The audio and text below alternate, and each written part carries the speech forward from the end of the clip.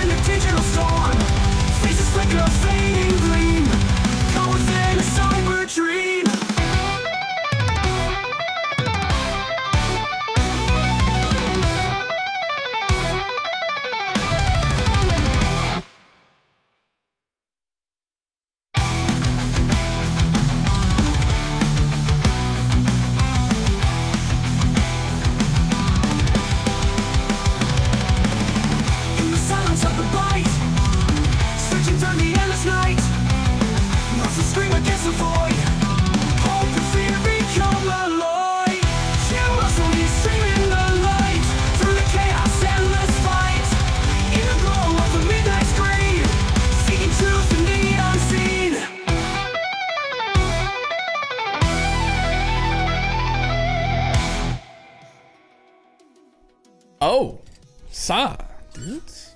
Welcome back. Here we are again.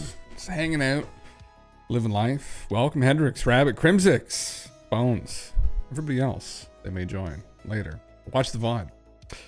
Yes, this evening, Lockheed engineer claims millions of alien smart material on Earth.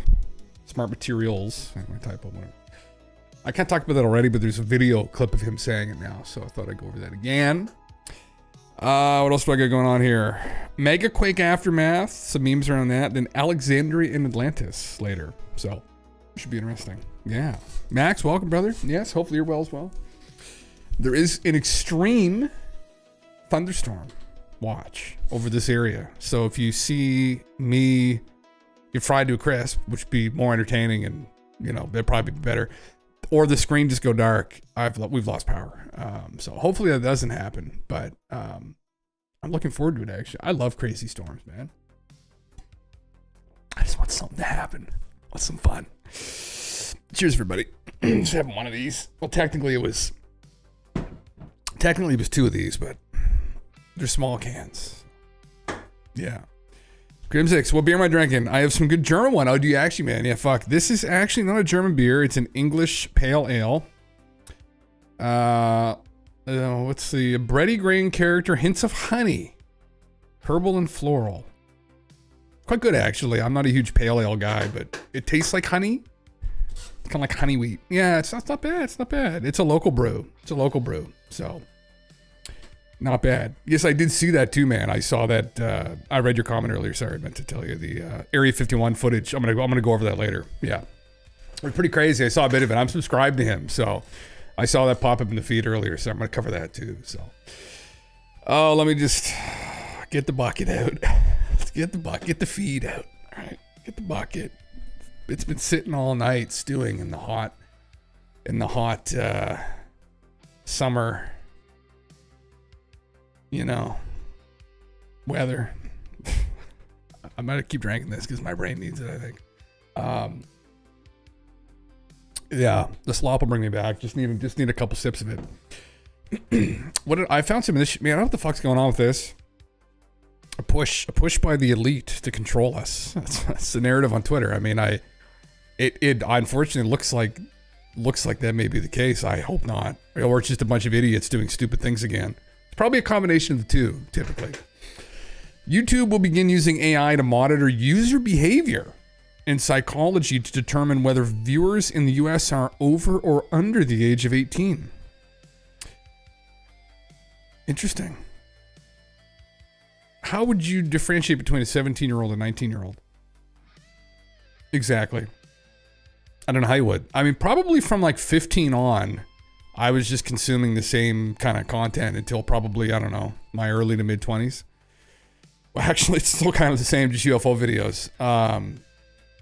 ASMR, World of Warcraft, Raid, PvP tutorials. Actually, I still kind of watch, well, when I was playing WoW, I was still watching those, so hasn't really changed a whole lot. So I don't know how they're going to do that exactly. But anyway, we will use AI to interpret a variety of signals, types of videos a user is searching for, the categories of videos they have watched, Mr. Beast, or the longevity of the account. If the system incorrectly estimates a user to be under 18, there will be the option to verify that they are 18 or over, such as using a credit card or a government ID. These motherfuckers, man, aren't they sneaky? Oh, they're so sneaky. Yes, World of Warcraft, brother. You know World of Warcraft, Crim 6. Yeah. My love-hate relationship with that game. Speaking of which, Grums, who was one of the early devs on the game, Mark Kern, sorry, is his name. But former team lead for OG World of Warcraft, yeah. God bless you, Mark. If only you're still sailing that ship, running that show. The law falsely premised on protecting kids has now locked down Spotify to adults until you provide your ID or photo. They want to know what you're listening to. Fuck. You know the first people they're going to go after? The ear suckers. The ASMR ear suckers. That's who they're going to target first, right? All those people that listen to like that literal slop in the mic, like all that, like, oh fuck, that even doing that gives me chills. Not the good kind of tingles, right, that you get from ASMR, but literal fucking chills. Ugh, disgusting. Disgusting. Some people like it. Some people love it. I don't know. Maybe not directly in my ears over video. It's not really, I don't enjoy those sounds there particularly. Maybe in other settings, possibly. But not in that, not in that format. The internet has truly fallen. Xbox, Discord, X, YouTube, Spotify. Everything from political speech, opinions on immigration to an artist's own artwork. If you try VPN, you were accused of hurting kids, even though No, Mark, you miss it, brother. One of the MPs in the UK literally accused people of supporting pedophiles. So essentially calling you a pedophile if you oppose this legislation, man, that deserves jail time. Can kids not listen to music now? I guess age-restricted music, Granny, no. They can't. They can't. No. The UK and Australia are leading this charge as well. And the EU is said to be soon to follow. Some sites aren't even bothering to restrict this to UKs. It's simpler just to put this in place for the entire world. All this came together in the same month in a matter of less than 2 weeks. This has the force of coordinated state action moving against an app does, which has been desperately trying to corral for many years. I mean, this is going back pre-COVID. Really, I think after COVID, they realized the power of the internet and how people can organize. Full control of the internet is the goal, and the control of thought and speech. That's the concern. Yeah. We partner with Yoti, a trusted digital identity company, to help us identify if users are eligible age to access some Spotify content and features like music videos that are labeled as 18 plus by rights holders. So then you have to give your government ID. This isn't good. Don't like this. I guess they realize though that kids can just go and, what age are you? I remember on Newgrounds, it's like 20 years ago. This is literally 20 years ago on Newgrounds. There's age restricted content. How old are you? I was born in 1901. Okay, you can watch the video now. Yeah, it's like teenagers especially like aren't that stupid. They can get by that. Yeah, darn profanities, man. Yeah, it's just there was a quote, I meant to pull it up, but I didn't. But it was essentially like, what the fuck was it again? The term that people use now. But essentially people that are just trying to manage profanities, and even people trying to manage language that some people deem offensive now, that it's a path to like fascism. And I mean, really, to some degree, I can see how that could happen, and I can see how it could get out of control. And it depends who's ultimately behind that and what their ultimate intentions are. But, you know. Anyway, it is insane, man. Yeah. I'll be over here being a champ with my locally stored music collection, no age verification required. Yeah, fuck Spotify. I don't use Spotify personally.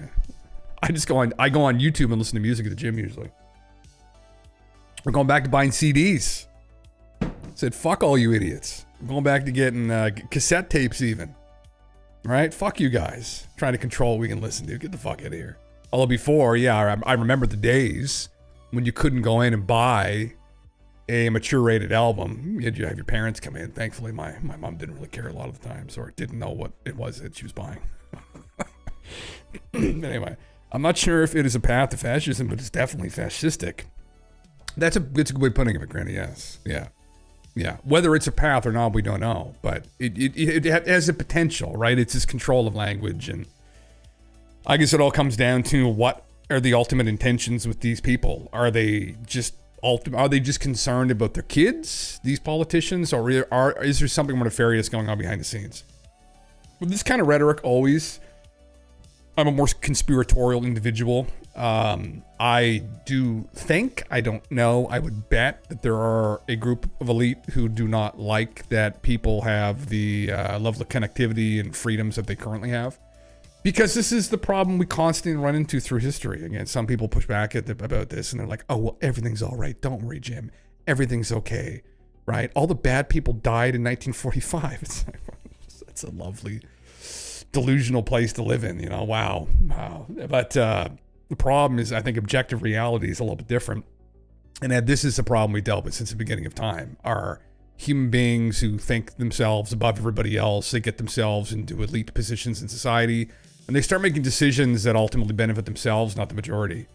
And I think we're dealing with that, but on steroids now. And they've very cleverly obfuscated themselves, and undoubtedly are using many of these elected officials from Western democracies to do their bidding. But we don't know that 100%, but we just suspect that. And not something you can 100% prove, but my money's on the table that a lot of Western society, Western democracies are compromised. But yeah, they're a little bit too optimistic. Well, even delusional, Granny, I would say a little bit delusional. Childishly naive.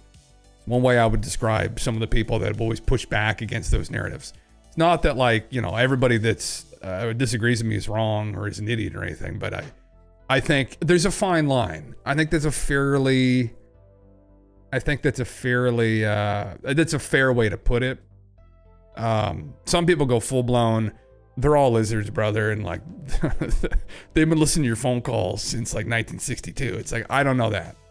I'm not saying that, but I'm just saying that there's definitely there's undoubtedly a group of people that are elitist. And we know that anyway. We know their clubs, we know the Bilderberg. I mean, the WEF really wasn't so much of a problem until Klaus Schwab started going off about 10 years ago. But anyway, I don't know if this is true again. I just pulled this up. I just literally fucking saw this. I was like, brother, what? It's on the Daily Mail. Now, not that they're like top tier journalism, but they're a step above like your average Twitter shit poster. Let's break this down on what this means. All new UK cars will have breathalyzers and black box style recorders under Labour plans to align with the EU. Black box recorders means it will listen and record all conversations you have in your vehicle. The UK has already been monitoring and arresting people for memes or political opinions on what they say on the internet. They have. There's been a woman who was convicted. She's going to jail for a couple years. Which is fucking, oh man. I don't know. I literally don't know. Might as well be cyborg lizard hybrids compared to just being saints with a malicious intent. It's, you know, like, it's a whole David meme, right, man? Like, that's a whole David meme. Like, it's one of those things I think it's like, because a part of David and all the stories he was hearing just couldn't conceive that there would be groups of people that could be this horrendous. And that's the problem is, man, like, we can be human beings can be pretty nasty, pretty brutal. I think this is par for the course. I don't think we need shape-shifting aliens. I think this is the way it's always been. There's always been horrendous things that people are doing. People are capable of great evil. The problem when you deal with people that are very clever and intellectual is, man, they can be very manipulative. They can be very sleek, right? They can be very, they're very clever in their lies. And you have to watch that. And if they don't have good intentions, it can be pretty bad. And undoubtedly the people at the helm of all this are not stupid. Which then puts a majority of us at a disadvantage because undoubtedly they're very competent. Not to the point where you can see it. You can definitely see the hand. That's my meme with it. Through COVID, I think the hand got revealed for people that were paying attention. Now, I don't know whose arm it's connected to in particular, but I don't think there's not one ethnicity involved, right? But there's definitely a group of people. It's my suspect. That's my suspicion. Sorry, is that it's just power. It's the elite, the global elite, hyper wealthy people that are losing control of the general public in narratives through media. The corporate media was Western mainstream media was brilliant for them for so long because they just controlled the narrative. But the problem, what happened through COVID even, is that began to break down a little bit. And when experts started to dissent and disagree with them, they tried to smear them. Like Robert Malone was one that got really badly attacked. But the problem is you had platforms like Joe Rogan or YouTube or other Kick, Rumble, where they got platformed and it didn't really work, at least to the degree that they wanted to. They weren't able to kind of pull the wool over everybody's eyes the way they would have maybe 30, 40 years ago. So anyway, I don't know if this is true, but that's fucked. Many people have the ability to persuade the masses without showing their true intent. Well, most people don't critically think, right, man? That's the thing. Like, a lot of the general public, I think, would rather kind of live in denial about this potential reality. And to some degree, I understand, you know, life's stressful enough. It's been hard enough the last 10 years at least. So they'd rather just kind of ignore this and listen to the politicians saying, no, don't worry. This is for the greater good. It's for the greater good, right? The problem is, where does this stuff inevitably lead to? And it gets down again to most people are good. Most people we run into, most of the general public are good people. And I think they just don't want to consider that this is what's going on. And it requires a call to action. And that requires essentially to upend their existence. The world that they thought was real, that was everything's okay and they care about you. And undoubtedly there are good people within the government too, right? Because the government's a pretty broad entity in the West, in each individual state. It's like the post office is involved in the government, right? But there are individuals that are bad that have infiltrated, and that's where aliens come in for me. I imagine the majority would rather live in a mindset similar to ignorance is bliss. Exactly, man. Yeah. This, again, it's like, it doesn't take a whole lot of brain power for people to read a little bit of history and understand that this has always been our problem as a species, is and not just in democracy, but there's lots of examples of that going back into Greece where it originated. But people just didn't want to rock the boat. They didn't want to have to make that sacrifice because it could mean their life. And it's no joke. It's a real thing. So it's a heavy thing to consider. But they don't want to have that call, right? The call to action. And it's now there's other ways to do that now, but it's slowly, like in the UK with some of this recent legislation, that would warrant a call. Like the Americans obviously are like, holy shit, like that's. And I think even for the UK, which has been very liberal, and my God, the amount of problems they've solved and all the great intellectuals have come out of there over the last couple centuries, the people this would warrant a rising up of the population. I would hope, but I don't foresee they're probably going to. So if you're living there, what do you do? I don't know. Leave? I mean, where do you go? It's a problem, but Well, oh man, fuck, so much so. It is, and you know the guys that wrote that movie. This is the trajectory. It was crazy prediction, man. I mean, for people that haven't seen V for Vendetta, if no one's ever seen that movie, it parallels very closely to what's happened in the last 10 years, right? The whole narrative in the movie is that what ultimately kicks people into this authoritarian nightmare is a virus gets released. And what they realize is that the government are the ones ultimately who do it to create a tighter grip on the population. And I mean, that's a conversation still a lot of people do not want to have about even what happened with our little flu that kicked around. Like, not that you'd be able to really figure out who was behind it, unfortunately, but it's just a very convenient excuse, right? And and this is one of David's memes. I still remember when I first heard this. I was in Hillsbrad Foothills, where it was? No. It was the Grizzly Hills in Wrath of the Lich King. I was leveling back during Wrath of the Lich King. And I think Alex Jones had David on. He had David Icke on his podcast and or InfoWars internet channel. And David had come up with this meme where it's very clever. He said, problem, reaction, solution. So that's how they get control. And I was like, Jesus Christ, Dave. I don't know if he really came up with that in the end or if you heard it from somewhere. I think he claims that he did, but I was like, that is literally it though. You create a problem, you have a reaction to it, you offer a solution. He was speaking in regards to the Iraq War, I think, when he was referencing that initially. But you created, the problem was 9/11, that he was claiming that they created 9/11.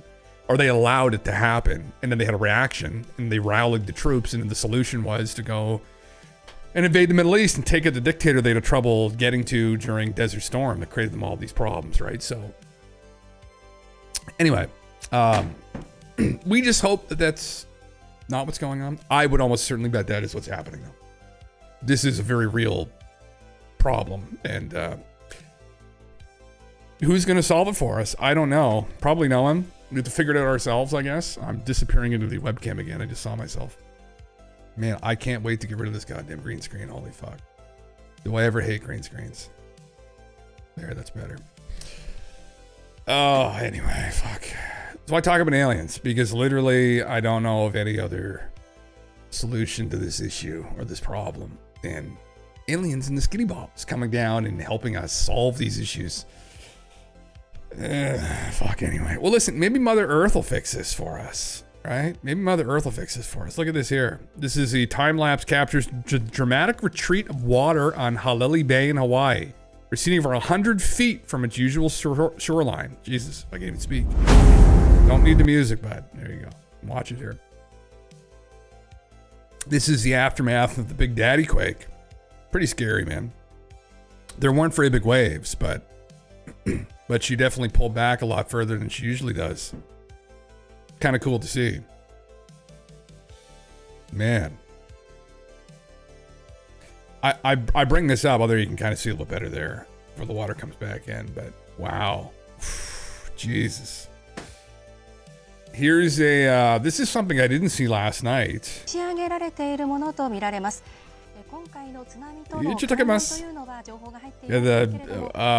Whaloo stranded on the shoreline. God damn. Fuck. That's kind of sad. I wonder what happened. They just got killed by the shockwave or something? There was like 4 of them, I think. Very sad. Man, 4 whales have washed up along the coast of Japan after the 8.8 earthquake. Now been confirmed that the whales washed up before the earthquake. Oh, so there's no connection. You motherfuckers. You motherfuckers. I just saw that now. These motherfuckers. Well, there, I guess that's nothing. That's nothing burger. Why did they? That's kind of weird still, though. Is that not weird? Is that still not kind of fucking weird, actually, when I think about it? Are those blue whales? They are. 4 fucking blue whales just randomly wash up?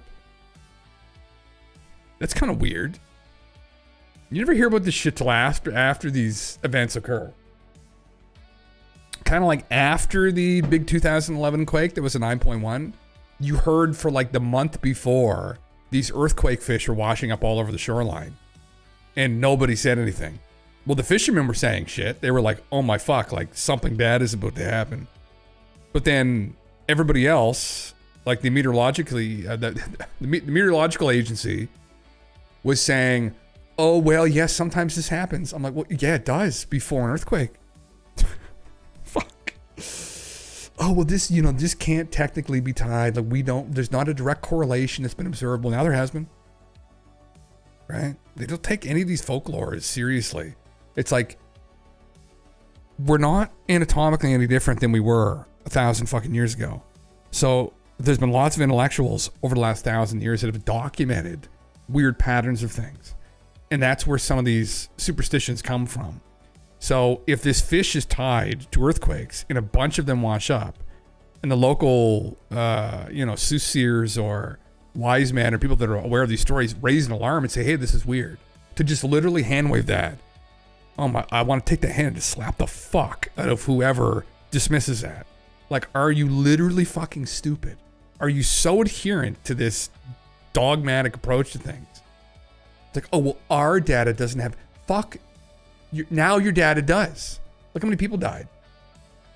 Oh my God. They just rationalize away their intuition. Oh, this is for the best. No, it's not. You fucking idiots. Oh my God. Anyway, sorry. It's almost comical how far technology has come just for us to not be able to predict shit. I mean, we're so hesitant to, man. That's one of the issues, I think. Like, anyway. There's so much that we don't know still, right? I think this is maybe the TLDR. There's so much that we don't know, and there's so much history that is documented what we don't know, but also, and some of that is these events. Like, how does this correlate directly to earthquakes? Well, we don't know. Does that mean there's no correlation? No. Fuck. Anyway, speaking of which, these are two things that are kind of woo-like, right? I mean, what is consciousness? What is intuition? What are precognitive events? Can people foresee things? Don't know. This guy is confident that the Megaquake isn't yet. I think I ran into this guy maybe once. Plates now fully locked globally. Incoming magnitude 10. Global Megaquake in Japan. In Jah Almighty we trust. Hakuna Matata namaste. Fuck, he's got all the bases covered, brother. He's got Lion King. He's got the yogis. I don't know who Jah is. There's going to be magnitude 10 Megaquake in Japan. This guy's all in for the prophecy, brother. We've got a day left. Holy shit. Breaking, yes, my official statement, even to Elon Musk, is that the main area for Kalubra event is the three places which indeed include the one where this happened. It's Japan, Kuril, Kamchatka. Kamchatka is where the magnitude 8 was. I am confident the Megaquake isn't yet. What this development means is, yes, this earthquake is directly associated with the Kalubria event area, but the event should still be at least a bit of time before happening. Interesting. So this earthquake is the top end of the main area, but it brings into question on which side it really starts, Kamchatka or Japan. This is hard to be certain of before the Japan Megaquake.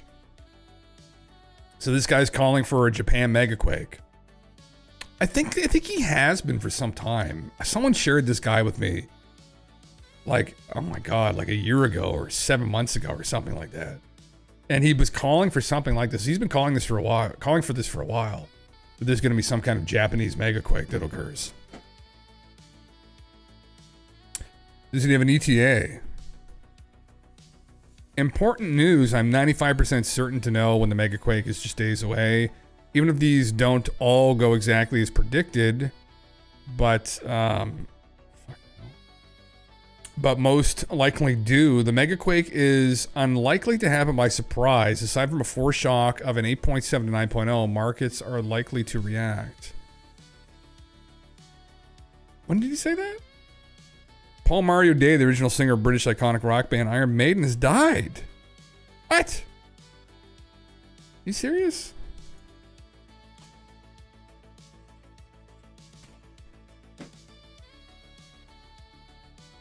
Was it?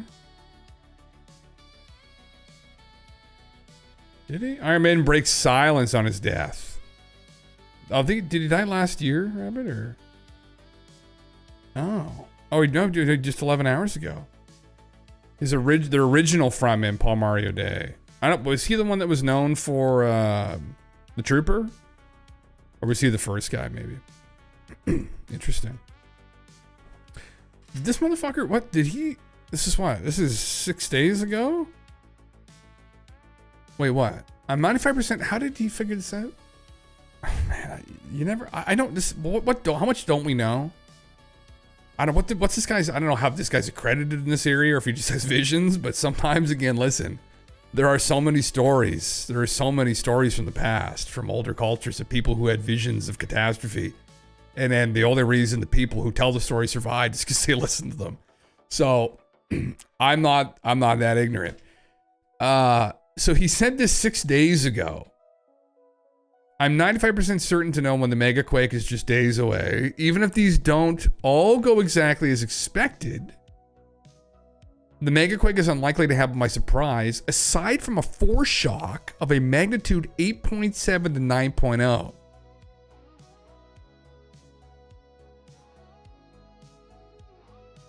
So we just had an 8.8 that happened yesterday. Brother, what? Hold on now. What the fuck is all this? The fuck is this? When the Colubria event is imminent, 3 things I expect we see.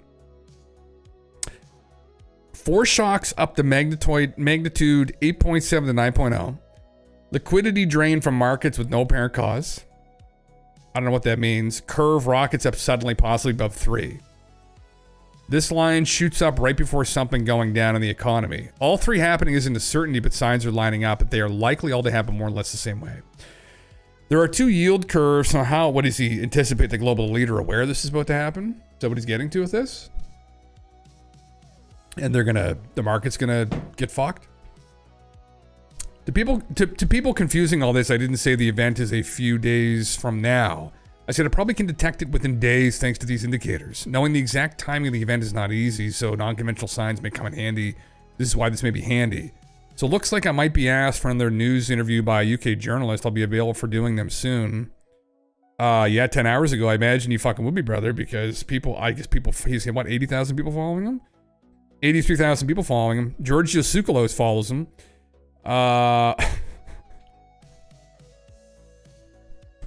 Okay. Well, I guess I don't fucking know. So this is his response. Let me just, okay. We're in sloppy right now, but who is this guy? He's worried about magnitude 10 global megaquake in Japan, he thinks. So that's right on his profile. Reggaeville. Where does he live, in Toronto? Okay, here's all his posts. Well, hey, listen, this is interesting. Breaking news. Notice yesterday talked of a warned 8.7 that didn't come. Well, this earthquake was a magnitude 8.7. Now it's an 8.8. Yeah, that's not... Yeah. A lot of fall... Did he fucking predict this? A lot of followers probably noticed I labeled and reposted the northern Sumatra spot and listed 3 prime spots yesterday. Today got a magnitude 6.5 earthquake. However, it wasn't nearly as big as a warned 8.7. So not much concern yet. Did this motherfucker call this? What? You got... Yeah, okay. If anyone's listening, following this, I don't know who... I really don't know much about this guy. So he was calling for an 8.7 magnitude quake in this area the last week. And a day before, he had mentioned he was anticipating one any day now. Cosmic coincidence? I locked out Edgewalk. Wait, what happened? No. What? Hold on. Why is the Twitch chat set to verified accounts only? I'm not going to give my phone number to Twitch. Please open chat again so I can participate in the stream. I didn't do that. I didn't... What the fuck? I didn't do that. I didn't change it. That's... Yeah, brother, if you're watching right now, what the fuck? I had no idea. I didn't do that. Verify your account with an email. Can you just make one up? No, you're in, well, I don't want to dox you, but you're in Eastern Europe. You're in Denmark. Did the UK just pass age verification? Europe? Oh, that's weird, man. No, nothing's changed. I didn't literally do anything. Neither of us did anything, Edge. I have no idea. That's fucking weird, man. Yeah, can you just make up an email or some shit? Fuck, that's not good. Yeah, okay, I can see you in Discord. I'm on, you can type in Discord, Edge, I can see you. I have it up. They may have introduced verification requirements. These motherfuckers, man. You can go into Kick, man, if you want. I've got the Kick chat up here too, yeah. Yeah, that's obnoxious, huh? I wouldn't be surprised if something got introduced that caused that to happen, man. Yeah, just go on Kick. Just go on Kick. I can see you on Kick, man. I know Deramo's on there too, so I can see the Kick chat as well. But that's kind of annoying, though. I know, yeah, because I've got there's only like 2 people on Kick. Yeah, oh, that's fucking annoying, man. The hell, Jesus.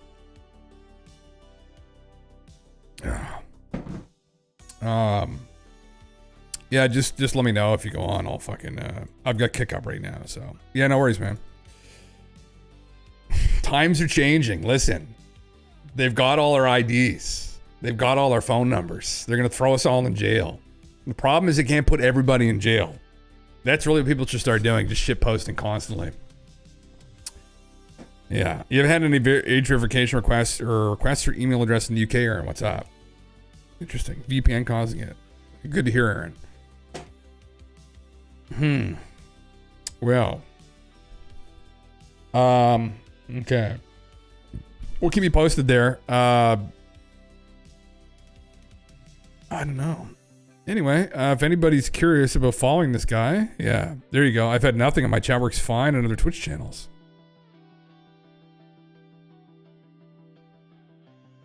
Just a second. Did those motherfuckers lock the channel or something because of... I didn't have any notifications. Maybe they ended up doing an age requirement for the stream because of content language. That could be it. Okay, you just turned off filters, gay. The global unionization law, they can't arrest us all, man. No, that's literally it. Well, they literally, well, they actually in the Soviet Union they did, but this is verifying all now. What the fuck is this? They're coming for us, brother. I don't know if there's anything we can do, but Dan Clancy, brother, Dan, what the fuck did you just do, brother? God damn it, Dan. Fuck, they got him by the nutsack. Got him a blackmail, yeah. You had to do that on some Twitch streams, Rabbit. Did you actually? Okay. I think I've been labeled as adult content because of the language that I use and topics that I've talked about. Like even any political topics at all, I got labeled by Twitch as a political stream, which offends some people. And so that happened like a couple months ago after some heated conversation. I can't remember with who. But they labeled, they put a warning on the channel essentially. Yeah, so I'm surprised that it's telling you that now. But I listen, there are no such things. There's no coincidence like that, I think. Clearly there's been some kind of a meme that's going on, so. I guess I'll be switching to Kick then, brother. Well, there I can see you, at least, yeah. If only there was a way to combine all the chats, but I've got YouTube and Twitch combined on one, I got Kick on the other, but I can see, it's not fun, though, I know, where you can't have talk with everybody, like no one else can see you. Listen, I think there might be an exodus happening very soon to Kick anyway. If I can ever get the viewership up like over 100, I don't think I'll survive long on Twitch. So, yeah. Fuck, brother, absolutely. Woo Fighters United, yeah. Since you were intended for certain audiences, yes, yeah. Because there was political conversation one night, and one of the Twitch staff or moderators must have got flagged by the AI, and then they came and they flagged me. So, yeah. Surely there's an extension for the browser to allow for multiple forum chat. There may be. There might be. Well, there's definitely one that can allow for Twitch and YouTube together that I can see. But there may be, there's probably one you can get yourself, man. Yeah. But everyone else would have to get it too, I guess, to see it. But yeah. Well, that's annoying. That's fucking lame. Yeah, okay, anyway, it's back to this, I guess, briefly. I don't know. I pulled this up because there's a lady here who also predicted the earthquake, I guess. Although not with this level of specificity. Now I reveal how I calculated the foreshock size in last Thursday's post. I was actually pretty simple. Just gauge the difference between the JP 9.1, 9.5 foreshocks in Chile. Like foreshocks, what? In Calabria, estimated magnitude, and I put 8.7 to 9.0. When I saw this earthquake came in at 8.8, made sense. Brother, what the fuck is all this? I compared the expected size of the Calabria event, 10.3 is what he thinks is going to happen in Japan. Jesus Christ, against Japan and Chile events. The Japan magnitude 9.1 was preceded by a magnitude 7.3 foreshock. In Chile's 9.5 was preceded by an 8.3. Was there a 9.5 in Chile? When the fuck did that happen? I estimated that because Calabria should be a magnitude 10.3 foreshock, should be half a magnitude above the one for the 9.5, which did happen. When did that happen? And this was a resulting projection posted last Thursday. Well, don't tell people that in Japan that this was a foreshock, I guess, bud. If it turns out to be, then I guess we're going to give this guy a golden star here. Are we going to give him a big bottle of aged maple syrup here? He's a Brazilian living in Canada. I think we might have to just bring him on if this ends up being a real prediction again. So, fuck, I hope it's not. Anyway, God, Jesus, yeah. Where's the kick chat bubbles, bro? Is this the internet now?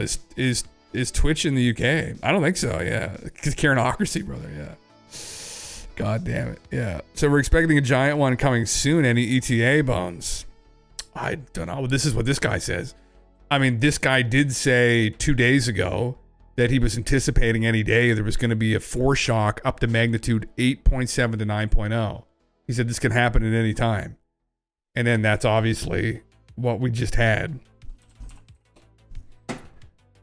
I think this, again, I don't think this guy has any training in this particular area.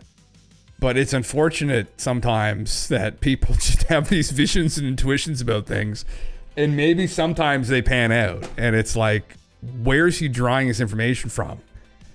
Is all the information we can acquire just due to the senses? Or is some information acquired non-locally? Talk to people that do remote viewing or study it. They say there is something to do with non-local information access. There's a way to acquire information non-locally. And so people, maybe like this guy who seems a little bit schizo, ends up hitting a nail on the head. They're like, oh, just lucky guess. I'm like, this is not a lucky guess. This does not seem to be a lucky guess. There seems to be some logic here. I don't know where he's got this whole model I don't understand, but like, where the fuck did all this come from? But man, that's pretty precise. I feel he had another lucky guess. I feel like 6 or 7 or 8 months ago when someone had shared him with me, when he called another quake, and I'm like, fuck, man. 10.3 would be, I think, Aaron, literally apocalyptic. We can ask Billy here. How bad would a 10.3 earthquake be in southern Japan? Oh, that's like the ground blows open and mountain building and shit. Like that's like a catastrophist's wet dream is a 10.3. That's big time bad. I don't think we've never encountered anything like that here ever. Technically, the scale only goes to 10. So between scaling, what orders of magnitude? I don't know. I know it's pretty astronomical, bones. Like to go from like a 9.0 to like a 9.5 is like the difference between the city's kind of shooken up and it's pretty rough and the city's in rubble. And I think when you go from 9.0 to 10 or 9.5 to 10, it's like there's no city and now there's a mountain there. Like I think it's that bad. Yeah. 10 times a 9. Is that what it is, Aaron? It's 10 times a 9. Jesus Christ. Yeah. Yeah. 20 kilometers deep, full-length rupture. The Nang Kai Trao, which is the area that the prediction was calling for. Southern coastline. The 1960 Chilean at magnitude 9.5 monster. That's the one this guy was talking about. Okay. Ground shaking, concrete pancaked, bridges dropped, wooden homes leveled, severe damage. Just 500 kilometers out of the epicenter is you're fucked. Okay. Liquefaction swamps, Osaka, Fukuoka airports, 100,000+ landslides. 1 to 3 million are dead instantly. 10 million are injured. 30 million are displaced. Biblical. Yeah, it's an 11 on a 1 to 10 scale, how bad it would be. Yeah. That's what this guy's calling for. And again, the lady who did, not to like fear porn it, but the lady, here are the change. The lady who had this prediction in southern Japan had called for something along those lines. She said it was going to be an apocalyptic event. The eruption. It was due to a underwater volcano she saw that ends up going off, but the earthquake is unbelievably bad, and it creates an unbelievable tsunami that ends up hitting Indonesia and Japan. Oh, sorry, Bones. I saw you shared a PDF of something. Oh.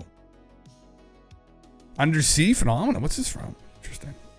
This is from this. I think you would like this. It's a new study about UAP. It's another sub. Okay, interesting. Interesting. Thank you, man. We'll go over that in a second. Yeah.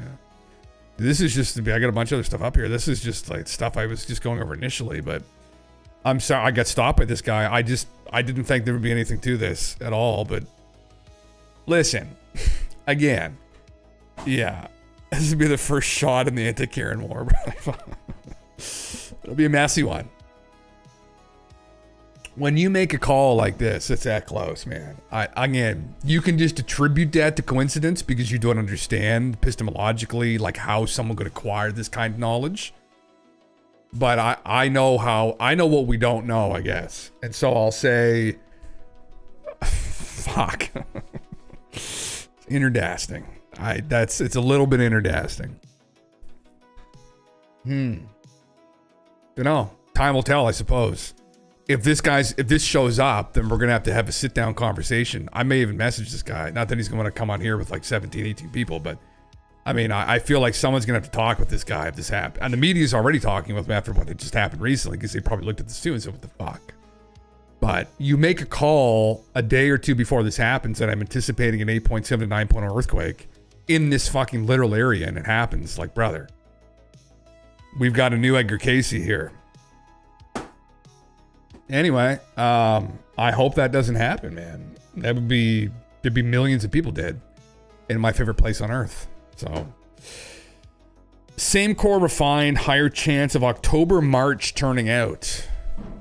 So far, how far out is the Calabria event now? He suggested by summer next year, or more refined timeline of October to March. He thinks it's going to happen.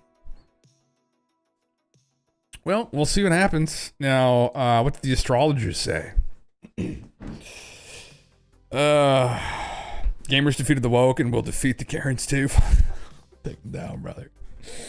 This is a global elite too, brother. Whoever was behind this whole age verification thing seems like the Klaus Schwabs. Upcoming huge earthquake or tsunami warning. So she posted this on June 13th, 2025.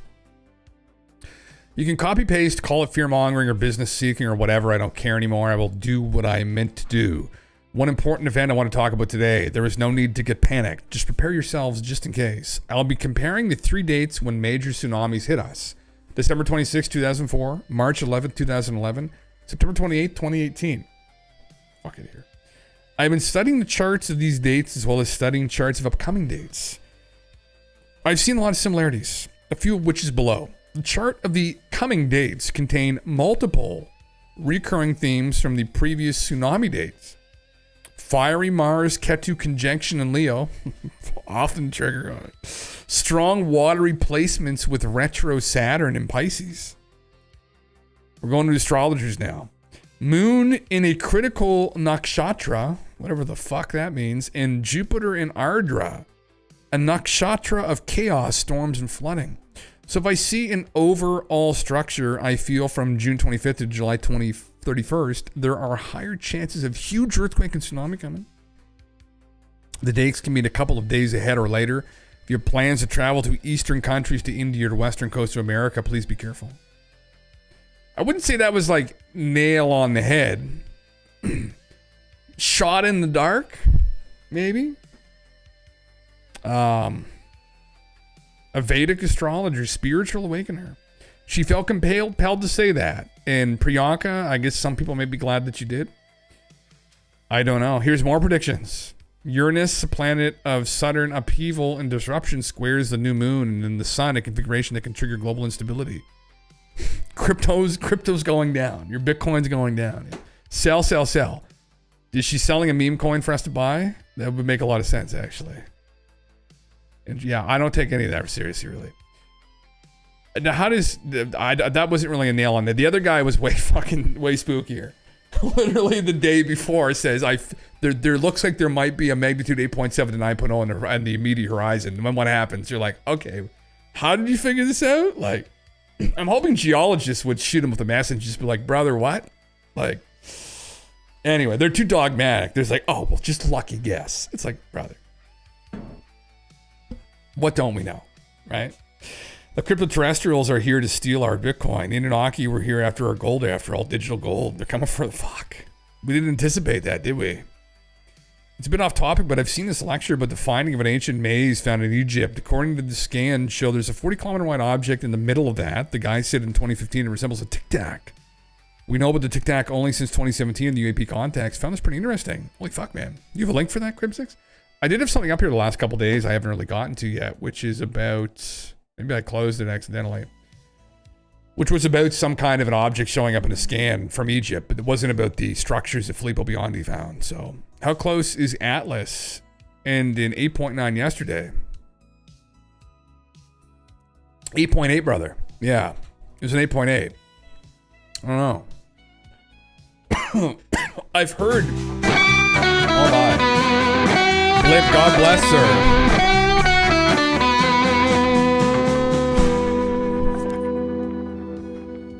Are we removing that when I play the guitar outro? Is that the deal? Is that yeah. Thank you, brother. Appreciate it. Thank you. Yeah.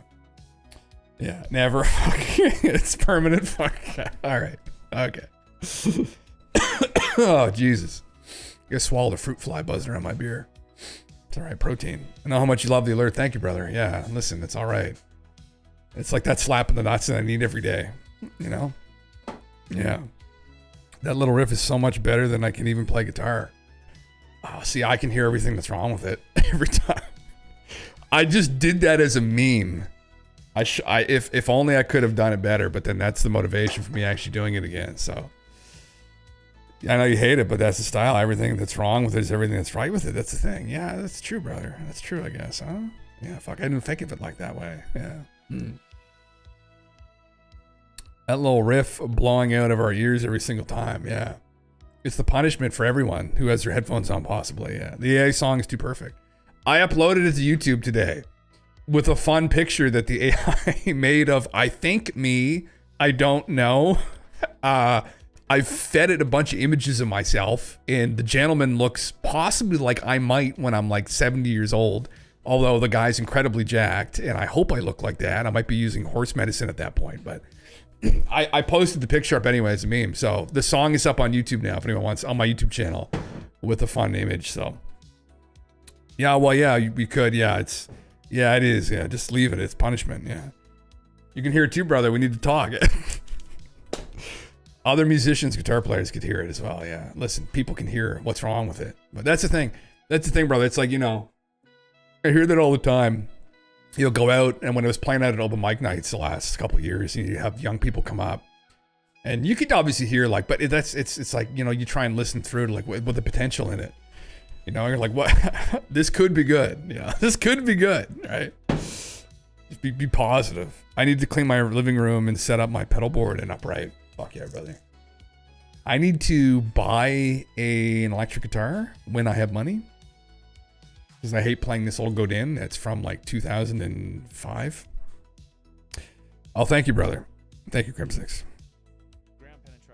Oh yeah, fuck yeah. I forgot to. Yeah, this is Ben's video. Yeah, this is another good one to go over. I get some other videos I'm gonna go over here in a bit. So once we move off of all the woo talk about the earthquake, but it's fun to go through. It's fun to see, did anybody actually hit the nail on the head with this? And there is a guy who's been calling for a cataclysmic earthquake in Japan for the last couple of years, who said, I guess it's the day before, that I'm anticipating something's going to happen soon. And now, is the market going to crash? I don't think we saw that. So that's like how DJs hear the mix falling apart in ways others can't. Same deal. Yeah. Yeah. It is. Yeah.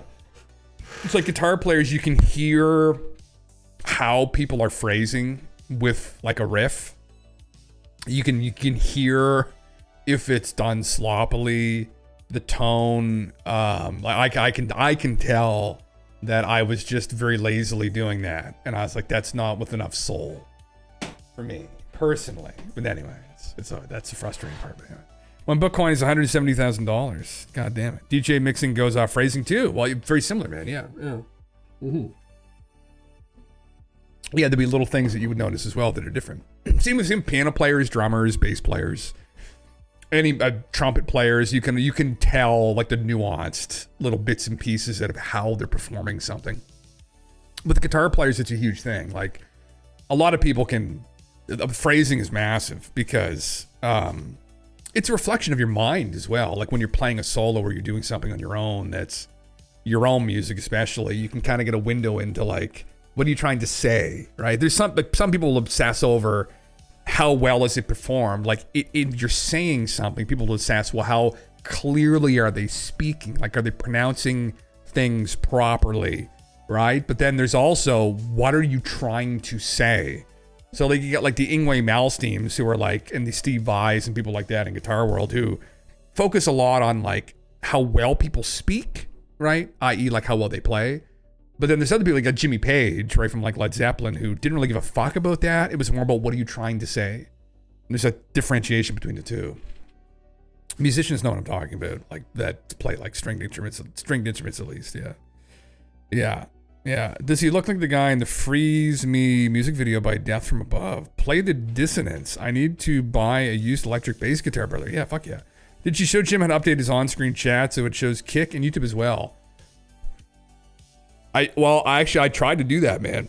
I did try to do that. The problem is that Kick is obnoxious to get involved. They don't support Kick currently. Yeah, there are ways though. Yeah, that's Digi on Kick. There are obnoxious ways, I should say, to combine them. It doesn't really work. You can combine Twitch and YouTube fairly flawlessly. TikTok and Kick and Rumble are annoying. I tried to already. Yeah. Yeah. Oh, there's a phrase is there. Okay, let me re-listen. Oh, these are, well, no, there's just me. I was just memeing, yeah, for that, yeah. I wasn't really, it wasn't like a freestyle meme, yeah. It's the difference between hearing Jimmy and listening to Jimmy. That's exactly it, man. Yeah, that's exactly it. Yeah, that's exactly it, yeah. Supposedly Mozart could listen to actively 14 parts of a piece or play them simultaneously in his head. I tried. An orchestra can't really actively to more than 6 instruments. Yeah, fuck, I could never do that. I can usually just listen to the guitar player, that's it. I think I have a huge delay from being immobile while driving home. No, yeah, that's not too bad. Twitch don't like the multiple chats on screen, per most recent thing I know about, Will. Yeah, XQC, so on Twitch now, you cannot advertise your Kick stream, your YouTube stream, your Rumble stream links on Twitch, or they'll give you a slap. So that's why I have Linktree. So if you see my link, it's now just Linktree. You click on that, it's got all the other streams and my YouTube and all the other bullshit. That's the way around that. But yeah, they were disciplining people. Yeah. Yeah. Kick chat, slap that into an overlay window, slide it into the right. You don't advertise your Kick stream, just share chat. Okay, I'll do that after. Did you? Yeah. We'll figure it out after, yeah. Yeah. Wayne, what's up, dude? I just watched a bunch of Charles Manson interview clips and I understood and agreed with everything he said. Should I be worried? depends what you, brother, what do you want to do? You want to start a cult? Yeah. He said that the U.S. is a demon of the world and that he was a better person than Richard Nixon. Well, I mean, you know, when you look at the past couple presidents, I mean, who sent who? How many people were sent off to die under some of those presidents in the Vietnam War? How many people were some of these presidents responsible for killing? Technically, like look at Bush. How much blood does that guy have in his hands? Comparatively, how much blood does like some other group of extremists have? Yeah. Jim's Count Linktree, that means OnlyFans about to drop, bro. I am desperately close to going on there and spreading the pussy. The prospect of going out to the world and working, which again, I'm in the process of doing here one way or the other.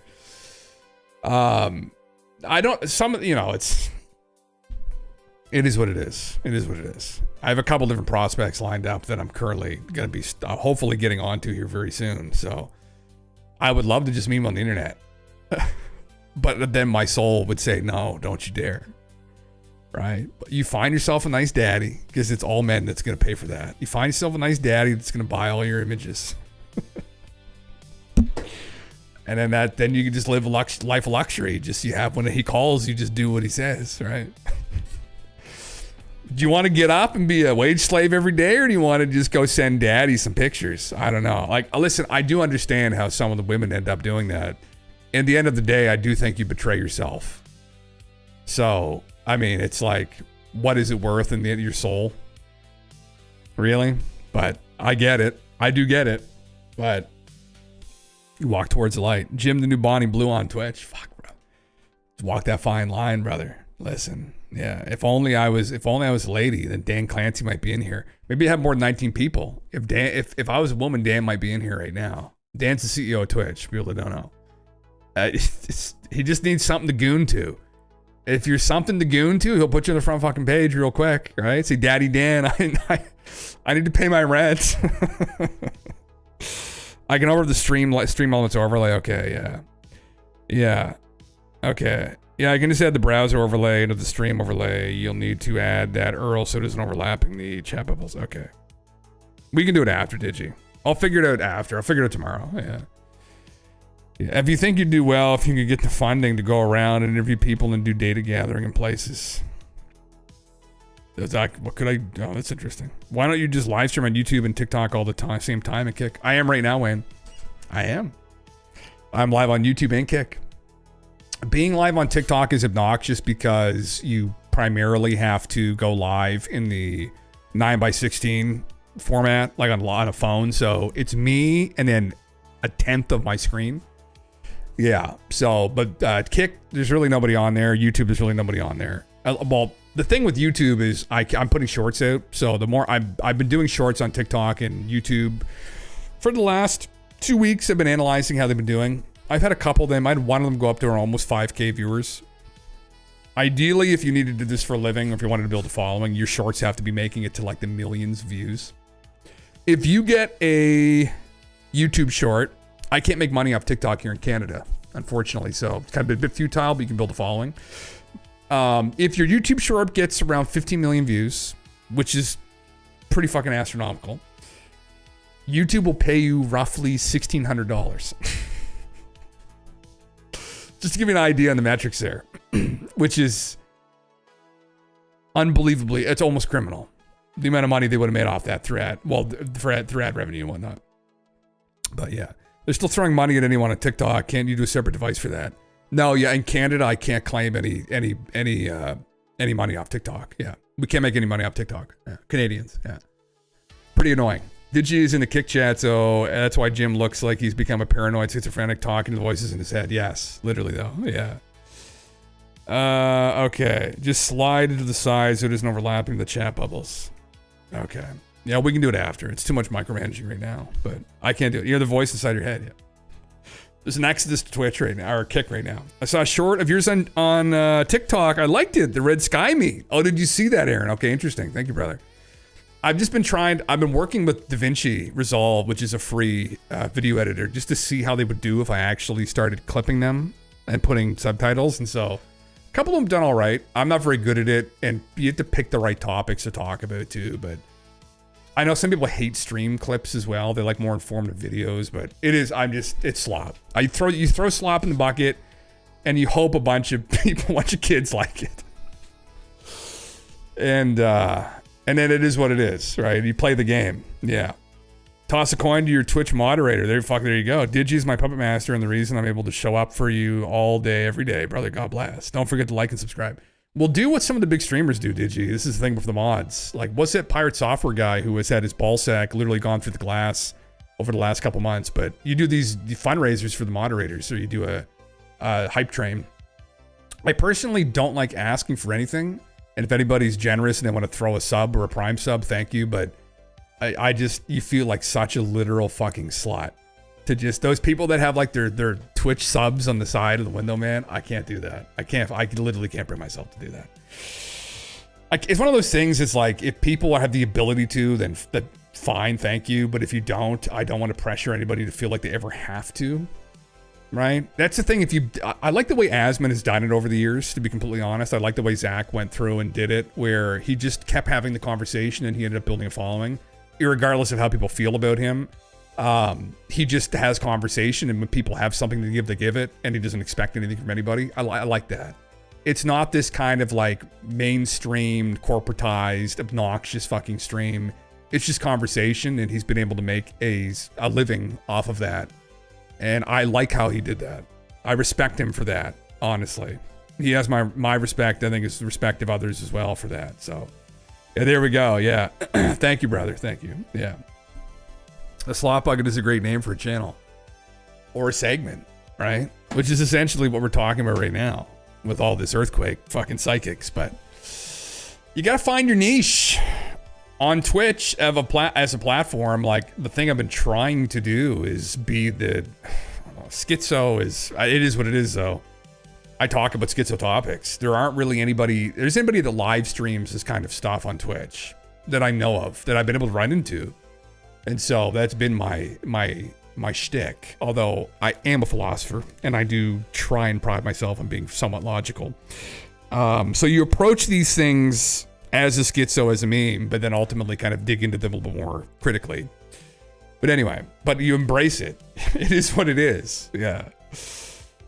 Findom stream when? Fuck. Man, that's funny. Listen, I mean, we just take the bucket, we pull what's good out of the slop, we chew it up, we spit it back in the bucket, and maybe we come back to it next week, right? After people forgotten, but we talked about it. And then as people start to remember we already talked about this, you move on to a new topic, right? There's 30 minutes of content. I don't think about it that much. That's the problem. This is all just like fluid. This is just me fluidly going through the bucket. Oh God, anyway. Yeah. This is the way I've always done things, whether I'm out just fucking around or I'm uptown just playing music. You just fly by the seat of your pants. Because then it's always original. You don't want to go up and you don't want to be that person that has like this whole persona and everything's like, it's the same script every fucking time, right? The comedian, they go up and they say the same set of jokes every fucking time. The musician goes up, plays the same set, or says the same thing in between. It's always fluid. It's dynamic. You just got to be yourself and then let that guide whatever's happening in the room. I mean, you just got to do it. I got a sneaky suspicion Jim Russell, Findom or Feedstream could get some traction. Wow. Every time someone says that, I just think of that ratefeet.com fucking... I don't know who brought that up. Some other streamer I saw once that there's this ratefeet.com. I was like, man, listen, that's pretty tame though. That's pretty fucking tame shit, honestly. You gotta think, right? Like, spread the pussy's a little bit more intrusive than show me your toes, right? Toes on, like picking up like raw meat with your toes or something, like running your toes through raw ground beef or something. Like, that's not that bad considering like the bussy thing is, that's a whole different game. Like, I don't know. I don't have video. I don't have the dog in me to play that game, honestly. Yeah. I almost became a Chatterbait streamer to wave my Adobe character animator puppet around in a safe space. Jim, I got some raw meat if you can pick up with your toes. How about it? Kappa doesn't work here neither. Fuck, brother, listen, I mean, if we can make a couple bucks, and let's do it. You can pay off that fucking Golf R, and maybe I can buy myself a new guitar. All right. Fuck it. Yeah. You need a Woo Wednesday to go along with your Schizo Sunday. We could do that too, yeah. That tends to get weaved into every stream, I guess, Aaron. It's about probably 3 hours in. I'm just like, all right, okay, we're done. Let's just go off the deep end, yeah. Or we take a deeper dive into the Woo of the Week. Yeah, well, I thought this is something I think naturally would probably crop up as I get more viewership, but we could do more call-in segments and stuff. Like, that's something that I was thinking about doing. I don't know. I'm flying by the seat of my pants. I've been trying to clip these stupid conversations that I have. And I've been trying to just put that out onto the shorts / TikTok market to see if it can kind of create more engagement. And it has, but then if you want to gain like 100 subscribers off a YouTube short, guess how many viewers you usually have to get on that fucking short? 1 million. About 1 million. So if I'm getting like 1 to 5K, you'll maybe get a subscriber every like week or two. That's just unfortunately how it goes. Yeah. Got you them Canute thighs. I wish they're not tanned or shaved like Canute's. It's a problem. Like they don't have that deep dark amber color. I'll have to learn all the emotes here too. Yeah, that's the thing. I was very formed with Kickman. I don't know anything about it. Yeah. The golf hours already paid off. Oh fuck. Oh, you're right. Oh, good for you guys. Fuck yeah. Well, listen, you can start getting the mods going. You put a bigger turbo in there, blow the engine up. Yeah, literally blow the engine up. Music Monday then. I'm an adult. I can hop on voice. Fuck it. Well, you mentioned that too, Bones. Yeah, I know. I might love to have a dedicated segment. People could come on and just kind of tell a story about something or something relevant to where you feel like you could kind of just come on for 20-30 minutes and meme. But yeah, I was saying we're gonna do that, but. Ceramic coating tomorrow, remaining wrap. Oh, fuck yeah. Then it's done protection cycle for now. I need a break and oil change now. Oh, fucking Christ. There you go. God damn. You running high test? Well, what do you have to run in that? What are you running in that? Like 94 for the fuel? I could probably get my parents to talk about the woo that's happened in their life. Man, listen, fucking. Having a segment with that would be very interesting. Everyone has usually interesting experiences in their life that sometimes profoundly affected them. So 93-ish, between 91 and 95. Yeah. Oh, that'd be enough anyway. That'd be enough. Yeah. God, you don't need literal fucking rocket fuel. So yeah. Bro, if you want to really gain some traction, you got to plan out the show better. Create segments, interact with chat another way. I reckon maybe you could, I could do that. I don't know, man. I mean, like, it could turn into like, I could clip it into like a YouTube video. I know some other people told me that too. Like I remember Drunk Physics just told me that I should have segments. Like as a streamers though, I mean, I don't know. I think it's more just like a conversation for me. I'm not that well thought out. I'm not that thought out. That's the only thing. Like I'm not somebody that would probably be capable of ever even doing that. It's just a conversation. If I had somebody on for an interview, I would obviously do a bit more research into them and ask some questions pertaining to like their research or their area of interest to kind of continue the conversation going. But maybe it would be a little bit more curated, but I'm not a curated person. So I probably won't. I probably won't. I think because I've studied streaming. I didn't understand streaming. I didn't understand this.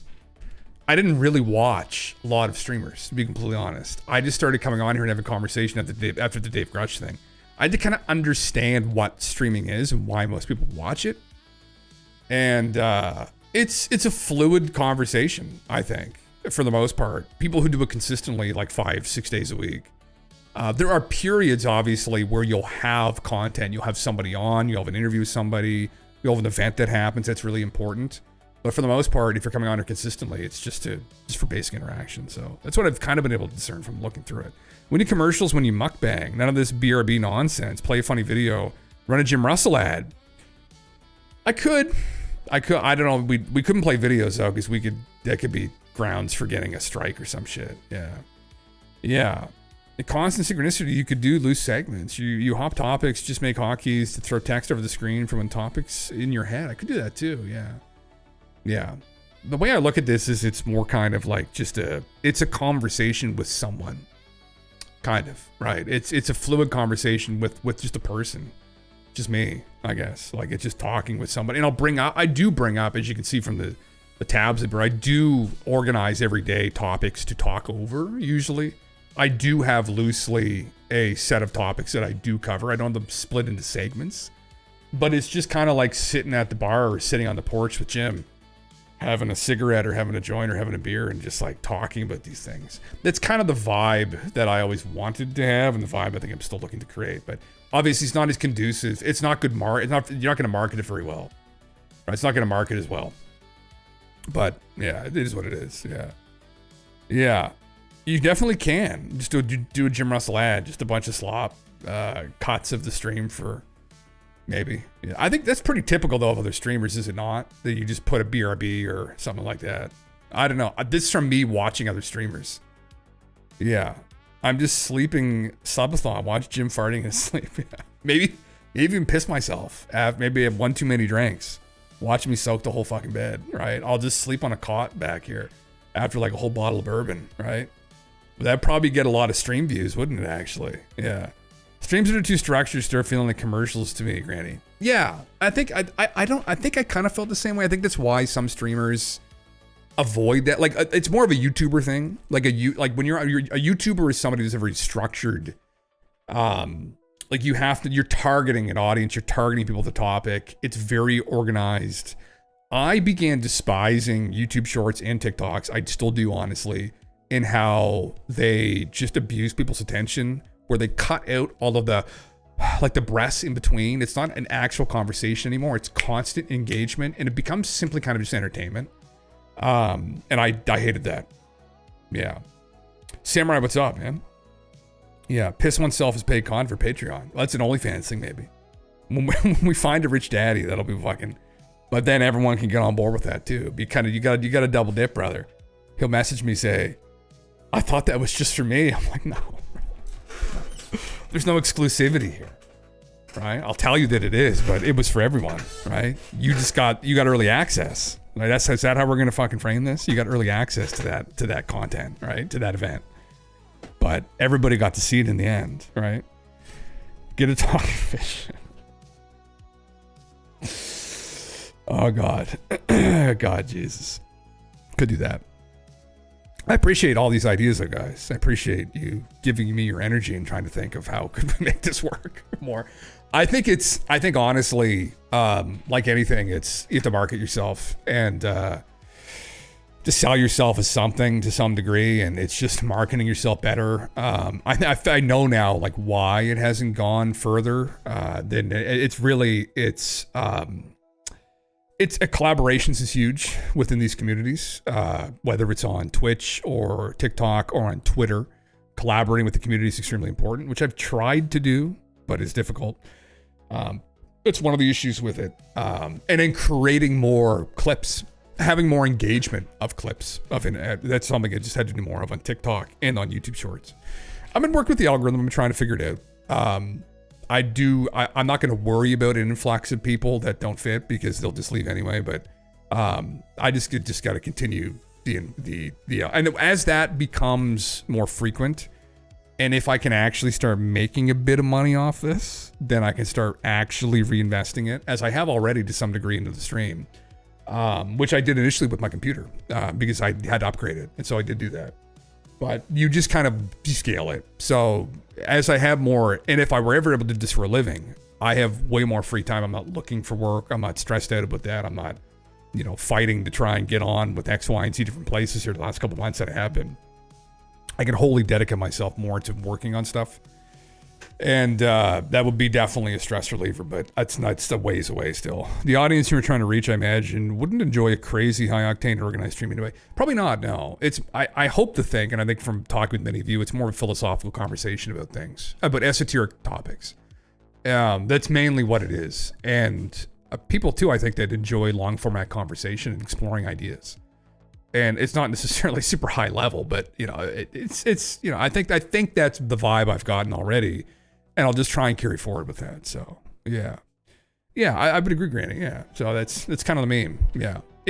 I've had to understand what streaming is because I didn't initially when I was doing this. And I slowly have as you do something more, you find out and understand what it is.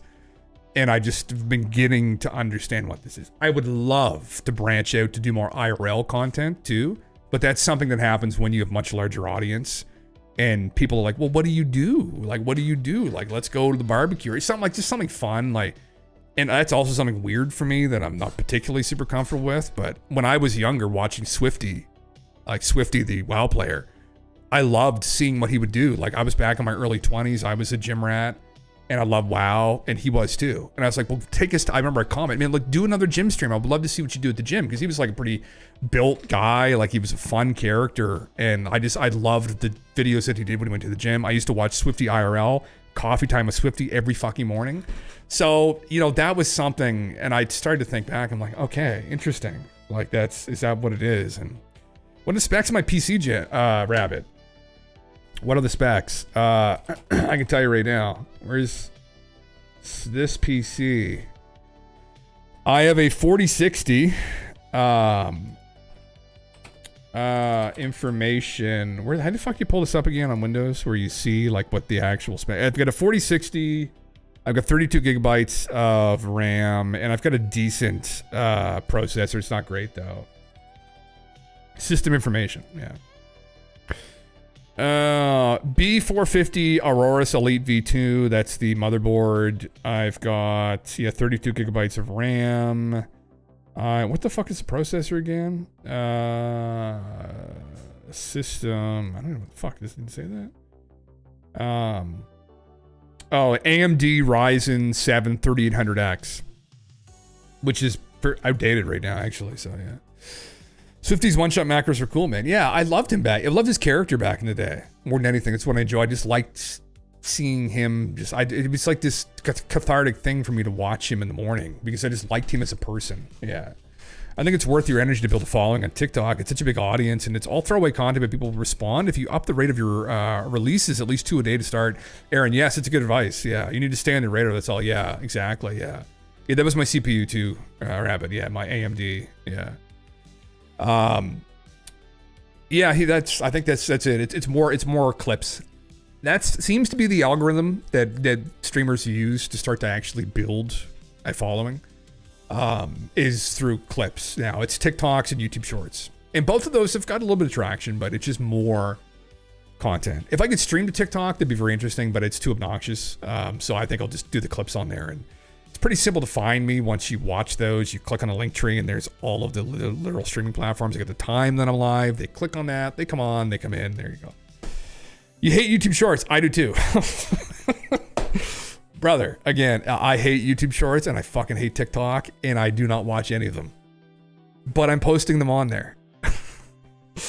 It is, man. Yeah, I would have to agree. I don't like the way they're formatted. I'm doing this myself. I'm removing the us and the or the breaks in between when I speak. You cut all that out, and it's just bang, bang, bang, bang, bang. There you go. But if you want to catch people, that's what you have to do, unfortunately. And yeah, it's obnoxious, but it is what it is. So after going at this for 2 years properly, and 5 years off and on, you have to play the game to some degree. But again, what my hope would be that we can build some kind of audience without that in the end. But it's how some people find you, how they find you. There are people I know that go on there and they're looking for places to like talk about these kinds of things, and that's it. That's what they're doing. So they're using it as a way to get it. Yeah, losers play the game, Jim. Winners make the game.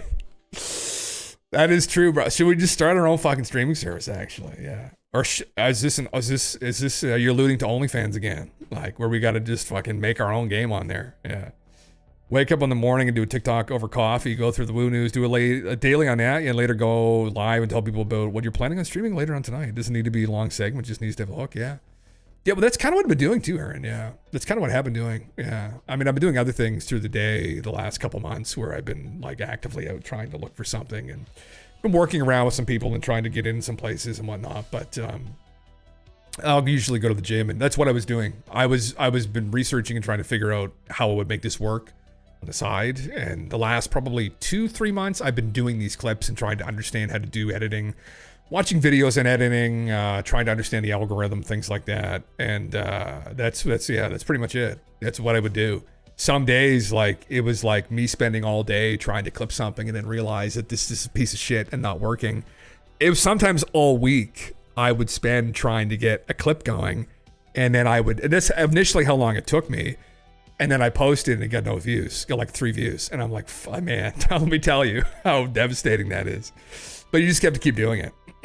But anyway, it is. I got to the point now where I can probably do it in an hour, and that'll work better once I am working here. And I can still keep this going, hopefully in the evenings, and then I can kind of through the day in the early morning get up and do that quickly. And yeah, you need concept, and I'm telling you need structure. That's rough. Yeah, it is. Yeah, maybe, brother, maybe. I think, yeah. I mean, it depends like what I'm going after. There's so many people, man, that like having a podcast on this would be helpful as well, maybe. But we're just having a conversation right now. There's 22 people watching, I guess. So yeah, a week on one clip and get 3. Yeah. Oh, it's happened a couple times. And then sometimes I just delete them because there's no point in having them up there. So that's that's probably the last 3-4 months is me fucking around through this. It's a lot more work than it looks.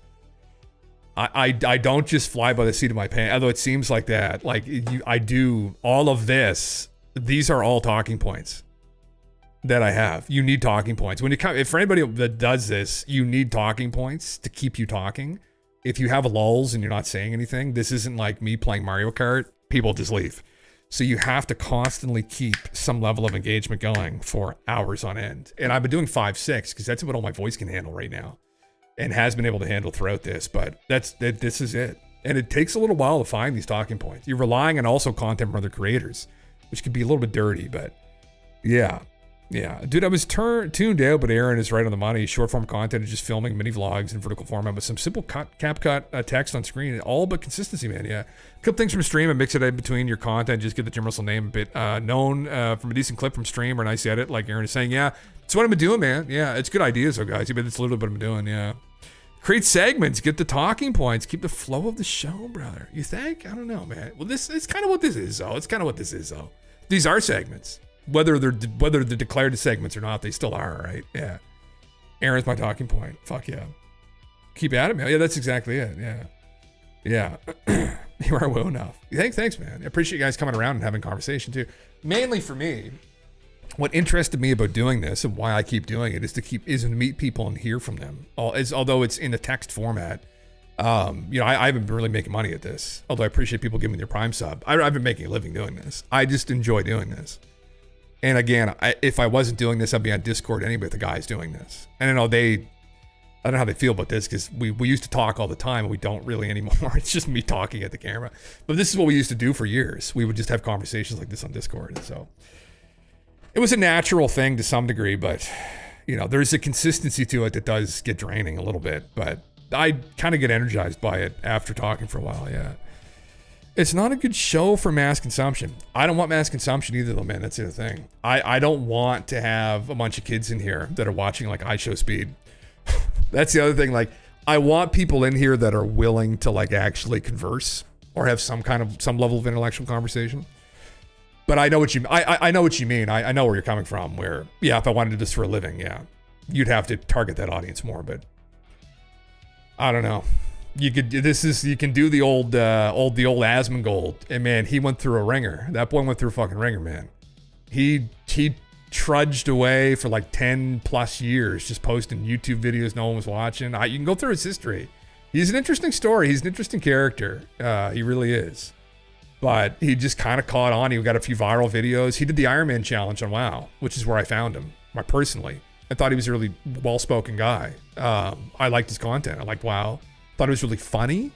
There were a lot of interesting people that came in, and then from there he kind of started to climb. But you need at least 350 subs to make a wage and to get Twitch to drop it 40%, Aaron. Yeah, at least, yeah. I think consistent viewership it needs to be to confidently do it for a living. Probably between 500 and 1,000 people. Yeah, that at least from what I've talked to with other streamers. Yeah. Okay, what's up, dude?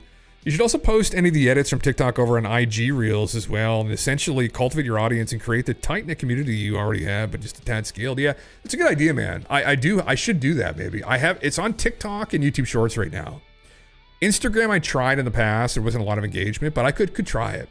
I know where the streamers target is YouTube Shorts was a big one. For like Pirate Software built his audience off of YouTube Shorts.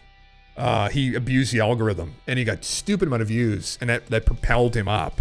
But But he worked at again. He's not like I worked at that for years, right? Like no one really knew who he was. Years he worked at that, and he got a couple viral videos off, and also Classic WoW came up, and that helped. But TikTok is another one too. So that's what I'm targeting right now. Yeah. Oh man, yeah. Well, this is the thing, right? Yeah, spam the platforms, brother. Yeah. That's the thing with this, man. It's like you put your personality out there for everybody to consume. Listen, he's very clever guy, right? He's had wonderful content when it comes to other content creators and helping them with clipping and stuff like that. I really appreciate the work he did, and because I have no fucking idea about that world, right? He's a background in computers and in social media. But there's, it's like sometimes maybe their character isn't as well thought out. And it's a devastating thing. And I do feel for him to some degree. I know people have been throwing a lot of hate at him. And listen, is he probably a bit of a dink? Maybe, yeah. But none of us are perfect. And I hate to see somebody sustain that level of hate because I don't think, and I don't know him personally, but I don't know if this doesn't seem to be like a really bad guy. So I've kind of felt for him over the last couple months when some of the missteps that he's made publicly. It's like you can only put so much energy into one thing. He put a lot of his energy into being a very good coder and hacker, and you did put as much energy maybe into being as introspective about himself and contending with narcissistic personality disorder and things along those lines. But he's a human being, and what I would hate to see is for him to fail. I would hate to see someone like that fail. And I know some people thrive off of that, and some people love the drama and they love to break people down. But I would really hate to see someone like that fail. And so I wish him all the best, and I hope that he really gets his shit together and works on himself. Man, it's one of those things. There's a lot of kids out there too that just, maybe growing up that felt better to put people down. Man, let me tell you, when you face death and when you see someone ultimately fail, like when you're looking in someone's eyes you love who's fucking died, it changes you, especially when they've taken their own life. And so I just see so much hate on the internet, man.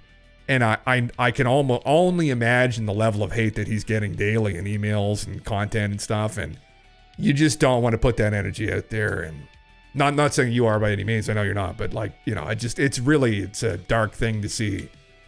But some people argue it's a self-destruction. But I hope he comes back. Yeah.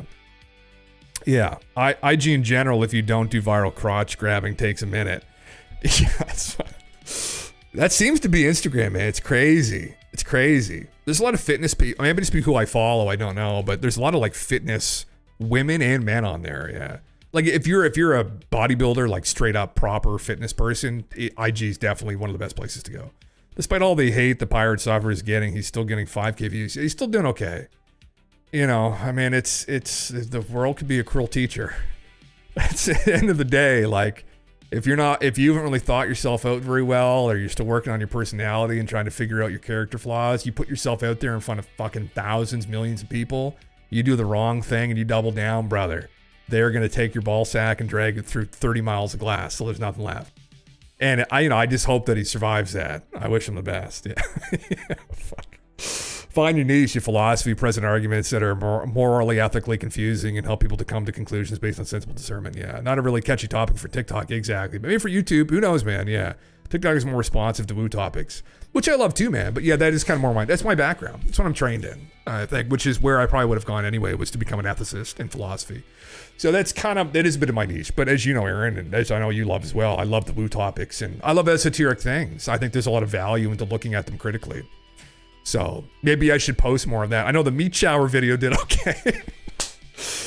Same with memes too. Just memeing is another thing that I've been doing that I could try. So it is tough on IG, but it's receptive and interactive once it catches. It's a very thorough in the way that YouTube is. Yeah. Yeah. Well, yeah, man. Well, you can go check out I got TikTok. I've got everything up there on my reels, man. To be honest, I cannibalized an older account that one of my buddies had made for our podcast. But so it just has like the 1,500 follower minimum requirement to essentially go live and post links. So, well, yeah, the meat shower, can't believe it. Yeah, the meat shower video did okay. Objectively, it didn't really do anything, but like it did better than 3 views. It got like, I don't know, a couple thousand, maybe 2,000. I can't remember on TikTok, something like that. One of my ganja projects, and what I do is give shit long enough to kind of fall into the algorithm and use different contexts to try and broaden the market. Interesting, man. Yeah. Interesting. It's a game, man. You have to play the algorithm. You have to play the algorithm on here. It's really competitive, and that's again the clipping. Like, you need to be really careful how you clip things. It's just science to it.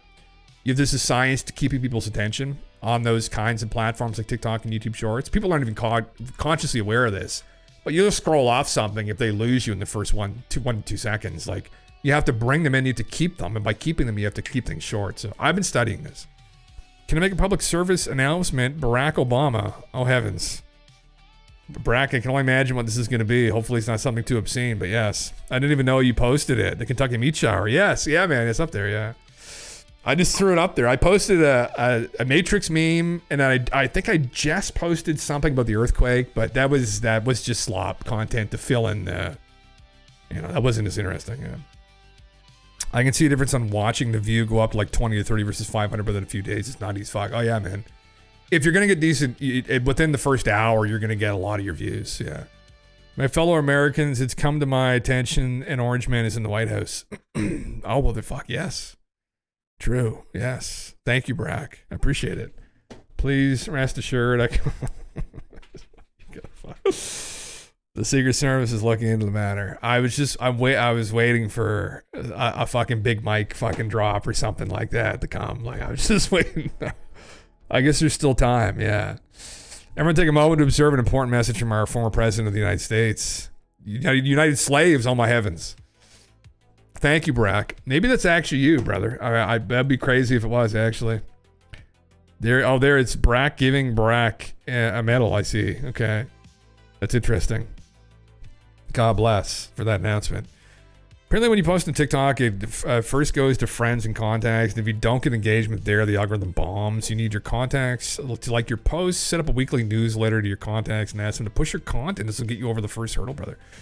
I should do that. Maybe just make a TikTok and say, listen, all you motherfuckers that we haven't engaged with in 2 years, because they're all these older followers from our podcast days when we were trying to get that going. Actually, all the TikToks are on there from when we were fucking around with our little podcast. And say, listen, Daddy needs to eat.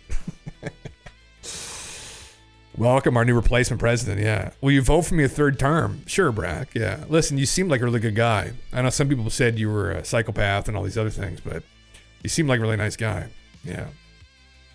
I seem like I would vibe more with Brack than Don, but I don't know. Brack might be a part of the Illuminati. Yeah. Do it Joey Diaz style. Jesus Christ. I just saw a clip of Joey actually the other day. Yeah. Yeah. Jesus. Yeah, you got the Patrick Star with the thumbs down on Kick Their Edge, yeah. Look, you're cocksucker. It's Wednesday. You got a fat dick and you watch me. He's so, man, just a life of turmoil has developed that man's character. And it's just like, he's like a diamond. It just hardened him into this immaculate, beautiful thing. You know about fighting against evil. What do you know about bombing countries full of brown people? Fuck, brother. That's a George Bush question. Get rid of the old contacts and problem number one, no engagement fix. Get new people interested in followers. Yeah. It's got to push it, man. It's got to push it. It's a lottery, man. There's work involved, but unfortunately there's thousands of people like me right now on these platforms that are trying to push. I shouldn't say thousands. I probably am in still, I don't know, 5% of Twitch. If you looked at all of it, you never see all of it though, right? But there's a lot of people still that are trying to break through, and yeah. I did it. I shop in lawn like a damn peasant. One man's terrorist is another man's president. Here we go. Jesus Christ. What a spicy meat. All right, let me go over to actual content, which I don't know how much content this will be. This I didn't really pull it up because of what this guy had said here, but the volcano went off after that earthquake in Russia too, by the way, which is what we were talking about, which is very interesting. I can't pronounce this. Kluchevisko volcano in Russia's Far East starts erupting after earthquake. Big eruption, actually. Can we find an image of it? Kluchevisko volcano. Someone sent a drone over it or some shit. I don't know if the drone survived that flight, but... news right here. Look at that's fucking crazy. Look at that, man. Up above the clouds. That's a pretty cool shot, actually. Red rivers of lava erupt. Such a cool place. Yeah. I don't know, man. We could look at a map. Yeah. There's another cool shot of it. I guess you can't enlarge it any. Okay. Let's go to Google Earth. Earth. I think it's one of the most geologically active places on Earth, that island. Or, sorry, that peninsula. Oh, fuck, that's a big daddy there. Look at that. Holy shit. That's a big one. Not that far away. It was right here that it happened. Literally right here. Oh, wow. Oh, that's huge, huh?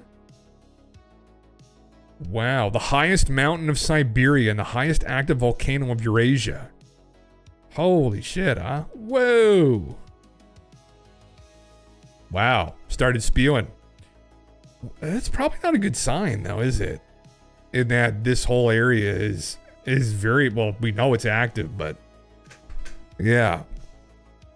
Yeah. It's right next to it, yeah. It's literally, the earthquake happened right here. Yeah. It's right there, yeah. I'm sure it's different for your particular content, but what I hate is in the ganja sphere, you have to pander to the social culture of leftists by way of music, which I thought is hilarious. You put Sublime over your pics and that shit explodes. Yeah, I could see that, man. I could see that. It's, you know, you do what you got to do, though. That's one of those things, man. It's like, there's so many people, like, online, of all that engagement that you get. You do that because there will be those couple people that, out of that engagement, genuinely appreciate what you're doing, and then those are the people that become a part of your business, your community, right? And it's like, it's just it, right? It's the same with musicians and big joining with these record labels in the past, right? And they kind of sell your soul a little bit, but at the end of the day, it's you're building engagement with people. And like I'm like one band, Blink-182, I just saw them last summer. I'm so glad that Mark, Tom, and Travis did what they did to get their music out. Maybe they kind of regret that sometimes. They signed those deals and sold their soul a little bit, but Christ, I'm glad that I found them because fuck, they helped me so much when I was a teenager. I love listening to their music so much and seeing them. So you do have to kind of, there is a little bit of that has to happen to kind of get the, thankfully now with media, it's different where you have to play the game, the algorithm, instead of selling your soul to a record company. Although I am streaming on Twitch, so not that I've signed anything. Well, actually, yes, I did. You do sign something when you're affiliate. When you're partner, it's even worse, yeah. Pentagon debriefed me on that mountain, lots of alien crap. Well, they just got all fried, brother. They all just exploded, Brack. You should have told them to leave ahead of the volcano, because didn't you guys do that with HARP? Weren't you guys responsible for this earthquake by HARP? Isn't that what people are saying on TikTok? Interesting. It's quite the place, huh? Just an uninhabited area, just out in the middle of nowhere. Interesting. Too geologically active for me, but yeah. Good part is after I remade it, I kept everything depersonalized and kind of cryptic, so it's just bud porn. Fuck yeah, man. There you go. Not getting banned anymore. That's good. Yeah, they just need to legalize that shit in the U.S. I don't know what the fuck. I know Colorado did, and there's a couple other states too that think legalized it, right? But I don't understand why it's still illegal there. It doesn't make any fucking sense. It doesn't make any sense. And alcohol is. I mean, it just doesn't make any fucking sense. But it has to be like Canada. Everything, it's all legal here now. You can do, but Vancouver, you can do whatever the fuck you want in small amounts. But I don't know if that's a good idea or not. But anyway, freedom, brother. Freedom. It is what it is. Here we go again. Just in, massive asteroid on potential impact path of the moon could trigger destructive meteor shower on Earth. Source? Asteroid 2024 YR4, but the size of a 15-story building, has a small chance of hitting the moon in 2032. Brother, that's so far away. 1 kilometer, it could create a 1 kilometer wide crater. Largest impact in 5,000 years. That'd be cool. Fuck yeah, I'd stay up for that. They can have full control so people don't use hemp to make biodiesel and ditch gas. Well, yeah, you're limited to how many plants you can grow here, okay? You can technically have what? It's 1 or 3. Well, between a 1 and 3. In New Brunswick, at least. But, you know, I've known of people who have just gone into the woods and just fucking...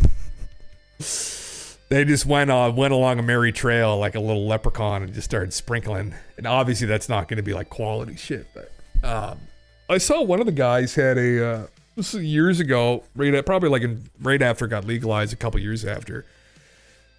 But he just grew this proper ent on his fucking deck. They're like, I can only have one, can I? It's like this massive fucking tree. I don't know how you would know more than I do as to how he would actually do that, but it must have been indoor and he must have just had it out on the deck or something getting sun. But it was fucking insane, the size of this thing.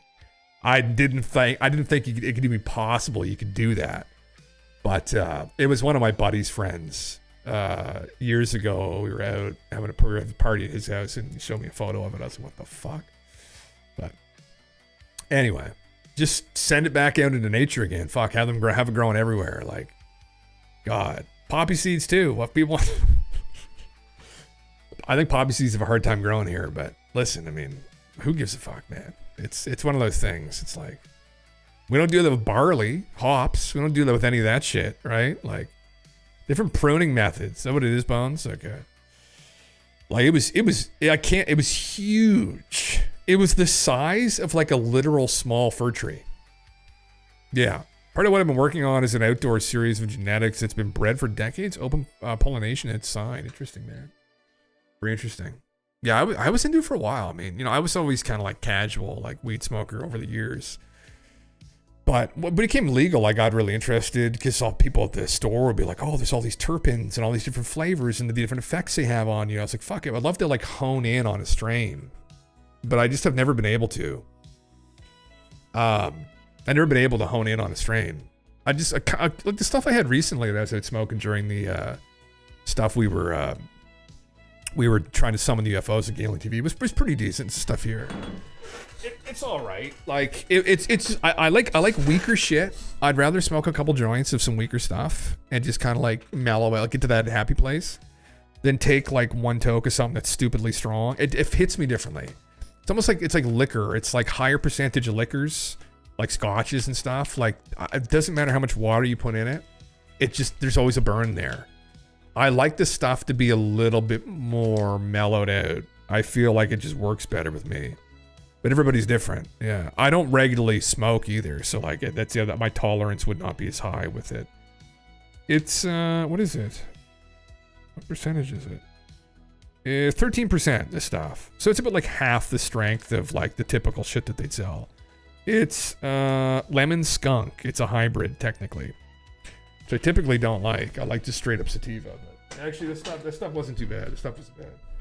It's pretty good. Yeah. How much THC is the store weed? Oh fuck. Most of the stuff they sell now, man, it's 26% at least. Between 20 and 30% at least. The average in the streets in Denmark is 30%. Yeah, that's about it. That's about it. Well, most people prefer that strength level because you get more bang for your buck, right? But I don't actually prefer that because I find that it's I don't know, it's too much. It's just me personally. That's probably just me, literally. But yeah, most of the stuff you're gonna run into is probably mid 20s to low 30s. Yeah, yeah. What's this now? Oh, this is open in Google Earth shows last 7 days of earthquakes. Oh fuck, it's a save. It's like a link or some shit, Aaron. Oh yeah, I can just do this here. Yeah, this is the last. Yeah, right here. Here's the last 30 days over Japan. Yeah, let that shit grow everywhere. The reason why older strains don't fuck you up as bad is because their plant material contains lipids that regulate uptake. Really? These new polyhybrids will get you towely to your stone for an hour, then it's over. Isn't that interesting? Because, I do remember, like, back in the day, some of the shit you get a hold of, and some people in here could probably speak to this much better than myself because they would know, like yourself and others, they would have been more involved with the sourcing or understand it better than I did. But like, the shit you get a hold of from the boys, there was kind of a more mellow feel to it. I did notice, and not that I ever had a huge issue with anxiety with THC, but as soon as the hybrids hit and they started pumping it, I've noticed I would get bouts of anxiety off of the strains, and I'd be like quite uncomfortable. And people who were unfamiliar with it got really uncomfortable. But that's really interesting. I did not know. That's deep into the meme, man. That's extremely interesting. Interesting. Because I was trying to source myself. Yeah, one of the OG strains. It's just sativa. Just something that's not stupidly strong either. And Fuck, isn't that interesting? That's a big misconception, though. TBH, THC percentage aren't a great gauge we should be looking at on turpentine profiles, Max. Interesting. Okay, just means you can scroll around an environment you are used to. Okay. No, not just terpenes, but also thiols, lipids, and varieties of THC and shit like CBG. See, we're in different. You guys know way more than me about this. That's fucking interesting. Yeah, there was one strain that I got a hold of from the store, and I did love it. And fuck, what I forgot what it was called. I don't remember, but it was just a straight up like, it wasn't like diesel, whatever the hell it's called. It wasn't one of those. It wasn't that. It was sativa, and it was fairly weak. God, it was really weak. It was like 8 or 9%. But it, oddly enough, was still fairly strong, weirdly. And I had it through my herbal vaporizer, and it was brilliant, man. Some great nights out walking around with that. Was wicked. And God, that thing was so great. Because as I get older, it bothers my lungs more. And that thing was so, and you could taste it more too. You could kind of get the flavors off of it. I was like, what the fuck? I was like, this is when I was first using it, my little DaVinci Pro, or Mini, my DaVinci Mini. And I never found it again. They never stocked it again. But the guy had told me that this is like, people were loving it even though it's weak. And I was like, fuck. And I tried it. I was like, God damn. It's like a nice wine that the liquor stores will bring in. They're bringing a nice wine. And you're like, it's amazing. Like this happened to me again last week. They brought in this South African wine. And he's like, fuck yes, I just got one box. It's probably all we're ever going to get. And I was like, fuck. God damn it. Like you just had that one experience with it. Anyway, yeah, fuck, man. I would love to get more into that at some point. But yeah, I just kind of fell out of it, honestly. Cigars, I got into tobacco again. It's the only fucking thing. I just actually ordered some more Cohibo. A nice, cigarellos. Cigars, again, too big. I don't need that much nicotine, and I just end up wasting it. I got these I love cigarellos, man. 15, 20 minutes, a little glass of scotch or brandy or something. Like, that's all I need. Like, so I got these little Cohibo cigarellos online. Some guy at the cigar store was telling me where he gets them from, and I got them for like $50. And I'm looking forward to trying one. But I got into that meme for a little while. That's kind of what I've always have been, actually. Before I did it, before I even drank, really, I was smoking tobacco, smoking cigars and stuff. I always just kind of gravitated towards it for some reason. A little buzz off the nicotine, but just taste of it, I just enjoyed it. Is what it is. But yeah, fuck's this about now? Oh, this is the thing you pulled up, Bones. New science of unidentified aerospace undersea phenomena. Okay, this is the thing I was going to cover here, which is actually pretty big news too. In a second, yeah. You can get high as shit off 3% THCA if it contains other entourage chemicals. That would explain it then. Okay, interesting. Yeah, it was about 8 or 9%, which again, comparatively to 30, is like way higher. But interesting. It was so nice though, right? It's hard to describe, but like there's some of those strains you'll get, and you just they are anxiety inducing. You just get that wave, and then there's some you get, and you're like, there's none of it. It's just euphoria. And it was just euphoria. And I was like, fuck. And I went back, and it was gone.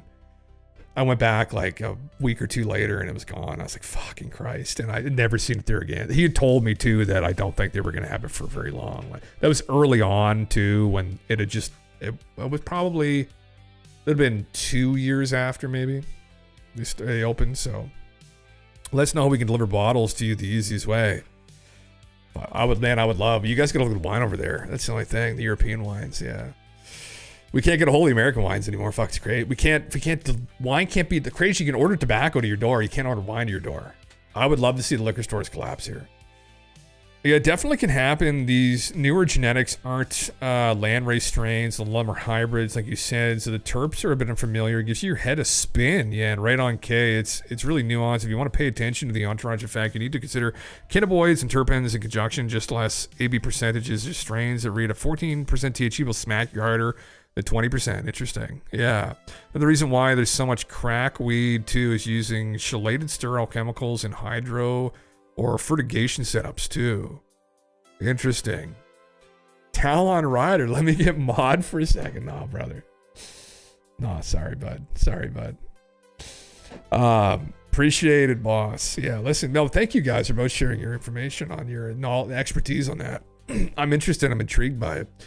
When the first guys who first working there and girls at the shop, like they got properly educated on it, I was like, because I just grew up just like going out with the guys, like smoking some joints and just having a couple beers, and it was in 2017 is when, and then I probably got a proper education. I was like, this is awesome. I was like, this is what it could have always been. Like, fucking Christ, like.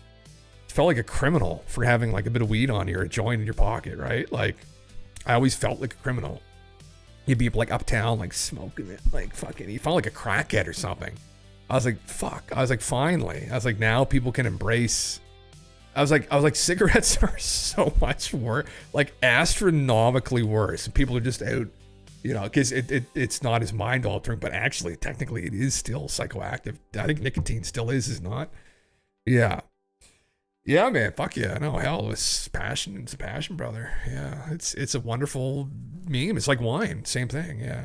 If you want to get the old school nuggets you need on non-perverted lineage and the proper grow environment for that particular cultivator, man. Once you get a place, dude, you have to definitely, you're talking about it, you've got some seeds that you sell. I'll definitely have to get a hold of some of that shit. I'd love to like grow. I'd love to grow and cultivate something of my own that's like wonderful and that works well. That'd be my dream. Like you have like your babies, like you, and I know some of the guys have shared here in Canada, like their grows and like how they've been documenting them. I know like Word Drinker has been. I've really enjoyed even your own stuff, man, too. Like just I've been like the work you guys have put in to get that shit going. Like it's so cool. Yeah. It's kind of like alchemy. It's like you're herbalist. It's herbalism, like in World of Warcraft, or alchemy in like Skyrim. Like you're cultivating these magical herbs. Yeah, Ninroot and shit, brother. Yeah, you're gonna get significantly higher CBG, volatile sulfur content, and elevated therapeutic terpenes. Interesting. That's where the idea of relating terpenes to effects came from. It's just been taken into context. Interesting. Well, corporatized, and yeah, they sound like it to people. Yeah, interesting, man. Yeah. Herbalist, hear me now. Herbalist, hear me now. I got that the first time, brother. Yeah, fuck yeah. Interesting shit, man. I love it. Yeah. This is a big deal here. Actually, it's big news. I probably should have put this in the title. I don't know why I didn't. Yeah. Wigwam Bombaclot. I love Jamaican accent. Senator Schumer files UAP Disclosure Act, UAPDA, as possible amendment to National Defense Authorization Act. So this is a big deal for disclosure and with UAPs and stuff. This is like big. I really should have put this as the header. I don't know why I didn't do this. Senator Chuck Schumer, the Senate Minority Leader, on July 29th, 2025, filed the Unidentified Anomalous Phenomena Disclosure Act of 2025 as a proposed amendment to the FY 2026 National Defense Authorization Act. The proposed amendment was co-sponsored by Senator Mike Rounds and Kirsten Gillibrand. Good. The complete text can be accessed in PDF at the link in the first reply. Like UAPDA versions proposed in 2023 and 2024, it would create a temporary federal agency headed by a presidentially appointed Senate-confirmed review board tasked with gathering UAP-related information from throughout the government as part of an enforceable, independent, and accountable process for the public disclosure of such records. On initial examination, it appears nearly identical to the first UAPDA version, which is good because they ended up gutting it because it was effectively going to allow them to go into aerospace companies and audit them for any of these materials the government may have given to them at some point, including much discussed provision to provide the review board with power of eminent domain in certain circumstances, which is just that, yeah. No date has yet been announced for Senate floor consideration of the NDAA. In most years, relatively few amendments are added. Interesting. Even if it passes, it would remain to be negotiated with the House of Representatives. A version of the NDA approved by the House Armed Services Committee on July 15th does not contain any such language. As approved, the Senate Armed Services Committee currently contains 3 modest UAP-related provisions. In addition, the committee's official report on the bill contains 2 interesting directives pertaining to the operations of the All-Domain Resolution Office, Anomaly Resolution Office. I previously posted on both the UAP-related bill language and report language. So, anyway, it's coming back again. Interesting. Eric Burleson himself. I'll be submitting similar language shortly. Interesting. Did he respond to him? No. Coming down the pipes. Very fucking interesting shit. So, thought I'd just bring that up. If it passes and it doesn't get gutted, this could effectively mean TLDR that people within the government could go to these aerospace companies and take back these crash retrievals. Big deal. Yeah. Very fucking interesting. Interesting. Heritage strains signifies the presence of other stuff that works medicinally, essentially. There's some cool hybrids like Pennywise. Oh, interesting. Very interesting. Yeah. Abduction, Human Encounters with Johnny Mac. Brad, you should absolutely listen to that. That is one of the seminal works. That's John's most famous book. Yeah. Yeah. He's a guy I've talked about here many times who was the Harvard psychologist that really created a proper inquiry into the abduction phenomena. Yeah. So, yeah. Yeah, definitely. That's a must read, Rabbit. I would say, definitely, you were talking about, you had Jacques Vallée's Passport to Magonia and John's Abduction are two essential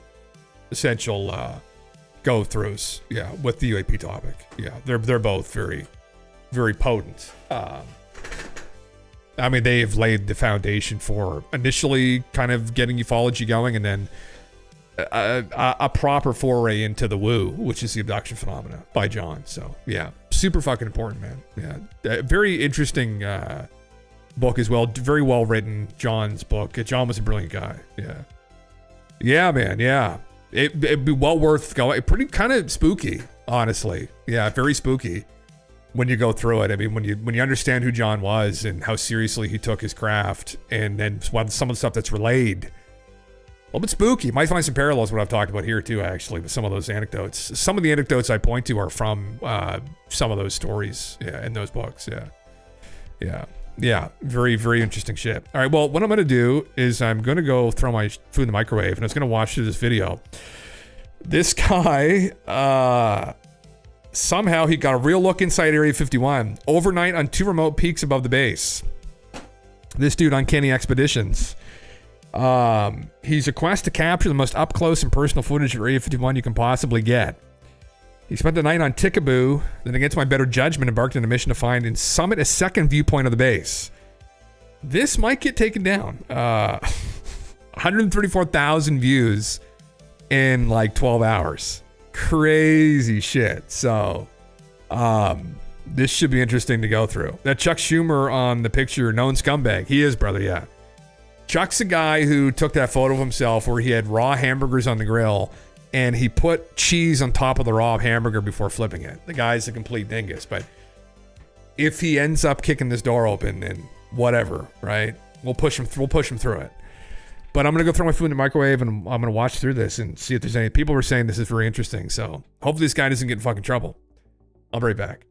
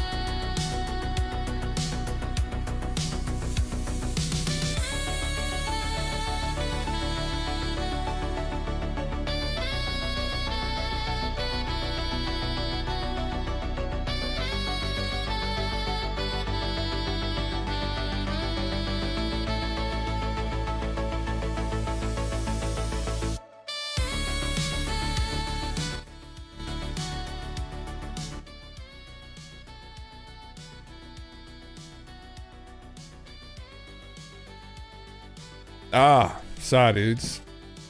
Back here. God damn. All right. My giant bowl of slop. Fuck, this is hot. Here.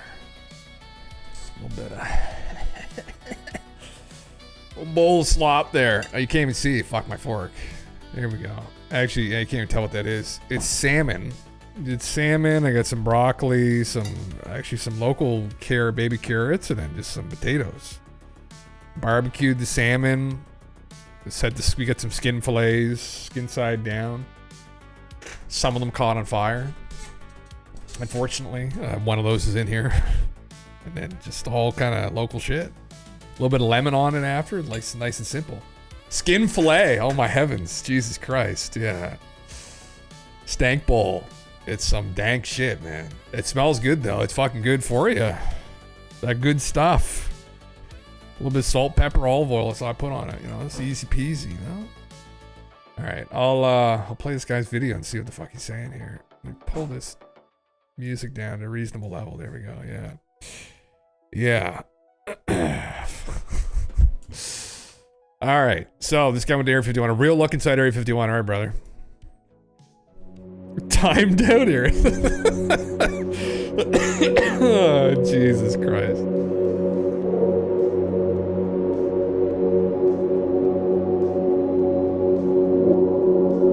Oh my. It's quite ominous.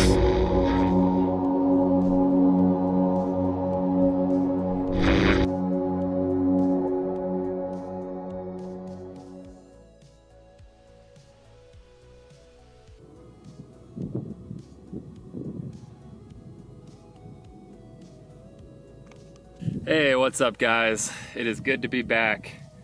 So if you've been following along on my social media posts, you'll know that I've been living and working at my job at the North Rim of the Grand Canyon for the last couple of months. As of yesterday, July 21st, I'm officially starting YouTube full time. So super excited to be back out here in the Nevada desert. I don't know if you guys can hear it, but there's already some fighter jets flying over. In fact, I spent the night down here in the Paranagit Valley last night, and about 3 o'clock in the morning, I got woken up by a big sonic boom. So I don't know if it was something coming over from Nellis or if it was a test flight from Area 51. Who knows? I was half asleep. Today, we're gonna be doing a Tikaboo Peak climb. Good old Tikaboo Peak. This time though, I'm much more prepared than I was last time as far as camera gear. I know there's a crazy huge fire going on nearby Area 51. I'm hoping that it's not gonna obstruct my view too much, but we'll see what the smoke plume looks like when I get up there. It's gonna be about 94 degrees or so for the high. I'm leaving relatively early on my trip here up to Tikaboo Peak. I'm gonna leave probably about 7:30 or 8 o'clock. By the time I get to the trailhead, it's gonna be 10 degrees cooler anyway, so I'm not too worried. I'm packing plenty of food, plenty of water, hopefully all the camera gear I can carry. I can't wait to get up there and get some good Area 51 viewing in. As always guys, I'm super glad to have you guys along. Let's get going. I decided at the last minute that I wanted a little bit bigger backpack for this trip, so I swung by Walmart and grabbed this Ozark Trail 60-liter pack. We'll see how well it lasts. I've had good luck with a lot of Ozark Trail products, surprisingly, over the years. Of course, some of them fall apart immediately, so we'll give this one a good shakedown test today. Last time I only had a 30-liter pack, so this is going to allow me to carry a lot more gear. Of course, I wouldn't leave home without the good old PVS-14. Last time I was here, I only had my little Chinese unit, so it wasn't nearly as capable. I'm excited to see what the night sky looks like up there.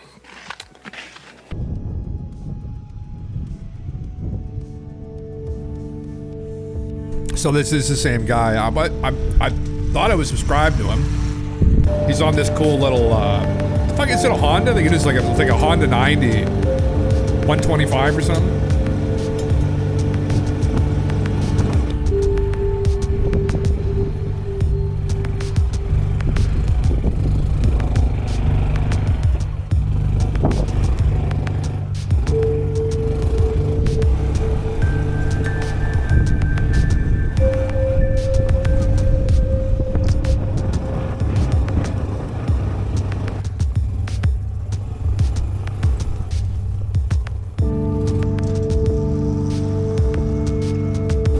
From where I set up my campsite, my ride was about 12 miles. I'm getting pretty close to the trailhead now.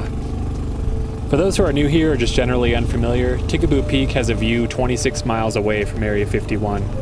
It became the closest viewpoint after the government seized the other two spots, Freedom Ridge and Whitesides Mountain. back in the 90s.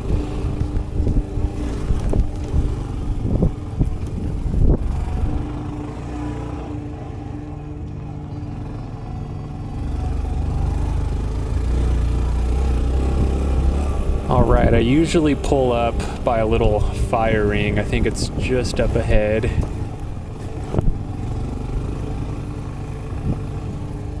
Definitely 4x4 in this segment of the road. There's a pretty big washout a ways back. Once you pass that, the road just gets worse and worse.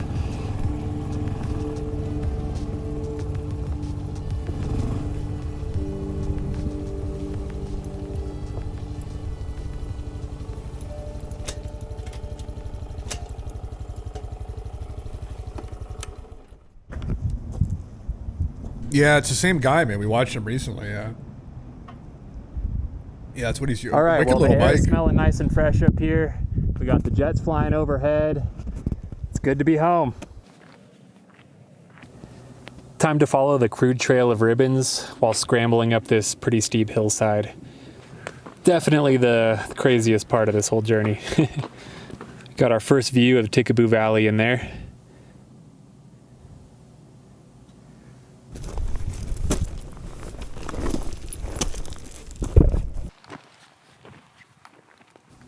Well, after that scramble, I'm so close yet so far. I just got to do one final ascent. You can make out the tower there on top of the peak.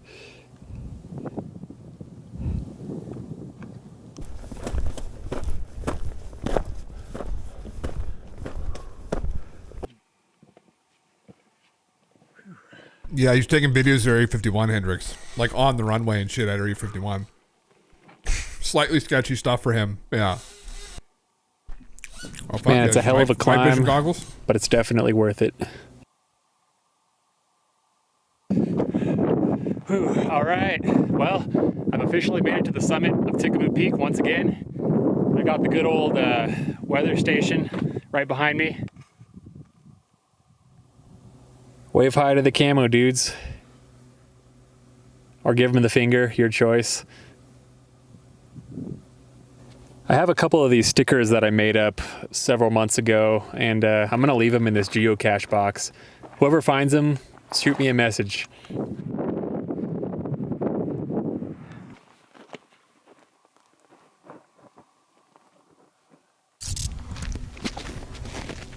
Wow, I can really see up close in there. That's pretty crazy. I honestly wasn't expecting it to be this good.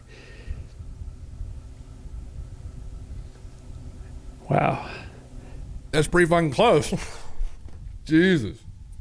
So here's the God damn. cluster of hangars and the tower, kind of at the north portion of the base. I'm gonna look around carefully. It's hard to pan and keep it smooth, but I'm gonna try and see if I can see any activity going on here. And I believe that building that I'm looking at now on the far right-hand side is Hangar 18, and there's support buildings next to it there. I was expecting there to be a lot more haze from the fire. I can definitely tell there's a little bit more distortion, but nowhere near as bad as I thought it was going to be. I almost blew off doing this whole hike just because I thought the smoke was going to be so bad, but I'm glad I didn't. Because honestly, this is incredible. Over, down, oh, no way. I definitely just saw an F-16 taking off here. There it is. Groom Lake keeps this fleet of F-16s that they use as chase planes. It's super cool to see one of these taken off. Wow, I didn't expect that. Damn. I think I did an okay job tracking it.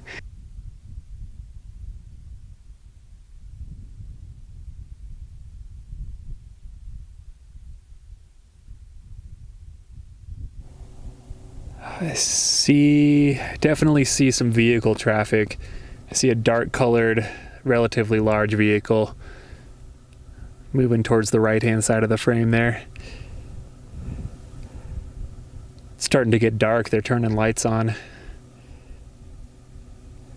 that means from here on out, the quality hopefully will be consistent, but I suspect this camera is not going to do super well. I wonder how close he is to S4. I feel like he's a ways away from there. He would be. He's not by Papoose Lake. Low light because it has a tiny sensor. Hope we got more movement there on the right. Looks like a white van or box truck.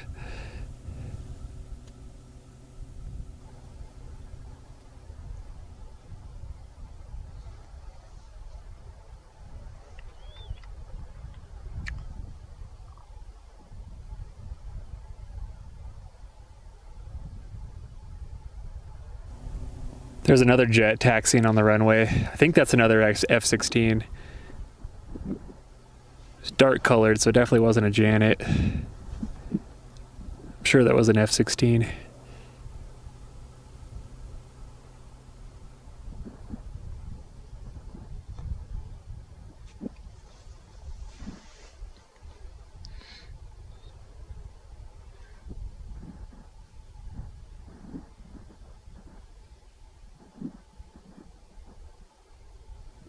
And there's another one. Look at that.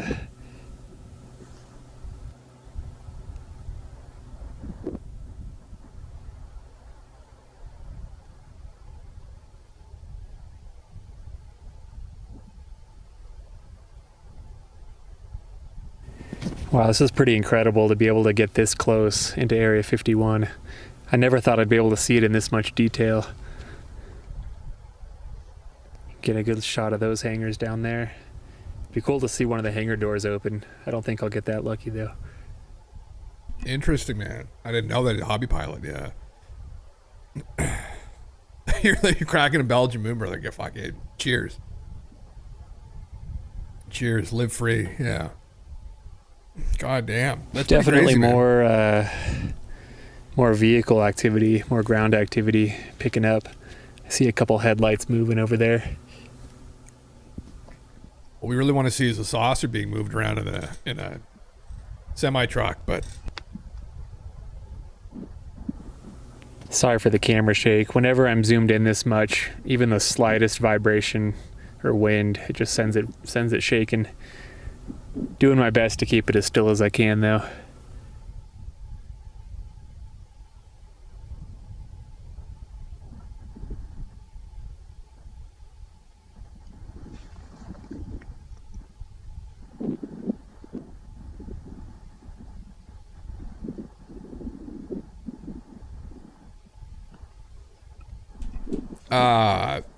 I don't know. He just got up close and personal footage, man. It was just trending on YouTube. I've heard stories like that, Duke. I was gonna drive up there myself, but I wanted to go to the Alien Inn and I wanted to drive by, but it's too far of a drive from Las Vegas. Look at what I believe is Hangar 18.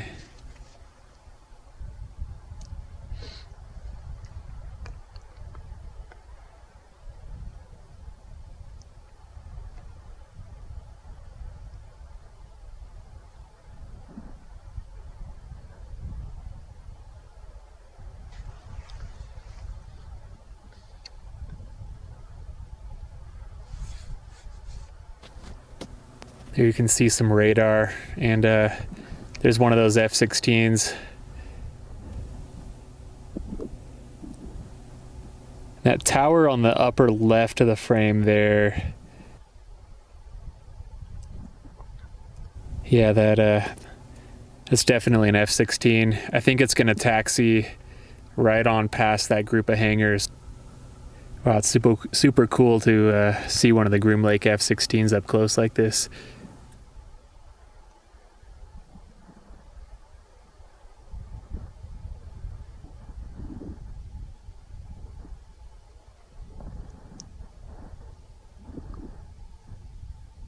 I don't think anything happens. I think we might have a camo dude. It looks white. Yeah, that's definitely a white pickup. It just came from the gate. So I'm sure that's a camo dude. Must be shift change or something.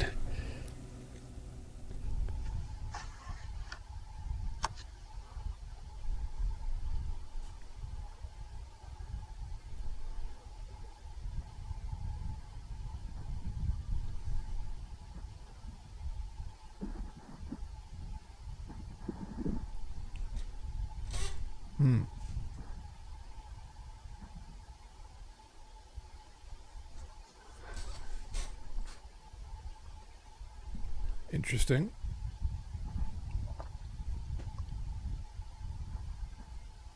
F-16 takeoff. Oh shit! Oh, so he goes off it. Okay. Oh, the nighttime. I wonder was what's crazy. hiding in all these hangars. Now, if only I could get a look inside. Like it's moving right now, though.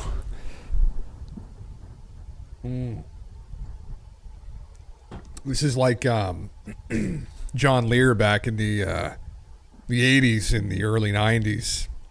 They would go out. Well, he went with Bob Lazar too, famously. But John would camp out mainly back, I think, in the mid 80s before they did the land grab, and he would videotape all of these different planes. We went to George Knapp, right? With was one of the stealth fighters, because he was watching it. He was watching them test it. He was spying out there. And anyway, yeah, him and Bob went out. It's a famous. Most people know that anyway. But on Papoose Lake, and then they did the land grab, and you can't get out there anymore. But interesting shit. I don't think they do the test flights on Wednesdays That there should be anymore. one of the relatively new hangars built in 2014, I believe. Fucking beautiful out there, though, man. God damn, it's beautiful.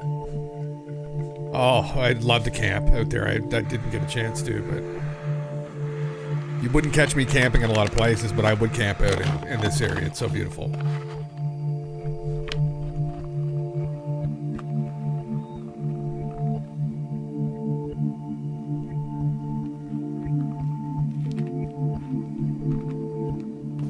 Well, after I sat down and enjoyed some delicious mountain cuisine, it was time to wait for the sun to set and then get out the night vision. Whoa. Oh, fuck. Desert. I love the desert. Man. It's brilliant. Crazy, oh man. Like, fuck.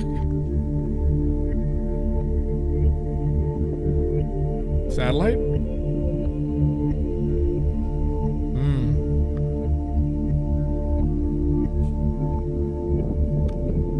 Can you, man? Oh, fuck.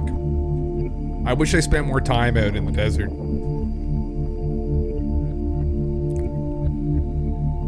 Probably a bat or something.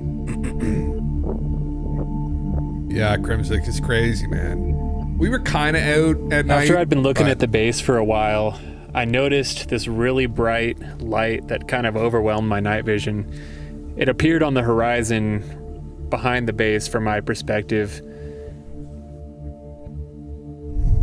Interesting. It started off pretty dim, and then it got really bright. Then it got dim again, and then faded completely out of view. It was really hard to make out what it was because it was so bright, overwhelming everything else around it. Yeah, too many people, man. Looking at my map, it looks like it was coming from the region of Area 12 or Rainier Mesa. Interestingly, this area has a lot of underground bunkers. They were used for nuclear testing back in the day. They may have been repurposed into other things now, though. Interesting. Unbelievable, huh? Really great video After quality. not the He's doing most a really good restful job. night's sleep, I woke up bright and early, made some coffee, and got to thinking what I wanted to do for the rest of the day. I should have been satisfied making it to the top of Tikaboo Peak, but I wanted... Run that goddamn fucking 125 right across that do not enter line, brother, and you gun it right to Papoose Lake, right to S4. You just make sure you live stream it so we can see what's in the hangar before they blow it up. wanted something more. Not There was that actually, camera watching me the whole time, and I would love to be somewhere that I could spy on the base without the military knowing I'm here. Luckily, I had heard rumors of such a place, a second peak that also has a view of Area 51.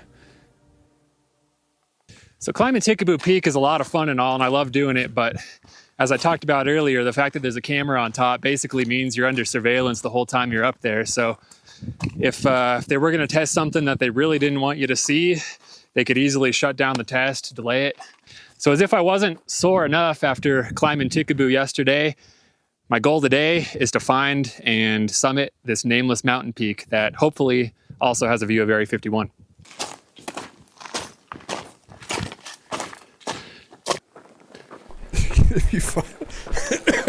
on the bike too.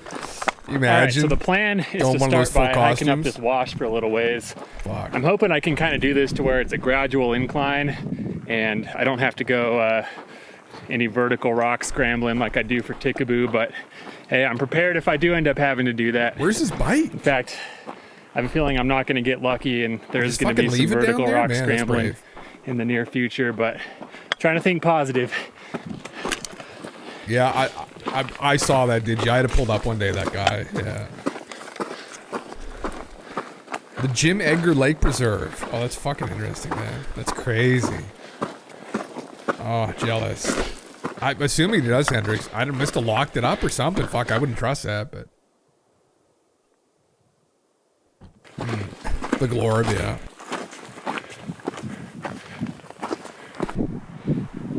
Oh, it's so beautiful there. Fuck. All right, well here we have the almost vertical climb. It's still not as long of a stretch as you'll find on Tickaboo, so I'm thankful for that. But definitely need to stop and catch my breath and take a water break before I attempt this portion. Whew. Man, back-to-back hikes like this, it's killing me.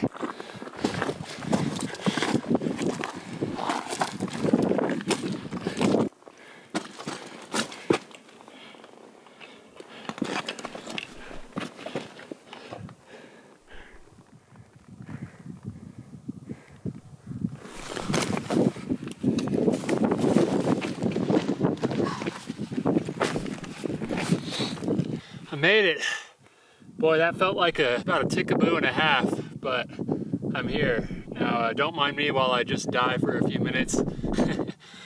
Good exercise, brother. Fucking Christ.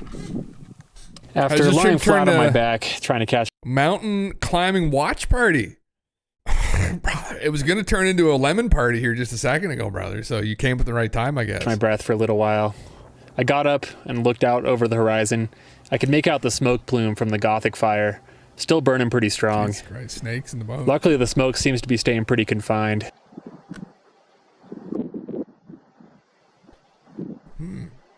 I've heard that too, Hendrix. That's a great park. Yeah, I've known some people that have camped there. Yeah. Yeah. Fuck. That's fucking real close, man. This mountain that I'd climbed provided a slightly different vantage point than Tickaboo Peak.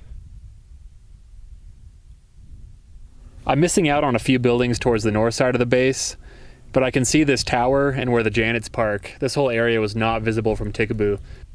Interesting. It's super cool to be able to get a different perspective on this.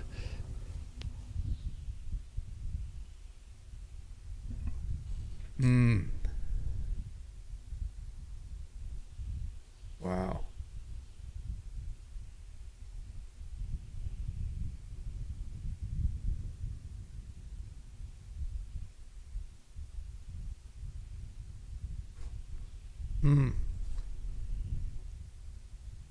Crazy.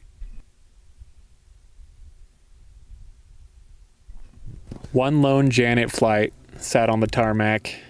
I settled in for the night and watched it take off.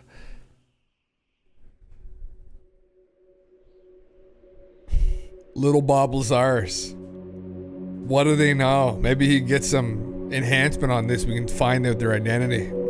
Track them down. Harass them on Twitter. God damn it. Man.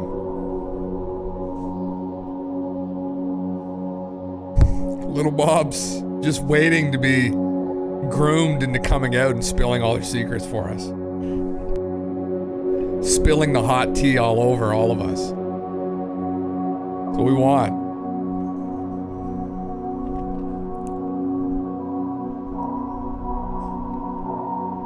I'm sure they really appreciate this footage on YouTube, but I mean, hey, if they're concealing the technologies we think they may be, although not at this particular facility, but around the back,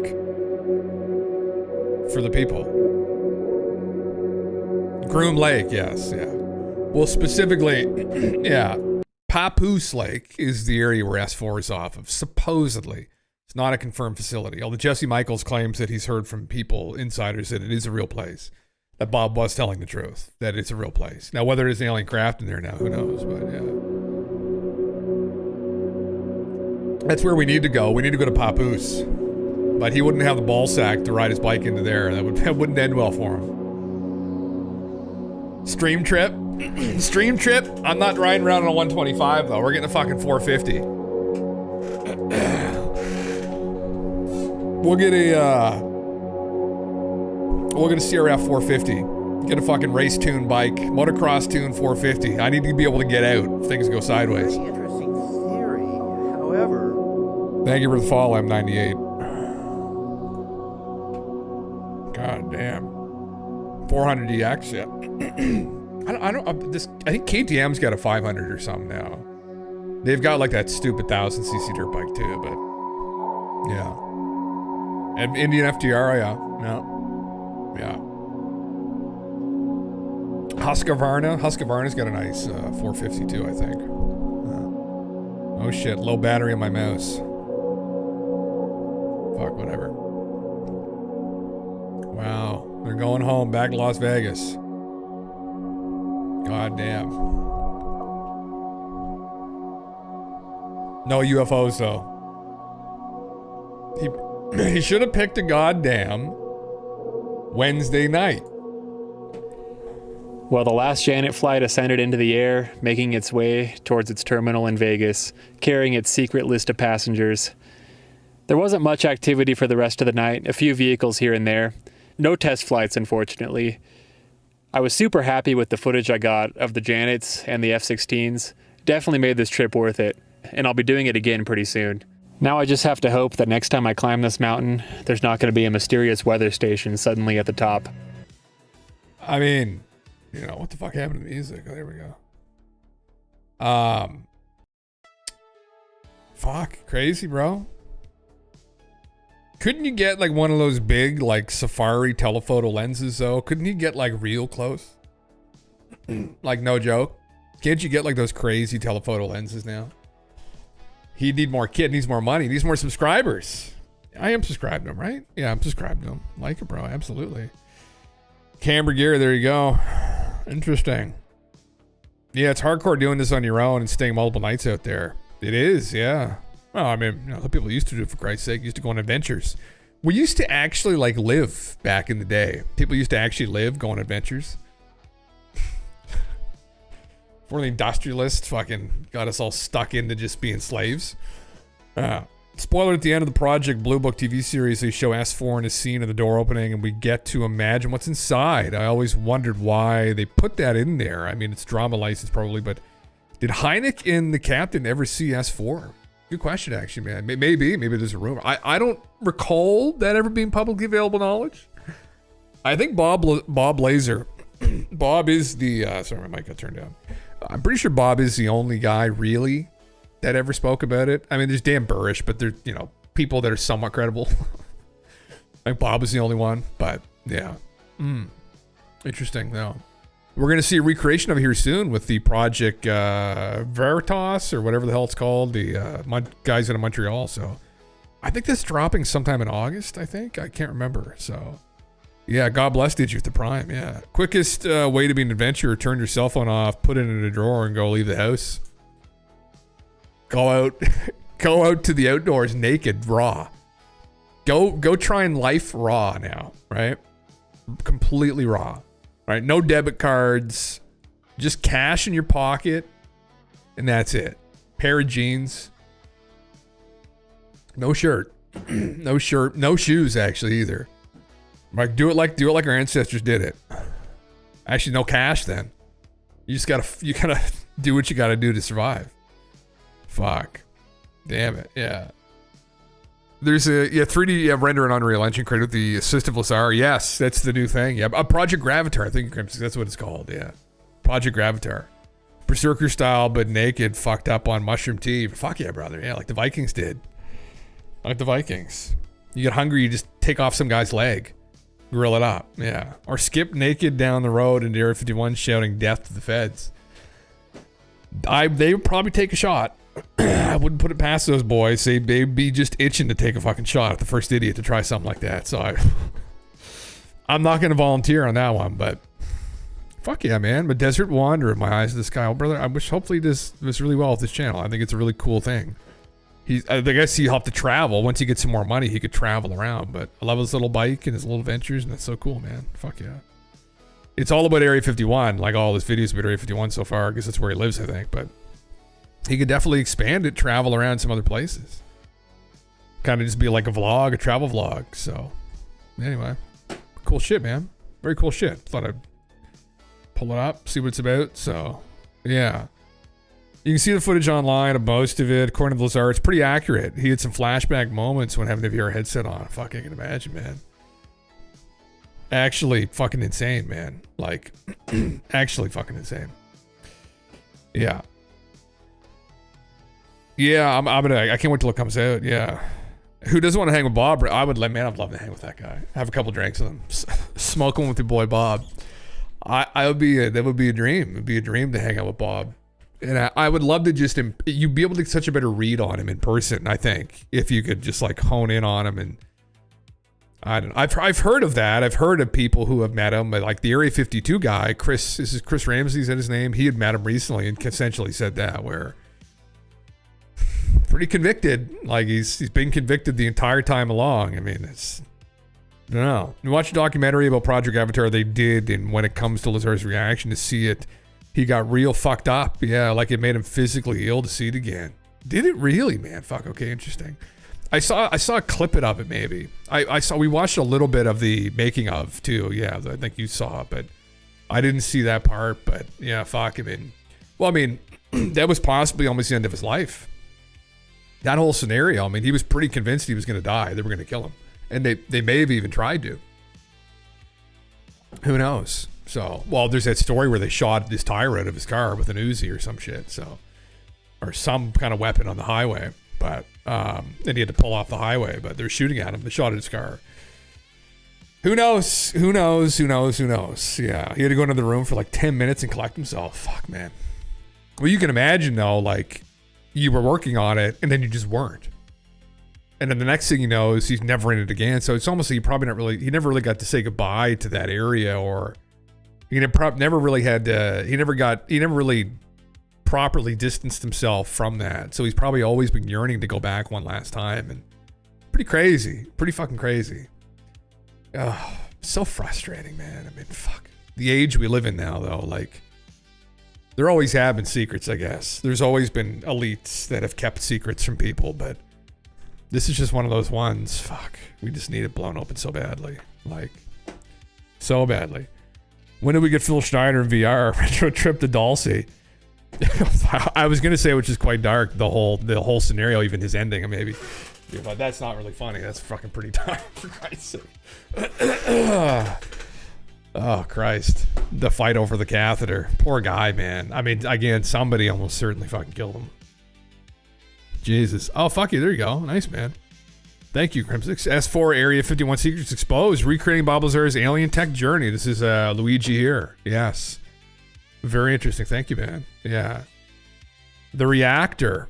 Here's the most played part of that. This is obviously the spiciest bit. Yeah. Yeah, I was just watching this from Richard Dolan's show with the guy who made Gravatar. For him, was interesting. Thank you, man. Yeah. Maybe we'll make a sick ass FPS. Phil Schneider Doom port. Holy fuck, man. Bring Phil back from the dead. He just chokes at all the corrupt feds with his catheter. Fucking Christ. Now, before you can get anything, and it did not have a telescopic mechanism. It's the material itself would just simply disappear into the craft. So really? Yeah, because we could not see how this thing was being pushed in to the ceiling. And when we pulled it out, we couldn't tell, he said, how it was coming out. It was like just magic. He goes, so he says it was very bizarre to see something like that, because we're usually used to something that like a telescopic thing that one goes into the other. So he says that was something that really blew my mind. He said, because I couldn't figure out where that was. Was this something that no one at S4 understood? Did Bob know whether this was understood by anybody else? The only person Bob was able to communicate with was his lab partner, Barry Castillo. Yes. And Barry Castillo had been very informative to Bob throughout the time that he was there. So Bob, I don't know if that's his real name. I don't think it is his real name. I think maybe Bob had edited that. Buddy, no, get out of there. I think Bob had baby just to respect him. I think he did. Maybe that was his real name. That'd be pretty kind of if you just outed him like that. I can't remember. would ask questions. Barry would say, yeah, this pipe does this. But there were no answers. So it's basically, it's his lab partner, yes, yeah. we know it does this. I've heard it before too. I've heard it a couple times, I think. But we can't figure out how it's doing it. And nobody's ever found Barry Castillo, by the way. Nobody has. No. They've never.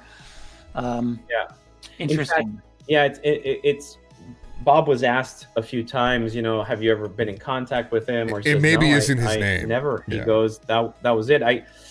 When Bob was on Joe Rogan, he actually said, he goes, he would have wished that Barry would have come out after he went out, or at least something like that.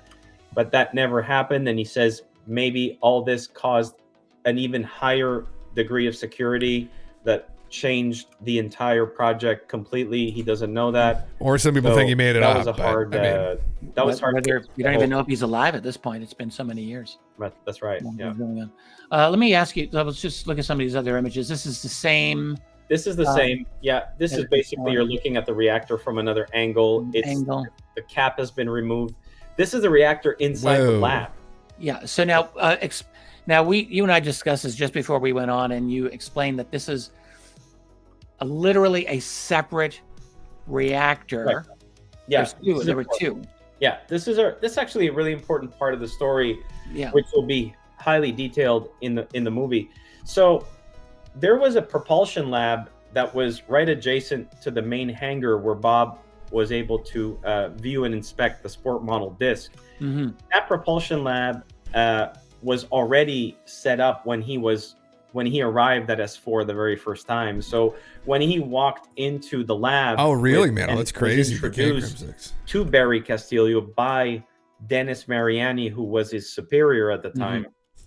Mm-hmm. There were a whole bunch of things in the lab already. So he later found out that this was a propulsion reactor, some gravity reactor that was sitting on the table as you see it here. You have the hemisphere of the base and all that. And then there was the element 115, which is this triangular piece that's copper colored, just sitting on the table. Yeah. And then on the ground to the left of the reactor was one of those amplifiers, those rectangular consoles that are near the seats. Okay. And it's actually very important to note that although the craft has been depicted in the past by many people, and there's a lot of designs of it, and a lot of people some people did great work, while others so-so. One amplifier was actually missing in the craft when he went in there, meaning they had cut it with a plasma cutter. They cut out an amplifier. So that was something that I remember we had very big, we've talked about this extensively also for the film, because he said they must have been really sure that they had to be 100% sure that would not cripple the craft if they did that. Because he says they decided to cut into whatever that was. He said, we didn't even know what that thing was, how it did what it did. So that was a big deal for him, that they had already established the fact that they understood that was potentially safe to cut that piece out. So I don't have an image of the amplifier here, I don't think. Well, you have it simply with that image of the entirety of the interior of the craft with the seats, where you see he's been in his channel with more footage. Okay. A rectangular. I'm going to get that there. And there's that one there. Oh, that large rectangle behind. See these? There's two of them here. Okay. This is behind the seat. The seat is facing toward the viewer here. Right. So there's behind the seat. Yeah, you have one that's centered right behind the seat, and then you have another one that's on the right of the right seat. Yes. Okay? Yeah. And then there's one on the left that is not there. It's missing because that's three actually seats. what Bob experienced. It was not there. It was not there. Oh, okay, I see. And How so interesting. in the lab, there was this amplifier Interesting, Aaron. sitting on the ground to the left of the reactor, and on a adjacent table, there was an emitter, a cylindrical, which was what is on the lower half of the craft. I don't think I sent you an image, Richard. Yeah, Like, right, we just have this here. I could potentially share my screen and show you what an emitter looked like. But the cylindrical emitter was on its side. It's about a 4 foot by 2 foot cylinder. It was black outside, and it was kind of a copper colored inside. And it was just sitting there on this table to the left. And Barry had explained to him that when these three components, the reactor, the amplifier, and the emitter, are in proximity, it just works. Now, how it works, we don't know. We just know that it works. So that was the core objective of him being at S4, was to figure out how all this stuff worked. And he said it was just assumptions after assumptions, writing notes, trying to look through things and trying to test things to understand what is it doing. And to this day, Bob says, I don't think they know how it works even today. Interesting, very interesting. Yeah. I think I have one more image from the interior of the archway, craft. Yeah. I lightened this slightly, but this is looking at the interior of the edge, clearly, of the disc, right? Yeah, and this is what, if you could see, that's like there's archways, kind of. You could see those archways. Yes. And those archways is what Bob calls the superstructure of the craft. It's like a one layer, and then there's like an outer shell layer around it. If you remember, when Bob explained his story, one of those archways became transparent at one point while it was inside the craft. There was a team working by the archway, and while he and Barry were analyzing the position of the reactor in the center of the craft, there was a moment where this archway just became completely clear, like you could see right outside the craft, as if there was nothing there. And that caught his attention, and he stood up, and there was about 1/3 of the screen, 1/3 of the archway had become it kind of does, doesn't kind of it, a Edge? screen, if you want to call it. It was a bluish, same actually, see-through part of the archway with these black symbols that appeared. They look. He kept referring them to us like little eyes because of the way they were. They looked like oval shapes with these circles in them. So he goes, they looked like eyes at first, and there was a lot of symbols, and they were moving like this on the screen, like they were kind of doing this. They weren't static, they were moving. And he actually, we chuckled about this because he got up and it caught his attention, and he started walking towards, he just took a step, and he remembers, he says, Barry went, Bob, come back, because you're not allowed to do that. Like you can't do that. So he says, I remember standing up and wanting to go and figure out how the hell that happened. Yeah. And I immediately, whatever. Yeah. Yeah. And I immediately had Barry go, no, Bob, like, you're going to get in deep shit here. So he goes, isn't that fucking annoying that they did that? By the way, remember when I told you about my girlfriend's parents having that saucer encounter back in the 70s, Crimson? Yes, I told them about Lazar and that he worked on such a saucer. They watched some of Lazar and they're convinced too that he's legit. Really, that's interesting, huh? It tends to be the vibe that people get off of him. Yeah, that he's not really. There's no element of bullshitting off him. Yeah. He's an outlier. Even if you suppose he's a fed, he's still told more truth than anyone else. So fuck yeah, absolutely. Yeah, there's something deeply archetypal with this image. Just a throne-like seat, a cube of light, the ability to bend reality through will. This is the MK Ultra thing. Interesting. Yeah, I know. When I look at these seats, where is the picture of the seats again?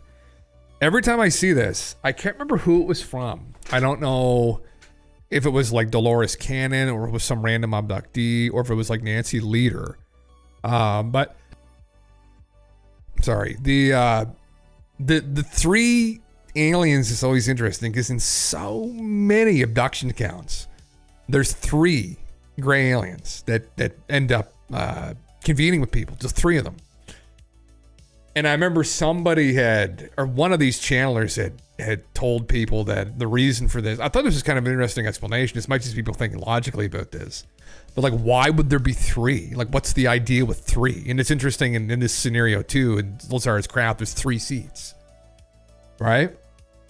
So the explanation that was given was that they do it because in any important decision-making situation, there will always be a decision that's made because you'll have at least 2 out of the 3 people decide on something, right? Like if you have 2 options, right? You always have a decision maker. A decision will always be made with 3 people, right? There won't ever be a situation where you run into a stalemate with 2 and 2 people, like 4 people. So you send the 3 out for a reason because then you won't have that issue, right? You'd be able to make a decision. And I thought that was kind of oddly interesting. I was like, okay, that almost kind of makes sense, actually. Obviously, you need to be technologically advanced enough to where you could ever just put 3 people out on like a mission like this. But interesting. Very, very interesting explanation. I remember reading that. I was like, that's actually kind of interesting when I think about it. So, yeah. Yeah. Yeah, no fucking gerrymandering, brother. Yeah, exactly. No fucking beating around the bush. Being like, we should do it this way. We should do it this way, right? But what if you have 3? What if each person has their own thing and they refuse to budge? But yeah, fuck. God damn it. Anyway, thank you for sharing that, Crypsix. Yeah, it's I'm looking forward to this. I don't know when it is coming out. I know it's soon, but anyway, yeah. I really wish Bob, I know almost certainly, I would bet almost certainly there's more to this story. And I think there's more to the story, and I think Bob may have also purposely not gotten into that for his own safety.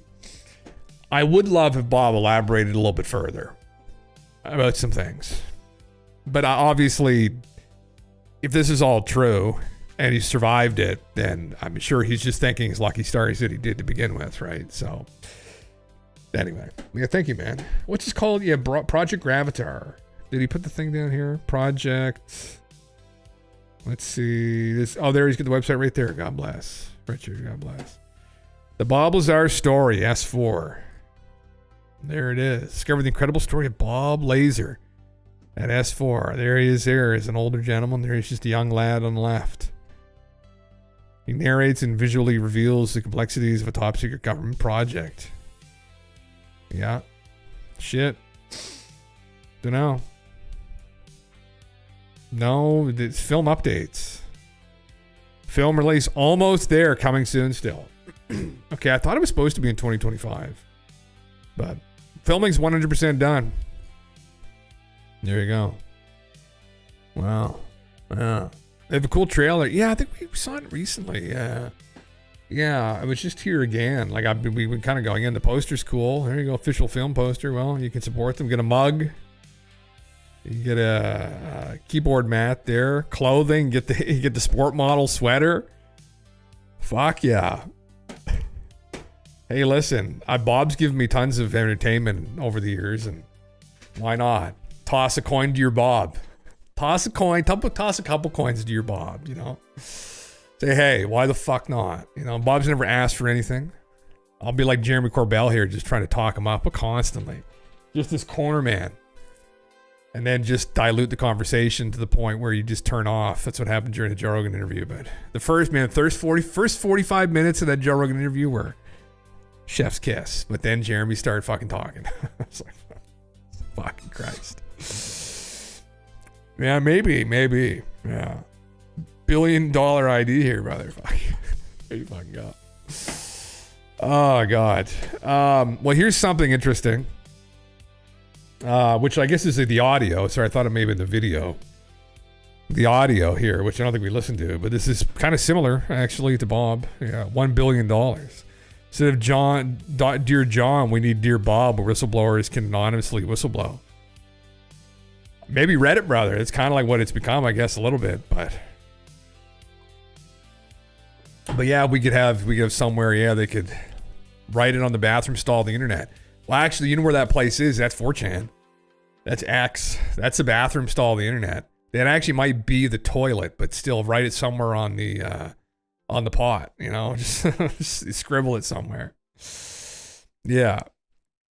I could, yeah, I can. We can make some money. We can milk it, yeah. How does this site generate me $1 billion? And there's already a dedicated subreddit for this exactly, specifically for Govies. It's a good question, brother. Well, we'll work with them behind. Well, listen, they can't publicly come out, but they can come on Discord and talk to us. Right? So they'll give us the plans for the anti-gravity and all that stuff. You know, they'll give us a hot tea and then we can spill it. That's one of the theories around Bob, that they think that someone gave Bob the hot tea and then he went in and spilled it. I don't know. My bet would just be that he saw what he saw. That's my bet on him. He had some inconsistencies. He probably fabricated his educational background, but still a smart guy and got a good job. And then I think he saw what he saw. Don't know. Anyway, this is an interesting little video here. Fuck, my mouse is gonna fucking die. I wonder how much time I have left on this before it dies. I had a fucking battery here somewhere, man. Fuck, where did it go? Just give me a second, guys. I'm just gonna run and grab a battery. Just give me like 2 seconds. Man, I swear to fuck, this thing, it feels like it's like at least once every 3 weeks this battery dies. Fuck, I had another one that lasted forever, for Christ's sake. Everything becomes more and more inefficient as time goes on. Give me a second, bring it back.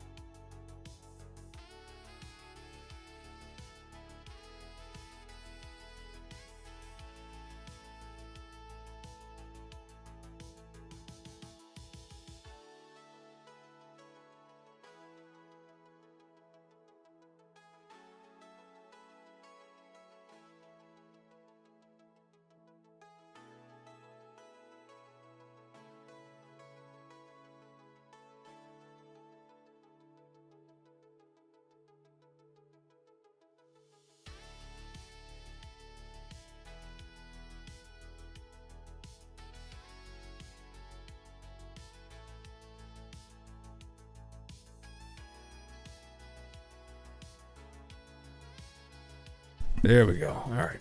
Check this fucking thing out, man. Just a second. Turn it off. Man, I don't know. Like, all of Razer's products have just gone down the literal shithole. Fuck. I don't know if any of these batteries have any juice in them, for Christ's sake. We'll find out here. You're gonna come to life. Come to life now. There's some life in them. Blessings. All right. Good enough. Fuck. Set you up with an AI VTuber model with jiggly bits and use it to sneak truth out there. That's not a bad idea. Is everyone to find Russellshire? Fuck. What kind of jiggly bits? I guess we can hit all. We can cover all spectrums, right? We can get everyone's different flavors in there. Yeah. God damn it. Jim's butt plug is not going to switch on tonight. I didn't charge it. That doesn't take batteries, brother. That doesn't take batteries. That's good technology. That's made by Logitech, right? Not these fucking bullshit rip-off Razer people. Yeah. Plugging in. Yeah, fuck. We can pander to anyone at the click of a mouse. It's true, though. It's true. I don't get the VTuber thing. I see a somebody's VTuber avatar out instantly. No, gone. So I'm not listening to anything. I'm like, no, I'd rather just someone voice over something without that. Why does that need to be on the screen? I don't need to fucking see that, right? Like, get that the fuck out of here. Oh shit. Okay, there we go. I thought I broke it. Yeah. Yeah, but well, your body leap. That's fun though. That's funny. It's not like some cringe, like, you know what I mean. You've seen some of the content creators. It's just like fucking cringe. or it's just straight up gooning. And I'm like, just get it out of here. If it's entertaining, that's like a kind of more of a cartoon character. No one does that. No one does that. It's all just cringe or gooning. That's literally it. Yeah. Yeah. Doesn't have a goon animation. I like that. I told you I like that. I thought I enjoyed that. Yeah. Yeah, that's because there you go. He's got character. He smokes weed. I love it. That fucking whole meme. That whole meme. It's memey. They're not that creative, brother. They're just like, no, just anyway. Not gonna get on it again. You make his stem longer. Omegle bitches love it. Do they actually fucking enjoy? Oh my Jesus Christ! I've been on Omegle forever. God damn. All right, I'm playing this little video here. Richard Banderock. They were smart materials. Like, one of the things is when these materials, you'd be looking at them and you try to reverse engineer them, that they would turn to dust. And they would do it within a minute or two. And then so you could take the dust and then set it off and get the isotopic analysis done on them. And they were extraterrestrial. But these materials, I mean, we're looking at something that's hundreds of years ahead of us. When you look under a microscope, an electron microscope, you're looking at something that's composed of very small particles that seem to be communicating with one another. So those are the things that I've been involved in that we can talk about. But, I think that's one of the reasons why extraterrestrial materials are not really available to most people, is because most of them are set to disintegrate if they get in the wrong hand. Isotopic analysis of the dust that's left behind tells you it's extraterrestrial, brother, at least where it was manufactured. But so we're looking at materials that can reconfigure themselves. So they are composed of small subunits. So the type of thing. That's an insane statement to make. So this guy, he's worked with Lockheed Martin, NASA, ULA, and DARPA. He's a background, I think, in engineering. I think is actually what his background is. Field Propulsion Technologies. Is this him? I'm a lead developer developing next generation of propellantless propulsion. There he is there. Alternative propulsion engineering. He's claiming he's had hands-on with it. He was with Hal Puthoff, I think, in that conversation. I mean, that's fucking insane. Things I looked at were there's something as small as a yeah, we did. We read it out. I didn't hear the actual clip. Yeah. The head would reconfigure itself depending on where it was. It would cloak itself and it would try to blend into the environment. So the ones that this one NGO used to get a hold of were the ones that were technically broken. I guess the ones that didn't really function very well. So then you could collect them every once in a while and then try to analyze them. You could do things like split them apart. They would attempt to find each other or reconfigure. Some of the experiments they did was we took one of those and we put it on a very hot surface of about 3,000 degrees. And what it would do is it cooled the surface around itself. And then when we took the device off and then weighted again, we would find that the mass would be reduced by a certain amount. Did these feel like programmed materials to you, Richard? Yeah, they were, like I was saying, they're more intelligent materials. Like these subunits probably had computational functionality, right? Because they knew what their neighbors were all about and they knew they could reprogram themselves to be something different, right? If they needed to change themselves. So these are really curious types of materials. So that's how we could kind of tell they were extraterrestrial, because these things weren't like decades ahead of us. They were probably hundreds of years ahead of us. This is the actual audio, Aaron, which is... So we did say it. Interesting. Hell of a claim. I forget what the podcast was it was pulled off of, though. There were other people in this conversation. Of course, there's no context, but this is some type of disclosure. Well, I mean, he's a whistleblower. He's claiming that in some of these compartmentalized programs that he's worked at, he's been on with Lockheed Martin and others, he's looked at these materials and been given these extraterrestrial materials by some of these NGOs. By some of these people inside the program that have been working with these other programs to bring these things to them to study. He was one of the people who studied them. And that upon examination initially, they would just disintegrate. So the only ones that they could analyze were broken ones. Fucking literally crazy. My thought is that his bias is if they disintegrated, it was probably from disrupting them from communicating with each other so it lost its shape. You think that's what he meant? Okay, maybe? Yeah. Maybe? Is that what he meant? Still crazy, man. The whole thing's fucking crazy. I mean, Jenny, Lockheed is involved. Remember, Ben Rich, they had the materials from the military. Supposedly, Jenny, yeah. I mean, supposedly. Crazy claims. I mean, obviously, we don't have those materials available to the general public, but supposedly he's seen them and worked on them. And the other claim he had made, which was not in this little clip, it was that there are they suspect there's millions of them all over the place. They're all over the planet. These materials, they're everywhere, all over the planet. And it's interesting because there've been people. This is obviously like more woo in these circles, but well, it really isn't, because Hal Puthoff was involved in this fucking conversation. He's the one that started the remote viewing Stargate program. But they recently just looked at the drone incursions that were going on over New Jersey, and they had some data that this was ultimately all around signals they were picking up out of the ground from these alien materials. That's what was going on. That's what started the mishap, according to them, that they got. That there was materials in the ground that were not human, that were sending off signals. Frequencies they picked up on. I don't know if we would have no idea if that's actually objectively true or not, but it's interesting that he had made that comment that they're all over the place. Interesting. I don't know. Yeah. No, he didn't mean that he said they were purposely trying to hide from being studied, and that take is preposterous, you think. Otherwise, he would have done it upon being found, you think. Okay, interesting. Yeah. In other words, it's a worldwide cover-up. Russia, China are involved also, Jen. Well, yeah, that's what we think, I think, Jen. I mean, that's where we think things are going, at least, right? I mean, don't know, but it seems to be a meme, right? It seems to be one of the memes here in these communities, but it's another claim by somebody who would be in the know just casually on a UFO podcast a couple weeks ago. So, well, we would think the Five Eyes nations, we think that probably Russia, China, absolutely, and maybe even some other smaller countries as well. I mean, maybe, I would assume India maybe would have their own shit. There's probably some other ones too out there. Probably some South American countries would also potentially have recoveries. We know that Brazil maybe has some stuff recovered from incidents like Virginia. So, extremely interesting. Extremely fucking interesting. But yeah, I don't really know what to. I don't know what to think of it. Just what the fuck. All you can say.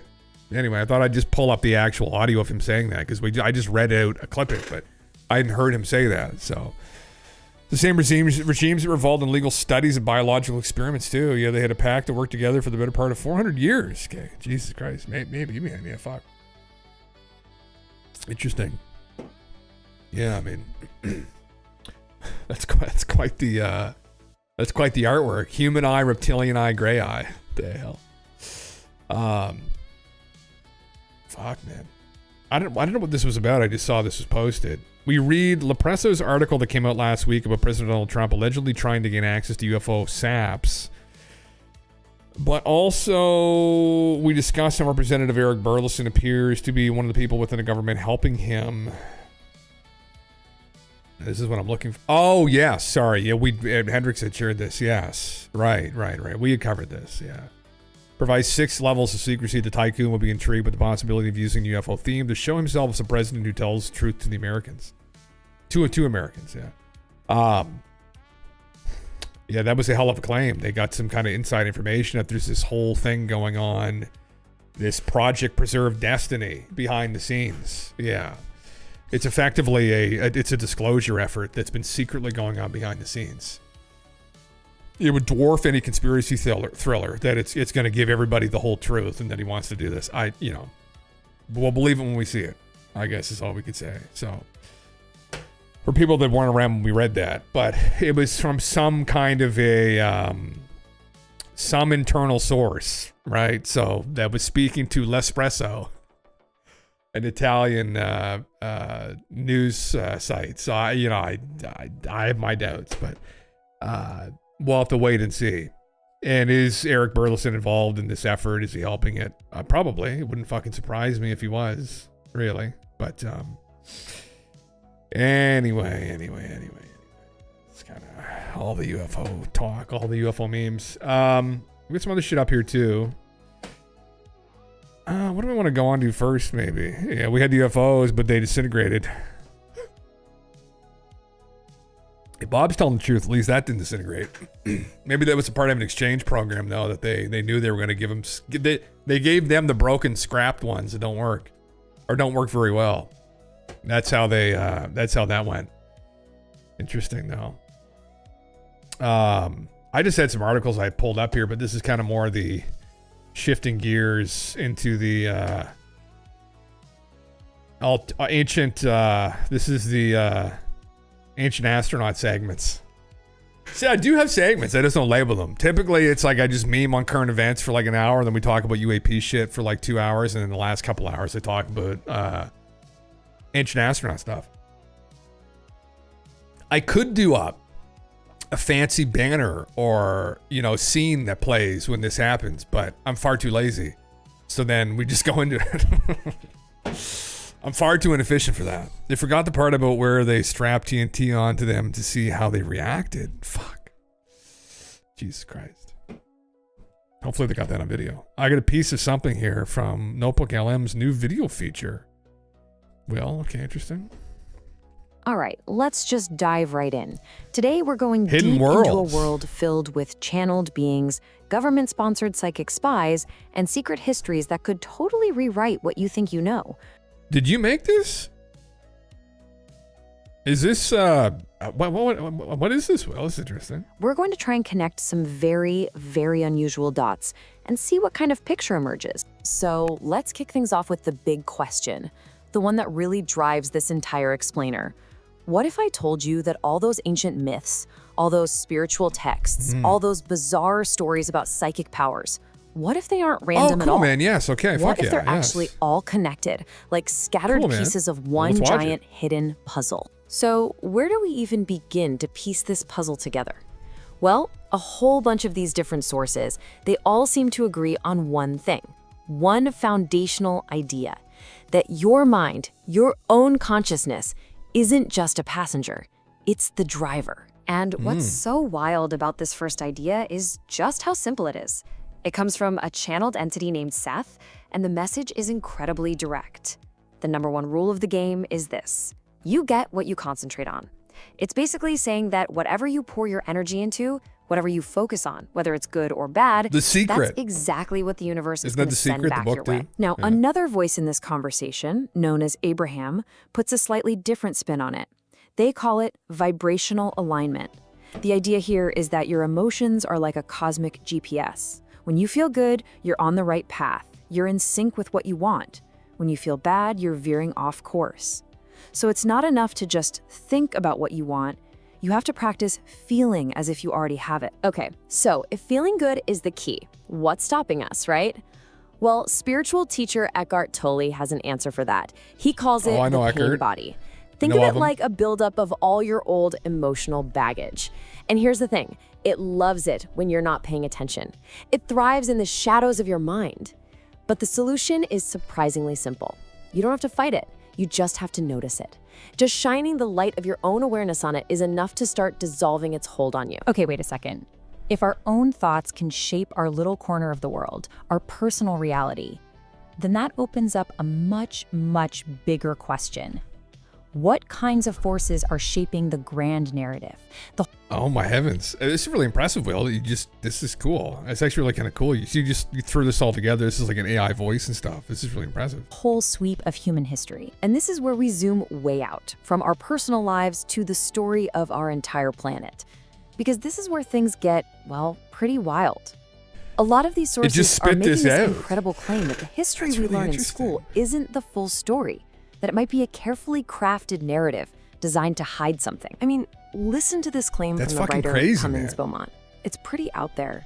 He says the history of the Old Testament is actually the history of Atlantis.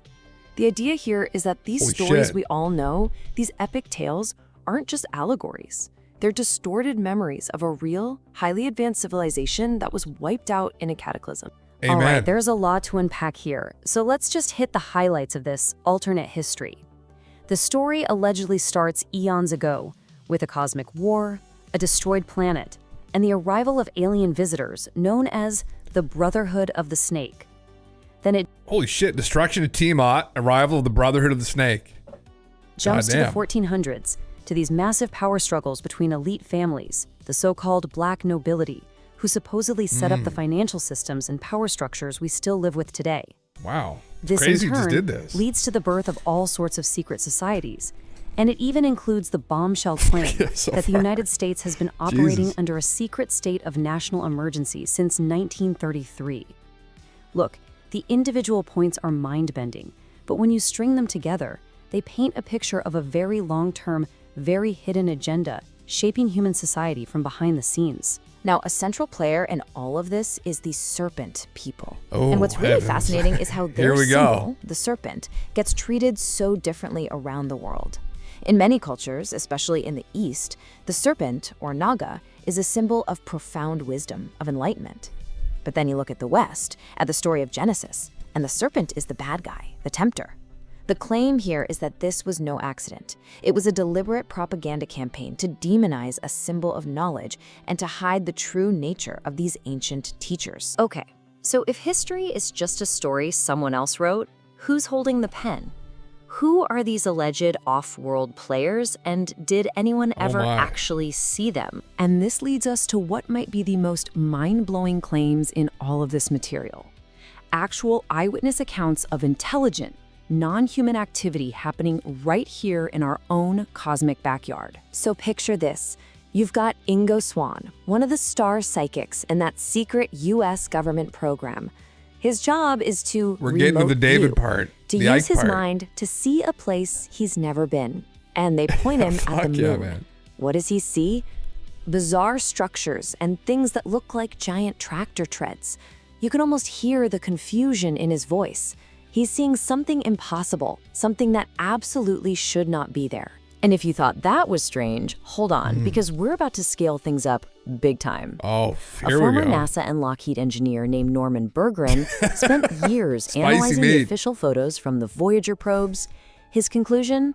That there are gigantic, unearthly large electromagnetic vehicles actively creating the rings of Saturn. We're not talking about a few weird tracks on the moon anymore. We're talking about cosmic construction crews building things on a planetary scale. And it just keeps going. Oh my God, here we go. This is spicy shit. Well, yeah. Or they're mining it is the other thing that I think Norman had. That was the ring makers, but whether they're like mining it and, that's the meme, but holy shit, here we go. Claims are honestly staggering. You've got stories about the Anunnaki, beings from a planet called Nibiru tinkering with human genetics. You've got claims of intelligent life existing on planets in higher dimensions that we can't see. There are tales of ancient magical battles in Egypt, and even accusations that the blurry photos of the moon we get to see are deliberately low quality to hide what's really up there. So with all this wild stuff crazy, supposedly happening, where do we fit in? Are we just along for the ride, helpless spectators in some grand cosmic drama? Or do we have some ability to actually perceive these hidden realities for ourselves? Okay, let's pivot and look inward for a second. Let's talk about our own minds and the latent powers that these sources say we all have. Not as something supernatural, but as a standard part of the human toolkit that's just been forgotten. The big one here is something called remote viewing. There we go. Basically, it's the ability to get information about a person, place, or thing, no matter how far away it is, just by using your mind. And look, this isn't just some new age idea. This was the core technique used in a very real, very secret US military intelligence program. And get this wasn't some weekend project. The US government was secretly pouring money into this Spies program for more than 25 years. They still are, yeah. I mean, think about that. For over 2 decades, Crazy, different man, presidents, yeah. different parties, somebody in a position of power thought the intelligence they were getting from these psychics was real enough and valuable enough to keep funding. So how can we start to feel this out for ourselves? Joe McMoneagle and Pat Price initially, but yeah, they did. They got legitimate intel from their insights, which is crazy. So, I mean, Well, the Seth material gives us a pretty simple exercise you can try. Just find a quiet spot, close your eyes, and There try we go. to feel that Sense source the of soul. energy inside you. The thing that's making you breathe, that's keeping you alive. Then feel that power flow through your whole body. And finally, imagine that energy radiating out from you, like light, stretching all the way to the edges of the universe. It's a way to start getting a feel for the idea that your consciousness isn't locked inside your head. Okay, so if it's true, if we really do create our own reality, and we have these incredible hidden abilities to perceive the universe, then that leaves us with one final massive question. What's the point?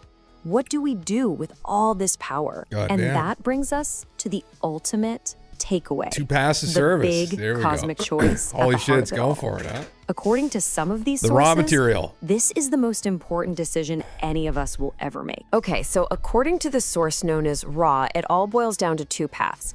Every soul is on one of these two tracks. On one side, you've got the path of service to others.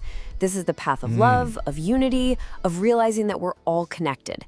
The goal here is to help and empower everyone else. On the other side, you've got the path of service to self.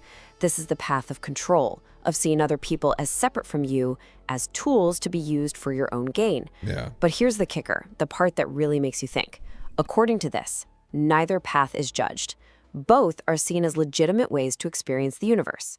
The choice is completely and totally up to us. And so here we are, right back where we started. Back here we go. With you. Well, If that any of source, this is even- that source edge is the raw material, which was channeled material back in the 80s, Will? Was it in the 80s that they did that? But it's also a theme throughout ufology, yeah. You want the OG writings, the raw material, brother. You Google it, the raw. I'll pull it up here. Been I can pull it up here right remotely now, true, yeah. Then you are not just a leaf in the wind. Chopping You trees and are big a crap online. powerful Fuck yeah. creator standing at a crossroads. So the final Yeah. question isn't what you believe about all Yeah, this. man, very It's interesting, about what dude. you're going to choose. If you really are the author, what story will you write? Well, that's exactly it, man. Yeah, definitely. I vibe with that part of that meme at the end is a lot too, right? It's like, you know, what it's all about making decisions. It depends on your perspective, but it's about the decisions that you make and living with them. How do you treat people? How do you treat the world, right? What are your intentions ultimately, right? And who do you want to be? What kind of people do you want to surround yourself with too, right? I mean, that's the thing. I really do, although the raw material like is people consider to be very woo, and it is. This is a very real thing you can observe in day-to-day life a lot. Like, how do people treat each other? How do people treat you? Etc. Right? And you can't even just in conversation, you can kind of notice, like, do people listen to you? And there's other complications. So not everybody vibes with everybody else, but like, are they giving you any time and energy, or it's just all about them and that's all they seem to care about, right? Are they interested in what you actually have to say, right? And it's, yeah. You can kind of pick this out in people. I've been able over the years even to kind of discern this, and I think people are complicated, and people are trying to figure out, like, what are the ups and downs to these kinds of lifestyles. But obviously they advocate for the service to other mentality. I think when you think about it critically, that's a big thing. And when you think about it critically, there's really only one choice that works in the end, long term, right? It's allowed us to have all the things that we like. It's civilization through cooperation, right? So service to others. Yeah. Do you have anything to do with it? Honestly, you direct download and upload. I have a notebook on Notebook LM. There's a bunch of Woo Books sources. Yeah. And it spit this out at the interesting points. Interesting what it chose too, Will. Yeah, it's very interesting how that it chose this as a narrative. Extremely interesting. Yeah. Oh, God. Yeah. Yeah. Pretty fucking crazy. Pretty crazy, man. Yeah. Thank you for sharing that, Will. Thank you for sharing, man. I'll subscribe to your channel too. Very interesting. It's the raw material. There's a compendium of it. The Law of One, yeah. The Law of One is what it's called. But who was involved? Yeah, sessions between Don Elkins, a professor. So he's a professor of physics and a UFO investigator. And Raw speaking through Carla Ruckert. Raw states that they are 6 density social memory complexes formed on Venus 2.6 billion years ago. However that makes sense. Yeah, they are humbled messengers of the Law of One that they previously tried to spread this message in Egypt with mixed results. Interesting. Carla Ruckert. See, here she is there. Founder. She died in 2015. She was a channeler. Yeah. And you can see, where's Dawn here? There's Dawn there. 1984. Yeah. Mechanical engineer. Okay. He was a founder and head of the University of Alaska's Mechanical Engineering Department in 60-61. Was a professor of physics and engineering at the University of Louisville for 12 years. Left his positions and went full out into the woo. There you go. Yeah. There are tons of people that have been involved in these hard sciences that got pulled to this stuff because they thought it could potentially be very interesting. So it's not everybody's just hardline materialist that works in these fields. Tom Campbell's another one too. Tom thought this stuff was extremely intriguing. He was in the Monroe Institute, pronounce it properly. I'm an extension to this. My thesis is that each individual has a certain kind of nature which can be pushed in either direction. Each being has a natural place in the world, and the goal is to seek alignment. I guess that puts me in the collective camp within this framework as opposed to individualism. Yeah, I think it's that's one way of looking at it too, I guess, right? It's like one way is it's just all out for me and that's all I really care about. Ultimately, it's just it's the extremes of these different. This is more like of an ethical orientation, I think, maybe, right? Where it's decisions that benefit, like you understand the argument. Not everybody does, but why would you make a decision that benefits someone else over yourself? Right? But it's not necessarily always how it works. It's not quite that simple. It's like people that lead the kind of service to other, kind of like Christ-like mentality, right? There's still self-interest involved. I mean, you want to surround yourself with good people who can help you and help you become who you need to be a better person. So then you continue that trend forward so that other people look to you and you help them. And it's a collective like pulling up of everybody. And people who have lived that extreme, kind of on that other end, the extreme, the service to self, have always just been problems in civilization. And we're in a unique place because, I mean, where we are now is, or they've turned the civilizations into hellscapes, right? Where they just become this literal nightmare. The civilizations that have thrived have kind of always revolved around this, or they had very luckily, they had a wise, benevolent dictator, which is what Plato thought was the best idea, because they would be the ultimate decision maker. But anyway, I disagree with that. But you seek virtue for the good of yourself and the tribe. Exactly. Yes. All faults or lack of virtue will be revealed when resources are few. Exactly. Yeah. Exactly. Yeah. If you lack virtue and resources are few, you will probably die. Well, the group may turn on you. Yes. Yeah. Or you'd be thrown out. You'd be ostracized from the group. Yeah.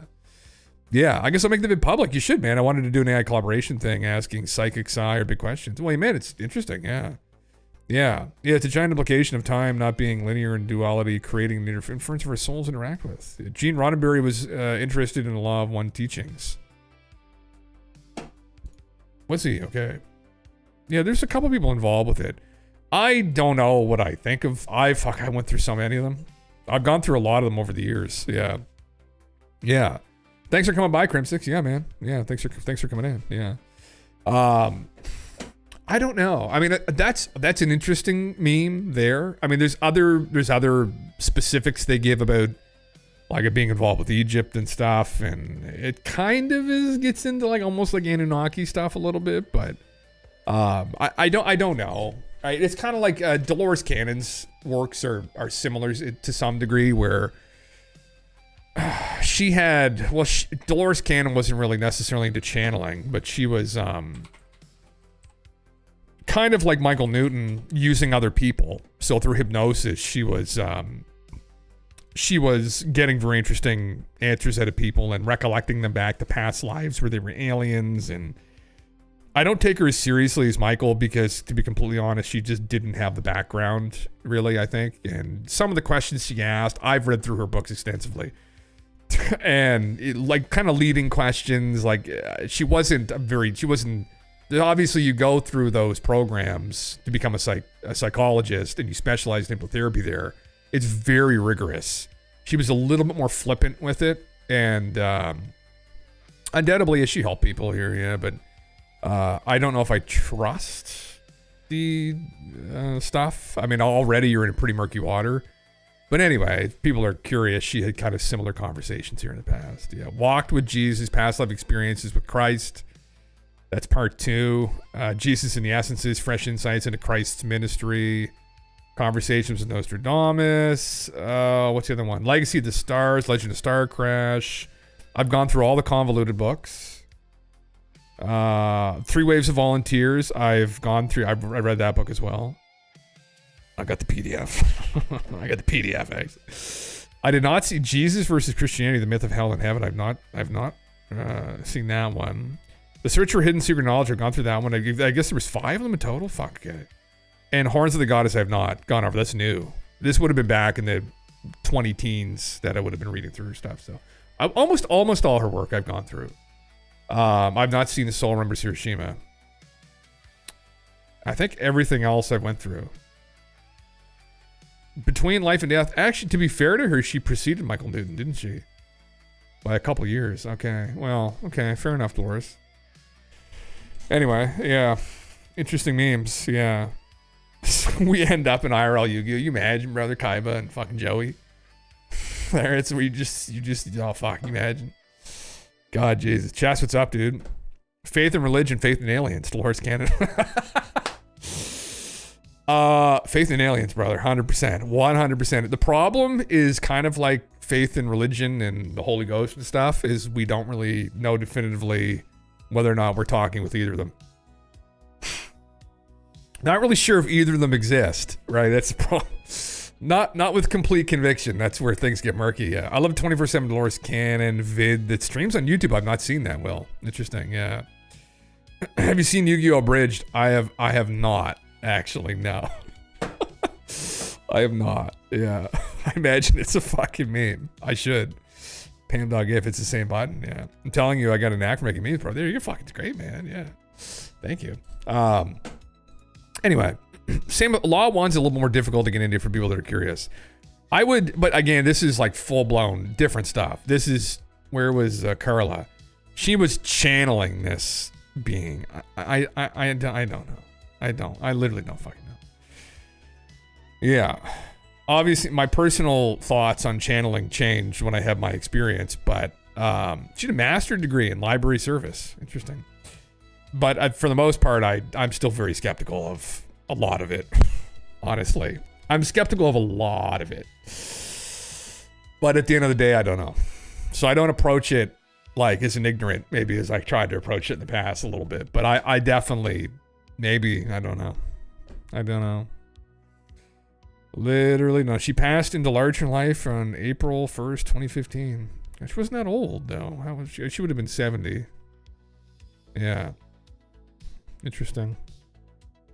Well, the Law of One. Well, she met Ra maybe in the end.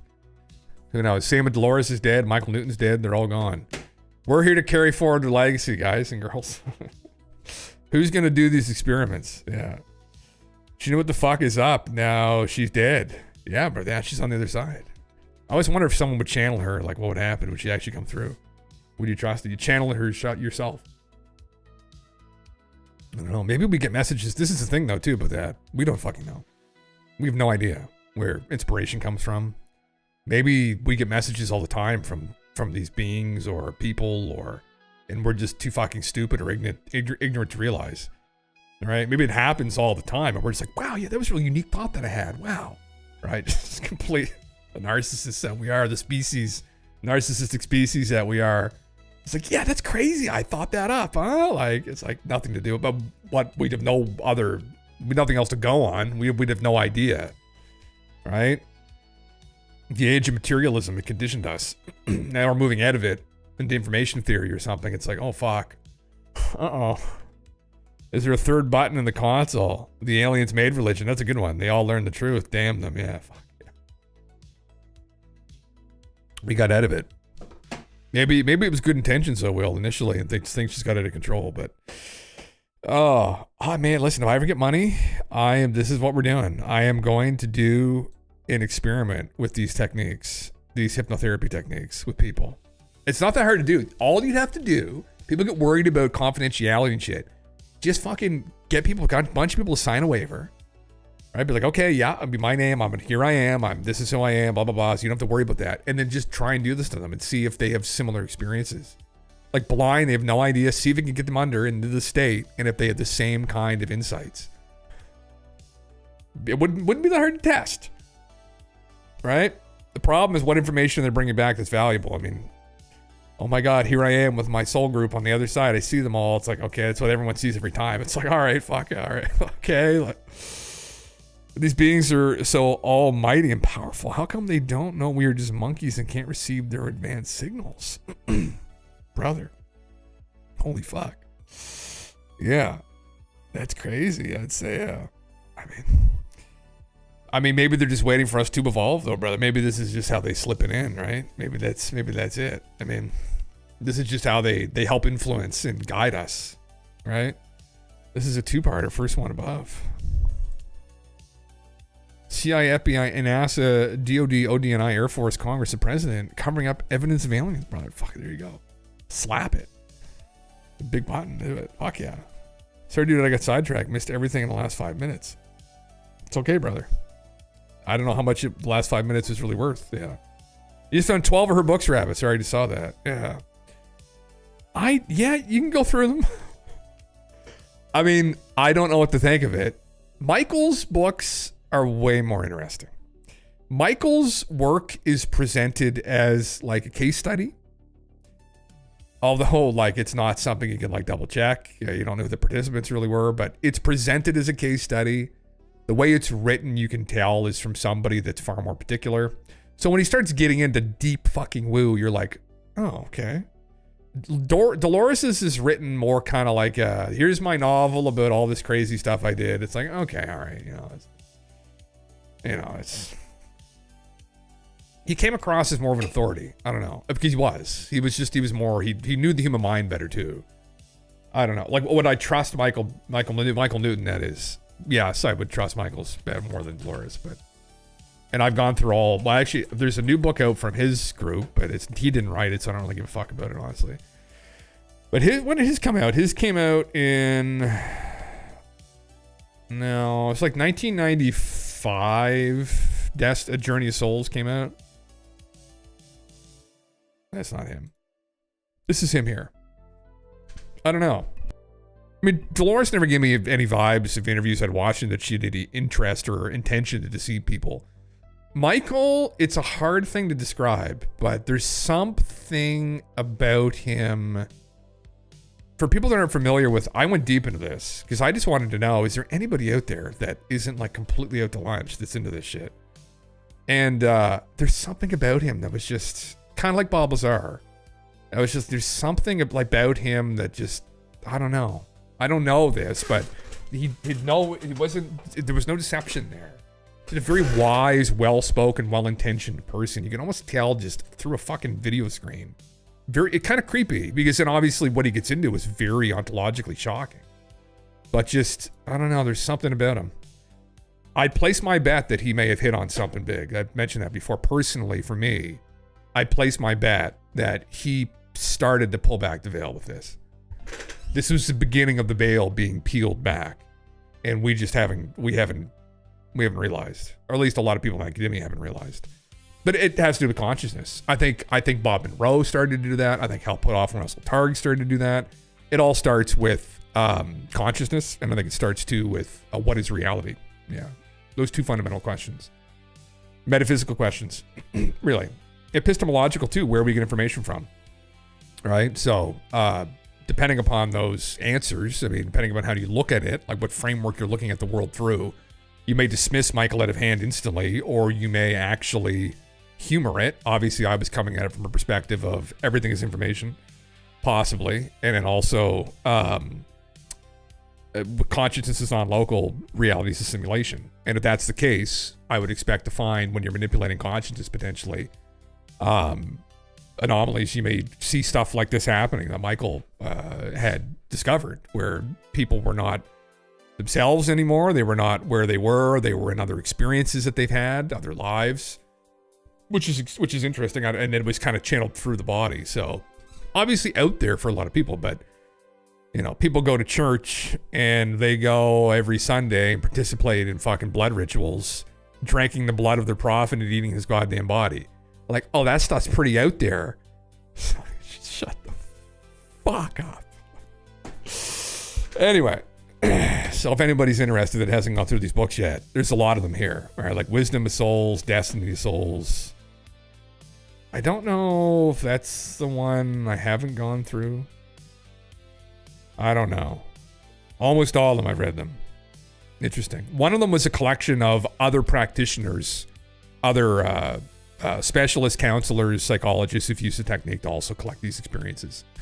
One was another version of that, which I did, which is he curated, which I did not read, but anyway, yeah. Yeah, it's a Staples Easy button. Is that what it is? Yeah, fuck. Yeah, this is another one here too, brother. Alien Council, covering up evidence of humans. Same group, man, yeah. Yeah, Max, you haven't gone through it. It's well worth a read, yeah. If the whole reincarnation thing is true, some souls will be naturally further along the path of enlightenment. What they take for granted we might see as mind-blowing information. Well, that's the interesting thing right here when you think about it, right? Like, with Newton stuff, it also complicates us as well, right? Like we've kind of simplified ourselves. It's what don't we know, right?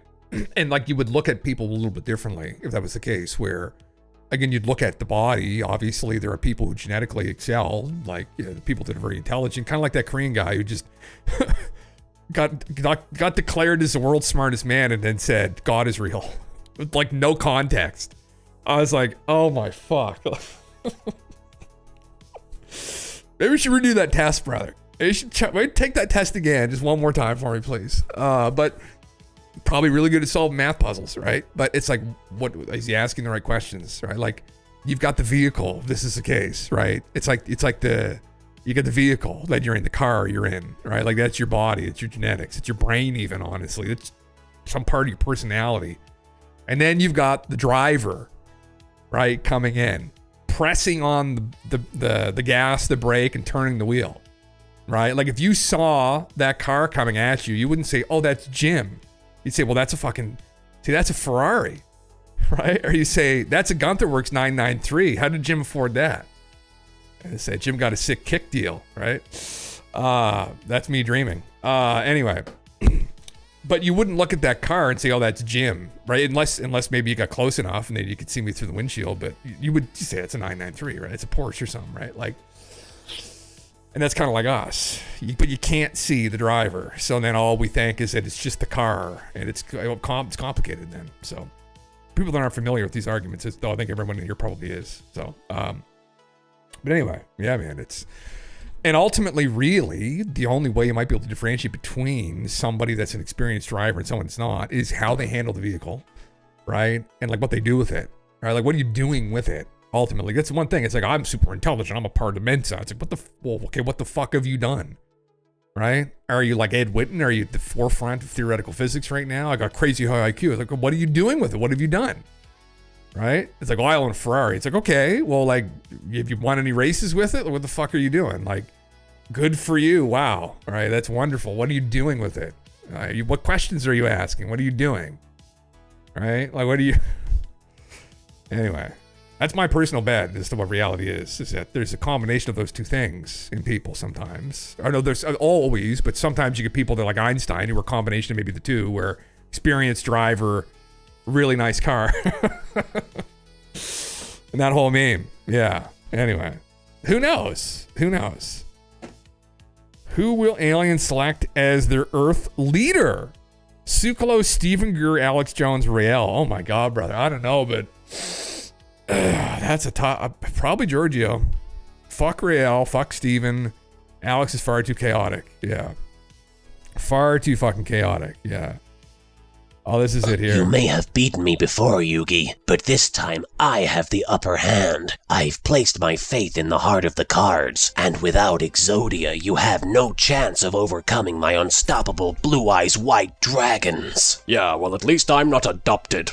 What did you just say? Sorry, did I touch a nerve? Why don't you run home and cry to Mummy? Oh, that's right, you don't have one. Yugi, I respect you as a duelist, but if you continue to act like a petulant child, then... Hey, everybody, look at me. I'm Seto Kaiba. I have a dragon fetish, and I sound like Brock from Pokemon. Screw the rules, I'm in love with Nurse Joy. That's it, Moto, you're f***ing dead. Oh God, I haven't seen Yu-Gi-Oh until this little clip. I think last time I saw Yu-Gi-Oh was probably 25 years ago. Fucking Christ, yeah. Alex Jones would be lit as fuck. I'm none the wiser on your car analogy, but now I want a Veyron. Brother, whatever. Whatever, right? Whatever. Yeah. That's okay. That's okay. You want a Bugatti? Go super fast. Oh, I just want to open. Sorry, Jess. Yeah. I love that little clip. What a fucking meme. Little Kerbo, 882,000 subscribers. Holy shit, 16 years ago. It's crazy. You ruined my record in never having seen Yu-Gi-Oh! Now you've been cursed. I haven't seen a lot of it, but I remember the cards from years ago. Yeah. Welcome to the Shadow Realm. What you really need is the sixth piece of Exodia. I think I've shown that before. Have you guys seen the sixth piece of Exodia? Yeah. The forbidden piece of Exodia. I remember, man, when I was a fucking kid, there was this guy that lived beside us, and his mom and his dad would like buy him everything. Like if we got like a new dirt bike, his dad went and bought him the best mountain bike there is, right? Like it was. And I remember when we were kids, we were playing Yu-Gi-Oh! At one point. Well, kind of day where I was a little bit older, so I didn't really get into it, but like kind of my brother's friends are a little bit younger. They kind of caught the tail end of it. And I remember his mom went and got him. They went to a game store and went and bought him the 5 pieces of Exodia. And I remember thinking to myself, what in the fuck? Like, whose parents go and do something like that for this kid? Oh, it would drive me nuts. I don't think he had the 6 piece though. They didn't get him that one. Yeah. The forbidden chicken nugget. Exodia's cock ring, yeah. So I just saw that recently. I mean, someone made about it, so. Oh god, 16 years ago. Back when the internet was different, man. God damn it. Anyway. Simpler fucking times, brother. The DBZ Abridged is one of my favorite internet creations. Like early internet creations ever. I love that so fucking much. I love the DBZ Abridged. Yeah. I haven't seen him until you brought it up recently, Kay. Actually, I hadn't watched it in like years and years and years, man. But I used to love watching. They're so fucking funny, man. Yeah.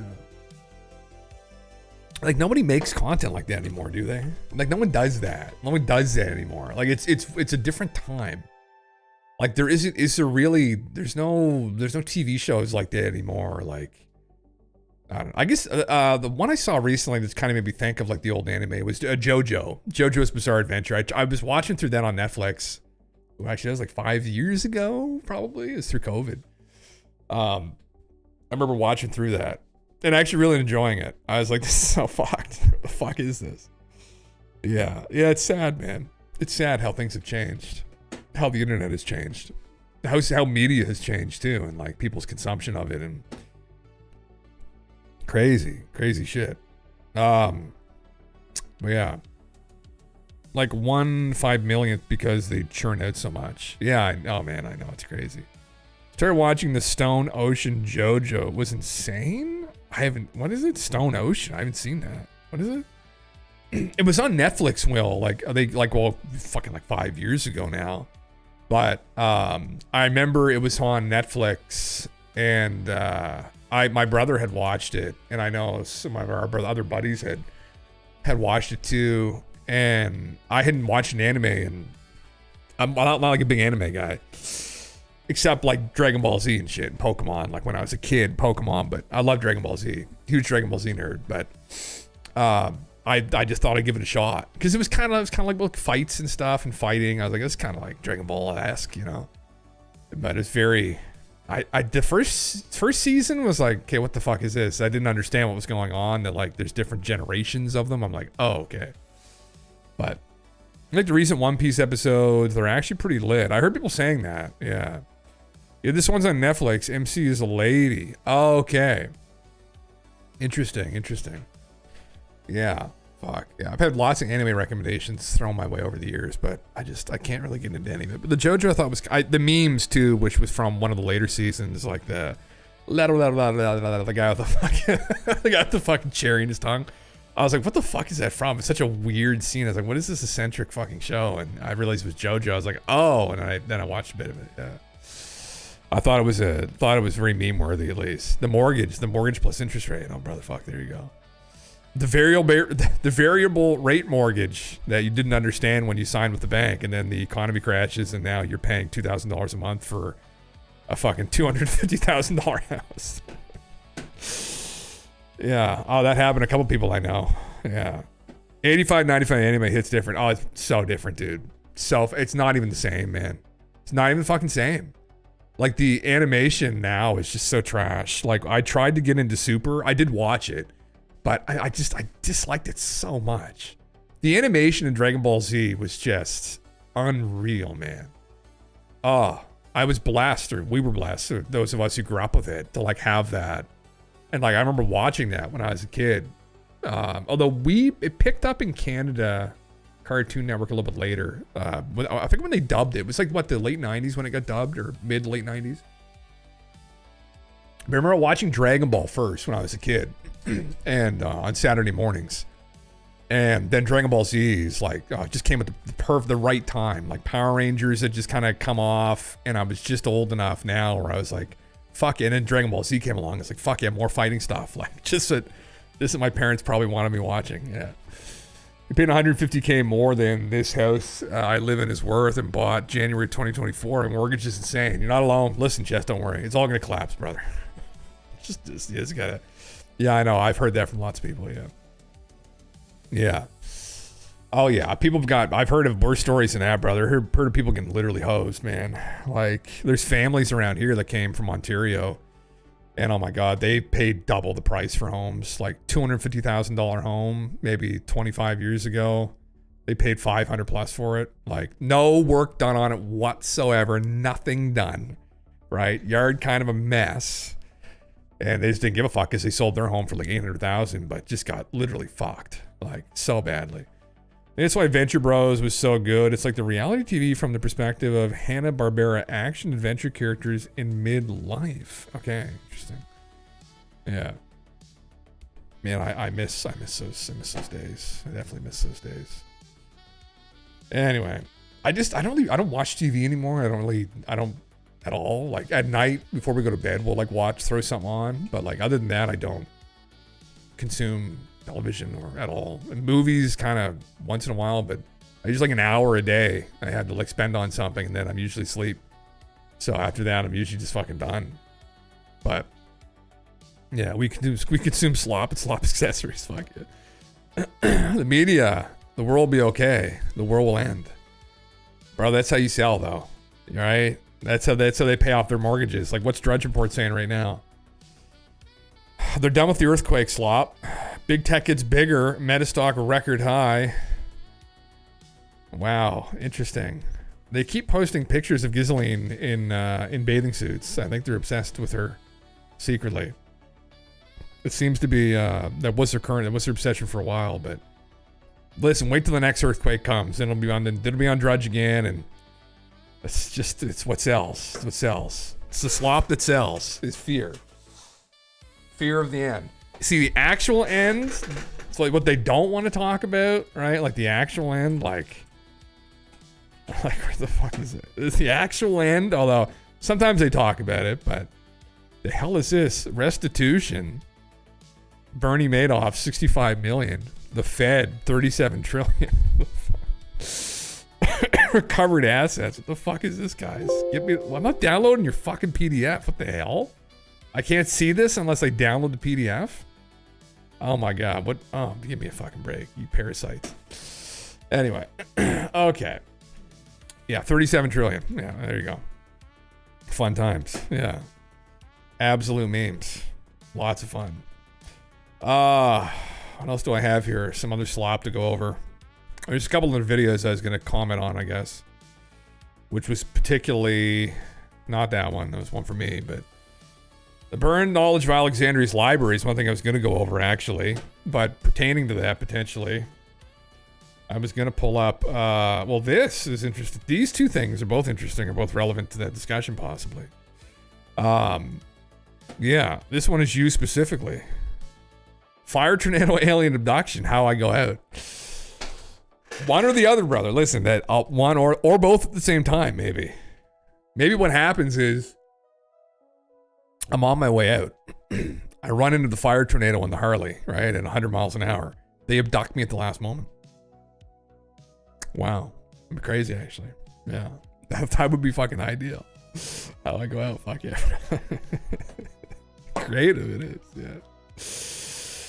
yeah. This is another giant meme that I found here. The abductions escaped from the tornado, baby boy. Yeah. Fuck, that's it, brother. Hundreds of skeletons. Look at this now.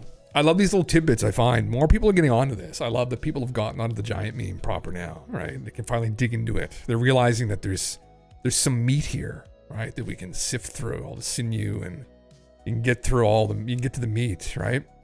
The skeletons show conclusively that these people were a race of giants with huge jawbones, large foreheads, and evidently barbarous habits. The San Francisco Examiner, San Francisco, California, Sunday, September 27th, 1891. Hundreds of skeletons, indications of a great battle near the Sweeney Mounds.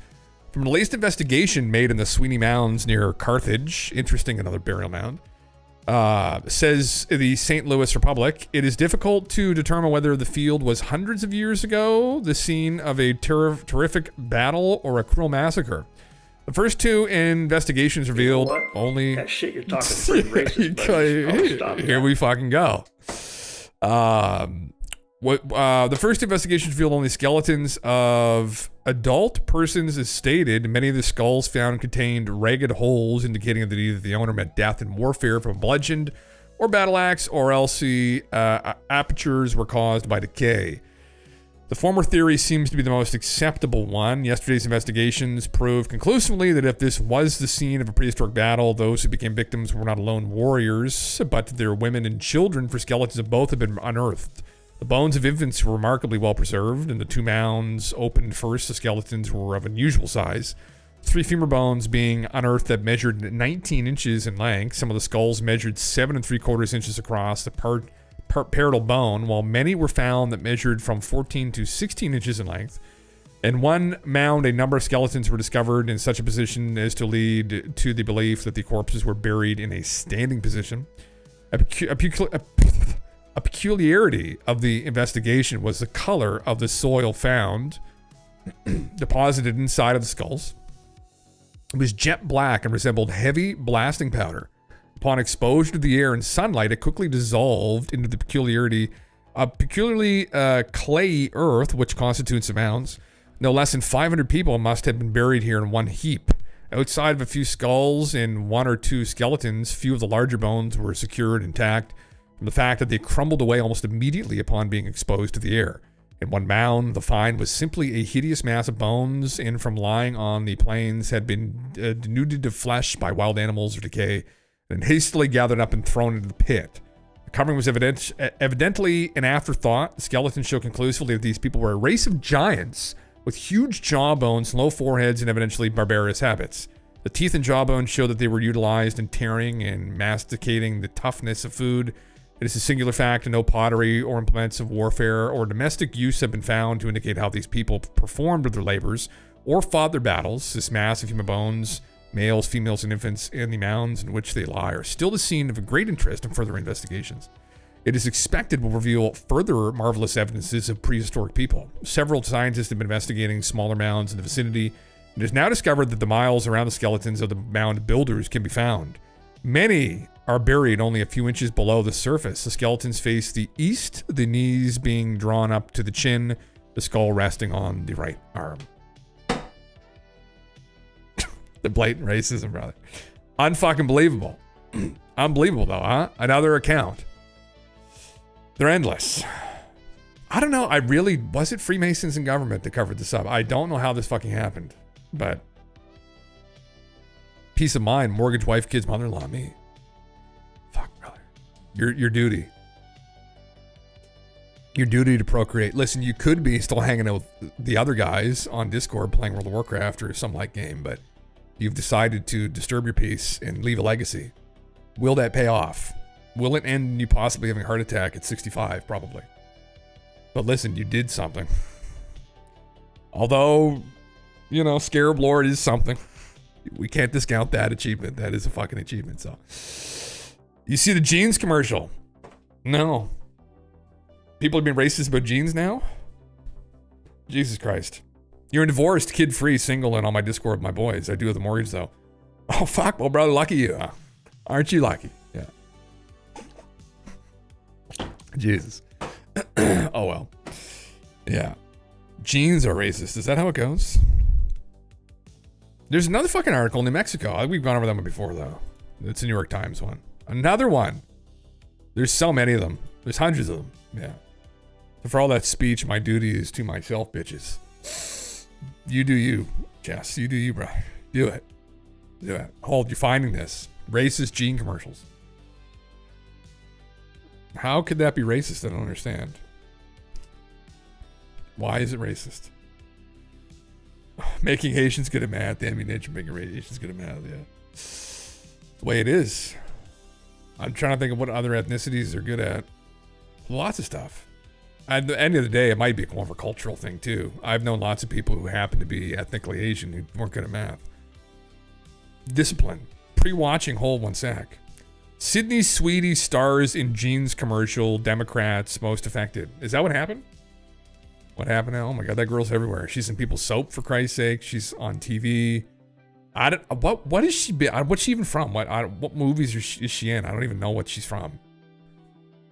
I don't consume media now, at least recent media like that. Like, how was she famous? Good looking girl. I mean, she was on Saturday Night Live or something. I don't know how did she become famous? Just model, or she's an actor, isn't she? I don't know. How did Mr. Beast become famous, I guess? You had to watch this. Start to finish. Okay. Okay. 2 minutes. Oh, it's only 2 minutes, not bad. Become a doctor. To become a doctor, you need kids' parents' expectations. Fucking Christ. Was that your experience, Jess? Is that your personal experience or no? Yes, I've heard that too from people. Same with, well, actually, there's tons of people, yeah. You can't skip around because it's the innuendo. I'm not here to tell you to buy American Eagle jeans. And I definitely won't say that they're the most comfortable jeans I've ever worn. Hey, your tits are hanging out, yeah. Or that they make your butt look amazing. Why would I need to do that? But if you said that you want to buy the jeans, I'm not going to stop you. But just so we're clear, this is not me telling you to buy American Eagle jeans. Sydney Sweeney, Hasbro Jeans. You see what I did there, right? Genes are passed down from parents to offspring, often determining traits like hair color, personality, and even eye color. My genes are blue. Sydney Sweeney, Hasbro Jeans.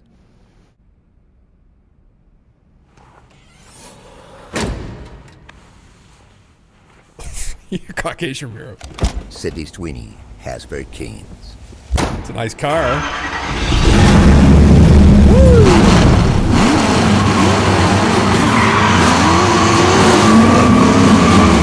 Now, if she actually did that, I'm impressed. Sydney Sweeney, Hasbro. That's what we've learned so far, okay, yeah. I can personally attest that I've ripped the crotch out of every single pair of American Eagle jeans I've ever owned. And I don't mean like in a couple months. I mean like usually after the first month, the crotch is gone out of them. I don't know what's happening.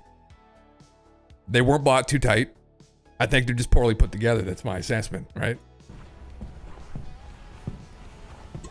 Hi, I'm Sydney Sweeney, and I'm from Spokane, Washington. I can work as a local hire as well, though, and I am available for the American Eagle jeans campaign shoot. Profile and hands, please.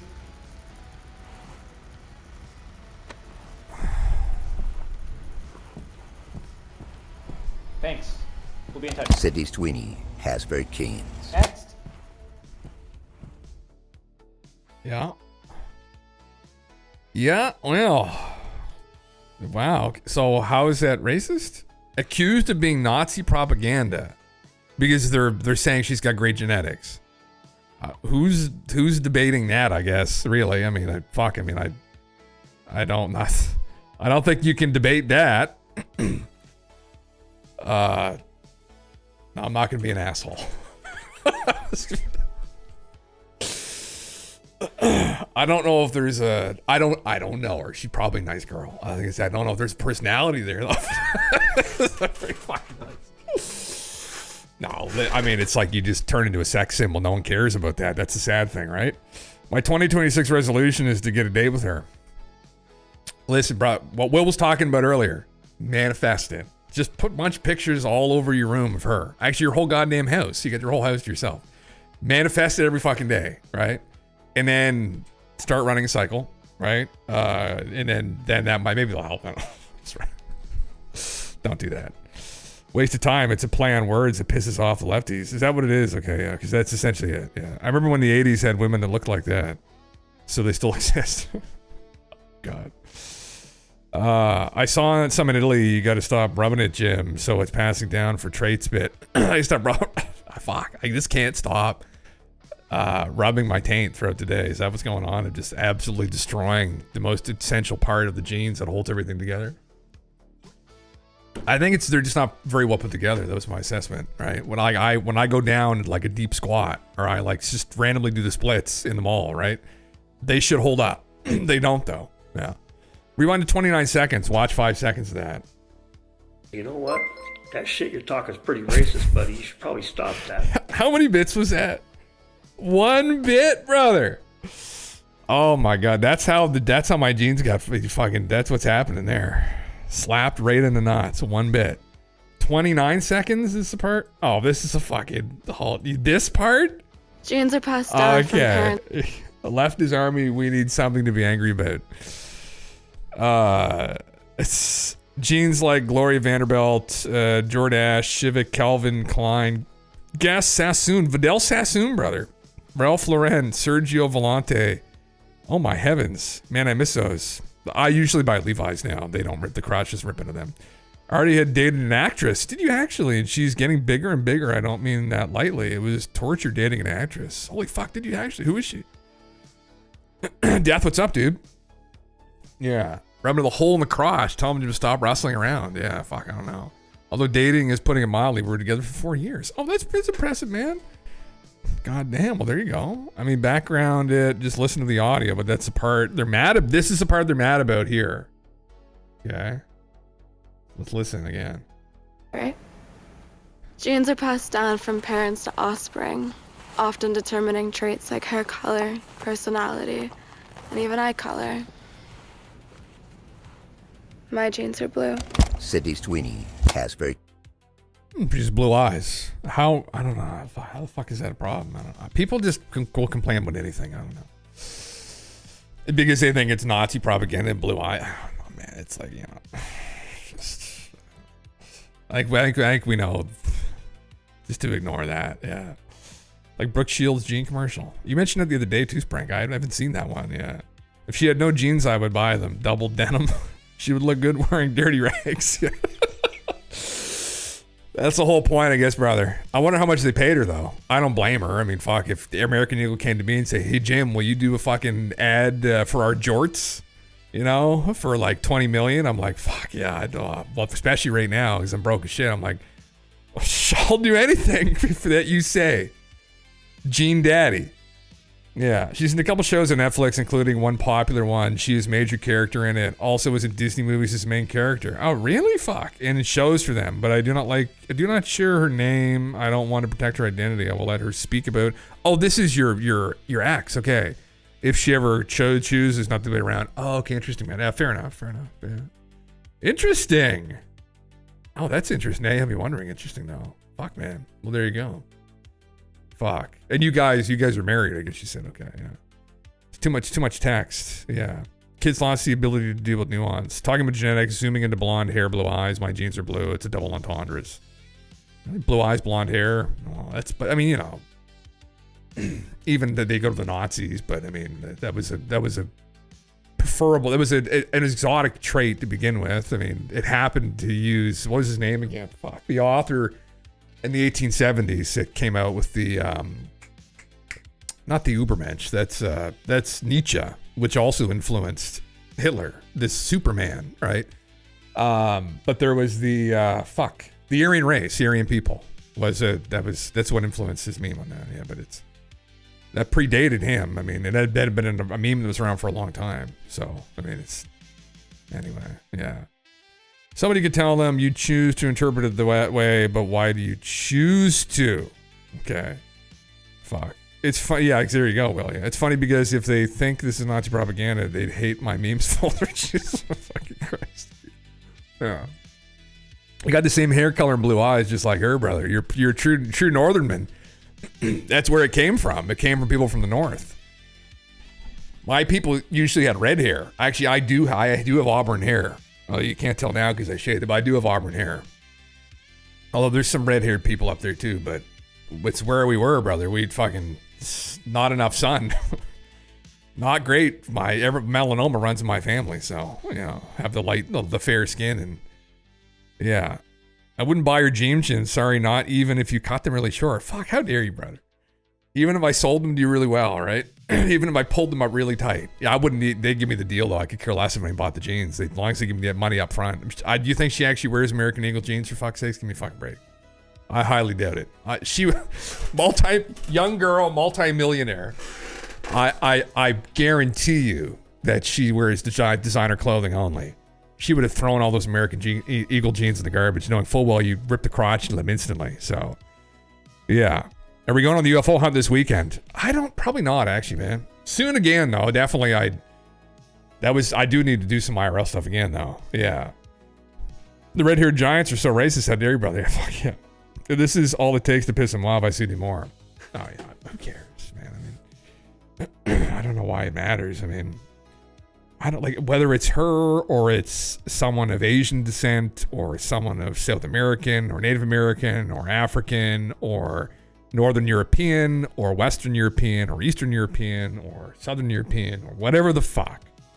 Not what we judge people on. It's just, it's who it is. That doesn't even matter anyway. Fuck, I mean, it is what it is. Beautiful people from all over. I don't know why people just obsess over stuff like this. They need something to complain about, man. It's just fucking annoying. I meet a lot of famous people being with her, really. And for one movie, I was on the set for 3 months with her and even was part of the movie because the director liked me. Famous director that made some of the greatest movies in the 2010s. But enough of my past, brother. You're teasing us. We need to hear more. At least the show that she's in, maybe. I don't need to name her. But that'd be interesting, yeah. Matters because of the anti-white narrative being pushed. All it takes to push back is this. Good. Yeah, I don't even understand that. I mean, that's fucking crazy, man. I don't even like using terms like that. Like, I think saying like white and black in terms like that about people, I think we need to move on from as well. It's not really a good way to describe people. Like, it's not specific enough. I mean, there's so much variance with all the different ethnicities. You know what? That shit you're talking is pretty racist, but you should probably stop that. Even the word racist is like, we're all the same race. We're all Homo sapiens, but people don't want to think critically about any of this. They just want to judge, right? They want to throw around slurs at people. It's just fucking... They just don't let the hate out in their heart. That's all they want to do. And you know what? I understand it. I do understand where they're coming from because times are tough right now. And we can either deal with the fact that there's a giant wealth extraction by a bunch of probably psychopathic elites against the general public, or we can just fight with each other. You know what? Yeah. That shit you're talking is pretty fucking racist, one bit. Probably stop that. Motherfuckers. Thank you for the total of 3 bits I've accumulated. God damn it. God damn it. As long as they pop those fat ass titties. Oh my fucking God. Stop that. Holy fucking Christ. I'll tell you one thing. I met Cameron Boyce and we all hanged out in a big group of the famous Disney show stars. And not long after he died. Oh, really? I didn't know who that is, brother. You know what? Fuck. That shit you're talking is pretty racist, but you should probably stop that. We might have to change that up to 1,000 bits now. Might have to be the 1,000-bit limit. Yeah. Fuck, American pennies. It's not even a goddamn penny. Isn't it less than that? How much is it? You know what? That shit you're talking is pretty racist, buddy. You should probably stop that. God. Oh, that's at least 2 though, brother. That's 2 is more acceptable. I could see 2 is. Yeah, 1 is just too low. It's too low. Yeah. You're gonna make the XQC alert, the 1-bit alert, really piss them off. Oh fuck, that one's really bad. That's listening to him describe anything really is sometimes frustrating. You don't see it because you live in a place where they have the same middle class culture, but when you and your culture is a minority where you live, Jim, you'll see it. Interesting. Yeah. Well, I mean, like right now, we've got oh my God, there's a lot of people there. I'm kind of retarded. Oh, brother, they're 50. Oh my heavens. God bless. But isn't that still 5 cents or something? Like, I don't understand bits still. I just know that one is not very many, yeah. What do the alien orbs and drones have in common with ancient pyramids and volcanoes? That's absolutely the worst one. And thank you, Aaron. But that has to be at least 100. I'm sorry. Anything less than 100, and I can't sustain him for very long. Yeah, that's 50 cents. That's 100. Maybe Felix Rando are like 1K. Thank God. No, I think can we push the JMES up to 1,000? Actually, that might be. 1,000 JMES, I think, is where it should be. I think 100 for JMES is a little bit low, honestly. The back of my brain started burning when I heard his voice. I don't see any Nazis. I just ignore people that say stuff like that and just assume they're fucking imbeciles. That's usually, yeah, obviously, they're out there, but it's like, man, there's so many stupid fucking people out there, like. That can't happen. Yeah. That is classic concrete intellect, programmed intellect. That can't happen. This is the only possibility. What I learned at school, what I read in the Daily Telegraph, what they taught me at university. That goes on for slightly too long as well. It gets slightly uncomfortable, but I do love hearing David's voice, I have to say. I never hear I cut his voice out of my head a while ago. How do I vote on this? The fuck? Why can't I vote on my own poll? What? Hold on. Oh, for fuck's sakes. I would vote no. I would vote no. Yeah. I would vote no. Yeah. Absolutely would vote no. Fuck. God damn it. With more commercials. Okay. Jesus Christ. Yeah. Take your money. Yeah. There, Jim. I've given you $2.75 New Zealand dollars. Oh my God. In the last 15 minutes. Holy fuck, brother. God bless. What's that equal Canadian? Is that about, that must be at least $20 Canadian, right?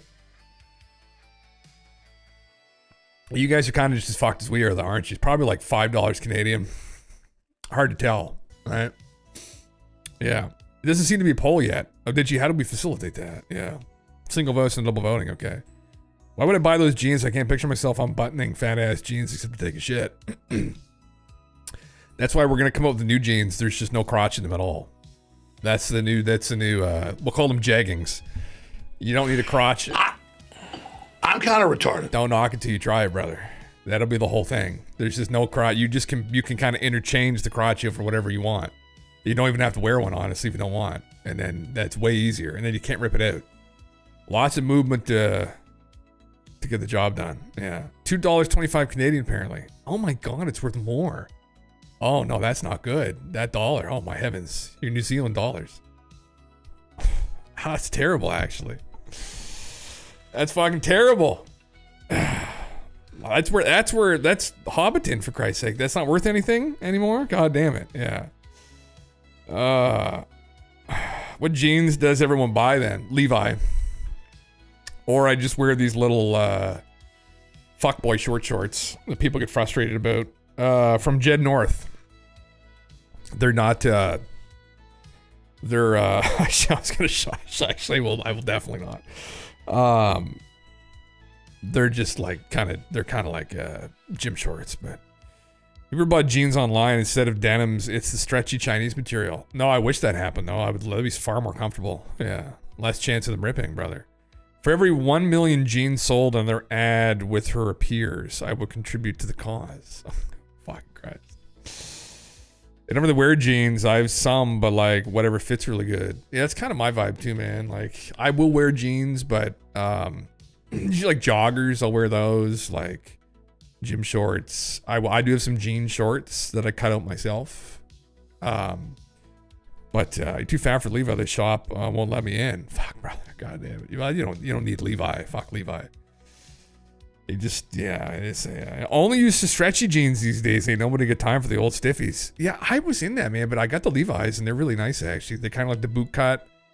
They're nice, actually. They're kind of comfy, I have to say. And the crotch is held up so far. So you buy Wrangler and Joe's, okay. Ain't nobody in here buying FUBU anymore. Fuck, I'm disappointed nobody's buying FUBU jeans. Holy fuck. Remember FUBU jeans? They still make FUBUs? Oh shit, they do. Oh yeah, brother. There you fucking go. Get a nice thick pair of FUBUs on you.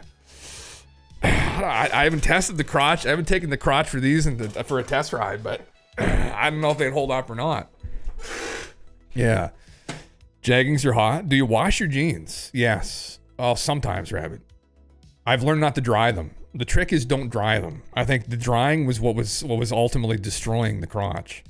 So I don't dry them. But I try not to wash them, actually.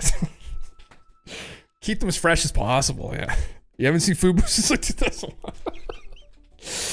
That's why I brought them up. No one wears them anymore. They're probably well made. You just catch a pair like, oh my, right on the ass cheeks right there, FUBU. God fucking, I would love to cut these into a pair of jorts. Right? You ever see these? How do you spell that? Jorts, jeans? Is that how you fucking pronounce? Holy fuck, men's. I don't trust Brave search, even with, but a couple times here, even with the fucking safe search on, that we got some results that, no, they're not short enough. That's like the, oh Jesus Christ. That's about the look. Cut the FUBUs about that short, right? And then get in that good shape. See, that's the trick to all this, though, is that it doesn't matter what you wear when you're in that good shape, but cut the FUBUs that short, leave the FUBUs right in the ass cheek. Yeah. That's what I fucking do. Yeah. Why the fuck not? You know? God damn. If you hear about jeans online, and instead of denims, there's a colony of angry killer bees all hopped up on filthy Chinese methamphetamines. That'd be a real big surprise, actually. Hugely popular in Denmark in the 90s and early 2000s for the FUBU. You remember FUBU? Yeah, remember when you used to cut the lower part of the old jeans to make a pair of shorts? I just did that not that long ago, brother. I was wearing them not that long ago. Yeah, not quite that short as that other gentleman's, but yeah. Yeah, fuck, man. They are fucking classic, yeah. You're rocking Bugle Boys? I used to like my Pepe Stone wash jeans in the 80s. Interesting. Why is the tag of that man in jorts military muscle man?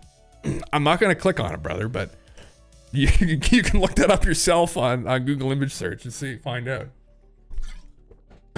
Almost always in those kinds of scenarios, it's usually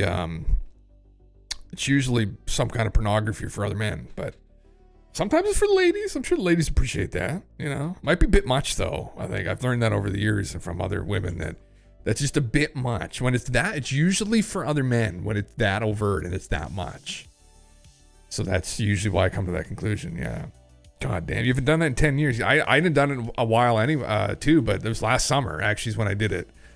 It was last summer, and I just found the pair that I cut out, and actually they're quite comfy. They weren't FUBUs, so that's disappointingly.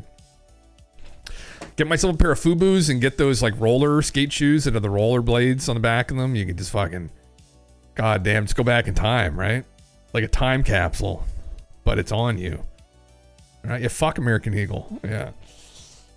Have you ever bought jeans online instead of denim? It's a skeleton of an 8-foot tall red-headed giant taken from a burial mound and then tossed in a river by the Smithsonian, and its hands are holding a sign saying, "If you see this, you are a heckin' racist." No, well, why don't we? Where can I order this, brother? Yeah, I would love to order that. Yeah, not all of us have your search history, Jim. That's fucking true. Not all of you would want to have that, actually. Some of you might enjoy it, though. But not all of you should have it. That's the thing, yeah. This is the title of Tim Pool's stream. GOP councilman doused in gas, set on fire in Virginia, suspect in custody. What? What? Is Tim making shit up now for clicks? Getting frustrated that Asmongold's getting more viewership than he is.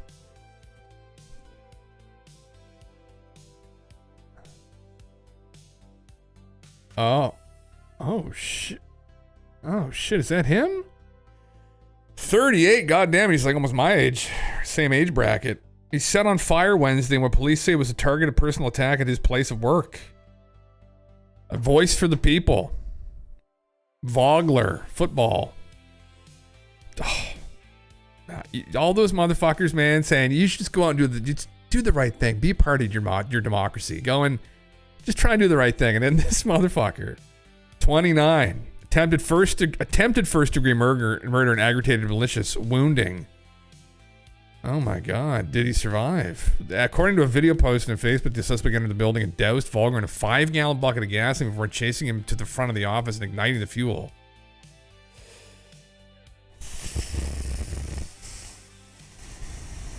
Oh my God. Lovely. Tab out to Sydney. I'm okay with that.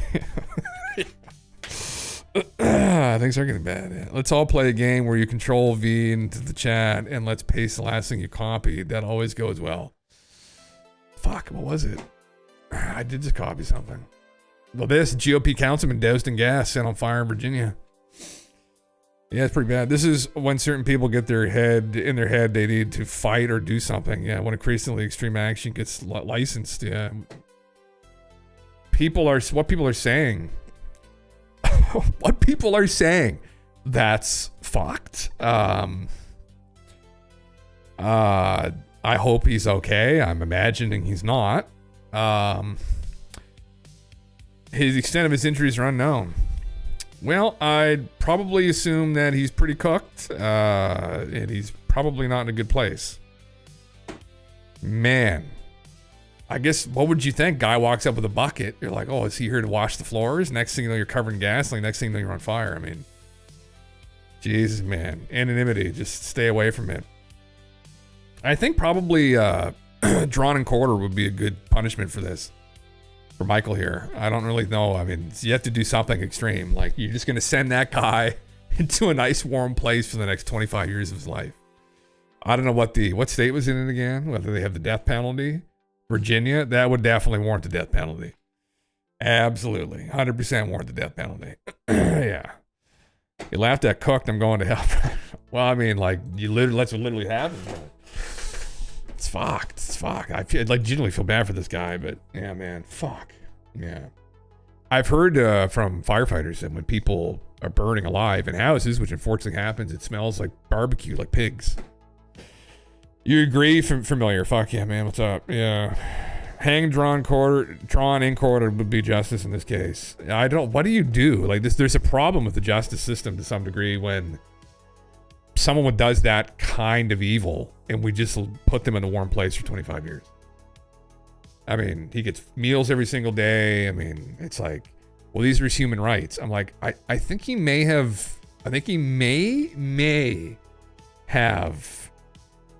ripped up that agreement with civilization, right? Now, not saying he shouldn't be treated humanely until convicted, but after that point, I think probably we either just send him off to the other side of the adventure, or we just drop him off in the Arctic Circle with the polar bears and let nature and God take care of him.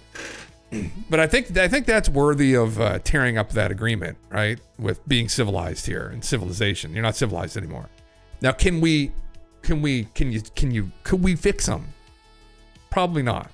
I don't know why would you even bother trying to fix someone that did something like that? Same like that guy who abducted all of the prostitutes in Canada, brought them to his farm, tortured them, raped them, and then after he was done with doing those horrible things, cut them up and ate them. Thankfully, somebody, I think, beat him to death just as he was about to get out of prison. But like, what, we're gonna rehabilitate that guy? Fuck no. Like, he's gone. He tore up his agreement. We're not gonna try and even dedicate any resources. It's goodbye, see you later, get him the fuck out of here. Yeah. U.S. taxpayer gets the privilege of paying for it. It's crazy, man. It's not ethical. And anyway, wait. I have an amazing thing for you to look at right now. Speaking of politicians, one sec. Okay, brother. Australia, that man. Well, man, like, the problem, Will, though, is all those motherfuckers survived, I guess. You know? You could do the Arctic Circle. I think, really, the kindness you could do to somebody that does something that horrific is just the death penalty. Trying to choose my words carefully here on Twitch. I think ethically, that is really the only, because we have to consider too, really not just this guy's well-being, which I'm not too particularly concerned with. We have to concern ourselves with the well-being of other citizens that will inevitably be around him if he gets sentenced to 25 years. Because if he gets sentenced to 25 years, he's going to get out at some point. And then you're going to subject people to him. That's not an ethical thing to do. Because that's such a violation of that civil agreement. Because we're living in civilization. You tear up that agreement when you do something like that. That's that bad. Same with pedophiles, honestly, same with like rapists, people like that. Those are acts that I do not think you can be rehabilitated from. I think if it's bad enough, and a lot of those things constitute that. Things like murder, second degree murder, first degree murder, he was get in a fight, you kill somebody, whatever. That's a slightly different. But obviously, depending upon the circumstances, this is my personal take on it. I don't know. As somebody who enjoys ethical discussion philosophically, it's kind of an ethicist, an aspiring ethicist. Gonna work on my dissertation. I don't think we should be letting those motherfuckers go sleep in a warm place. I don't think it's a good argument, personally. It is civilized to eliminate these individuals by any means necessary. Yes, the Old West recognized that 2% of the male population each generation basically had to be eliminated.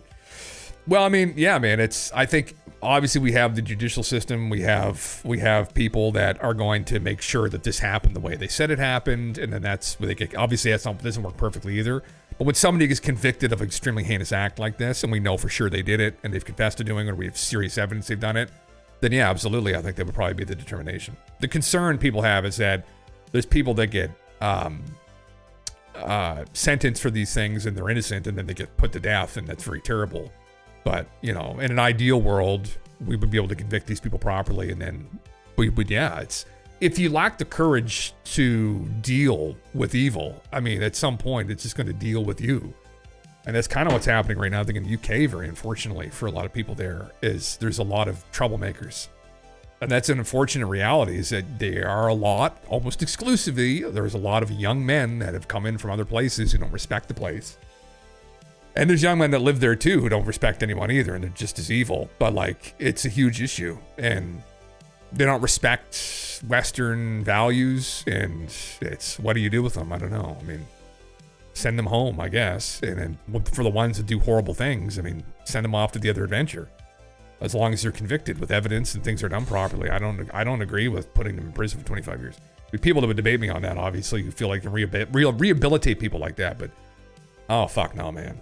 Not people that are this bad. Yeah, I think the death penalty is a bit harsh. He didn't kill the other guy, but he needs to be melted and forced to stay alive. Jesus Christ. You'd rather just kind of slowly melt this guy. We're not gonna kill him, but we'll slightly melt him. Put him in the microwave for 45 seconds. 45 seconds would be enough to slightly melt him. Okay, so here is the wiki. Okay, if he set George Soros on fire, I'd be more empathetic. Context is very important in death rates. True though, brother. But that's exactly, we don't know what this guy did to him. Maybe the other guy abused him his whole life. I have no idea. Still though, just doing it that way. Eric Mays, he's an American auto worker, union organizer, politician. He served as a Flint City Council member. And then, this is it here. What happened? You have the floor, do I? Yes, you do. Sitting on that board, you're supposed to listen to everything going on.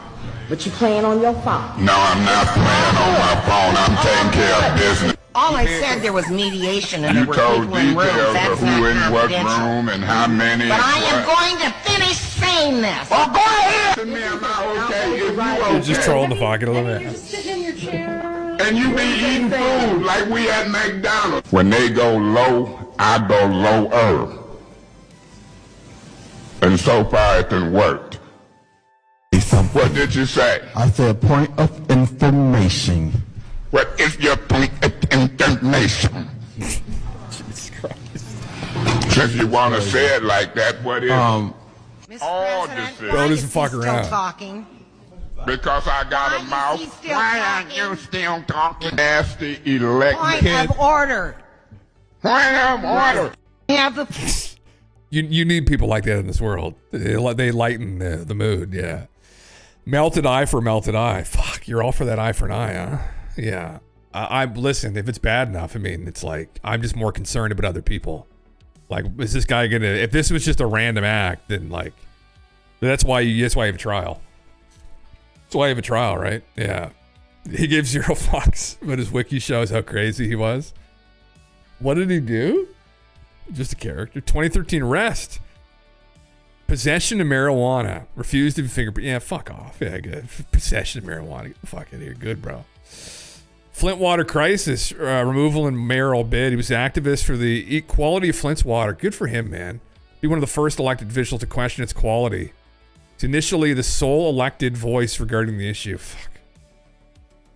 The only person there with any true fucking courage, man. Fuck. There's so many... Oh, God. So many virtue signalers that end up in politics. Good for him, man. 2015 arrest. He was not a member. Been discussing grass cutting in the city. Oh, my heavens. Became increasingly irate despite attempts to bring order. Okay, so they removed him they had to remove him. Laptop pawning. He admitted to pawning a laptop issued to him by the city for $100. I need to buy some more weed. Fuck. I mean, who gives a fuck? Yeah. God damn. It's just a character, man. Oh, he died too. That's sad. He's 65. God damn, man. Bold and courageous. Bold and courageous. As he should be, man. Good. Fuck. Need some wild men around. God damn. You need to fuck balance it all out. We need a state-sponsored jackass where she shoves convicts into bushes in a shopping cart, staple the balls to their leg. Jesus Christ, yeah. No, he wasn't Edge. He wasn't at all, man. No. He was someone over after the truth, honestly. Just kind of a wild guy, man. It's the thing. Like, it's the unfortunate thing about civilization to some degree sometimes is people get a little bit too complacent or a little bit too civilized, especially when things start going sideways. And obviously be careful how I word this on Twitch, but you know, there is a time and a place for people to get together. Now, not to necessarily have violence, but to be completely honest, there is even a time for that as well, if the things are deeply compromised.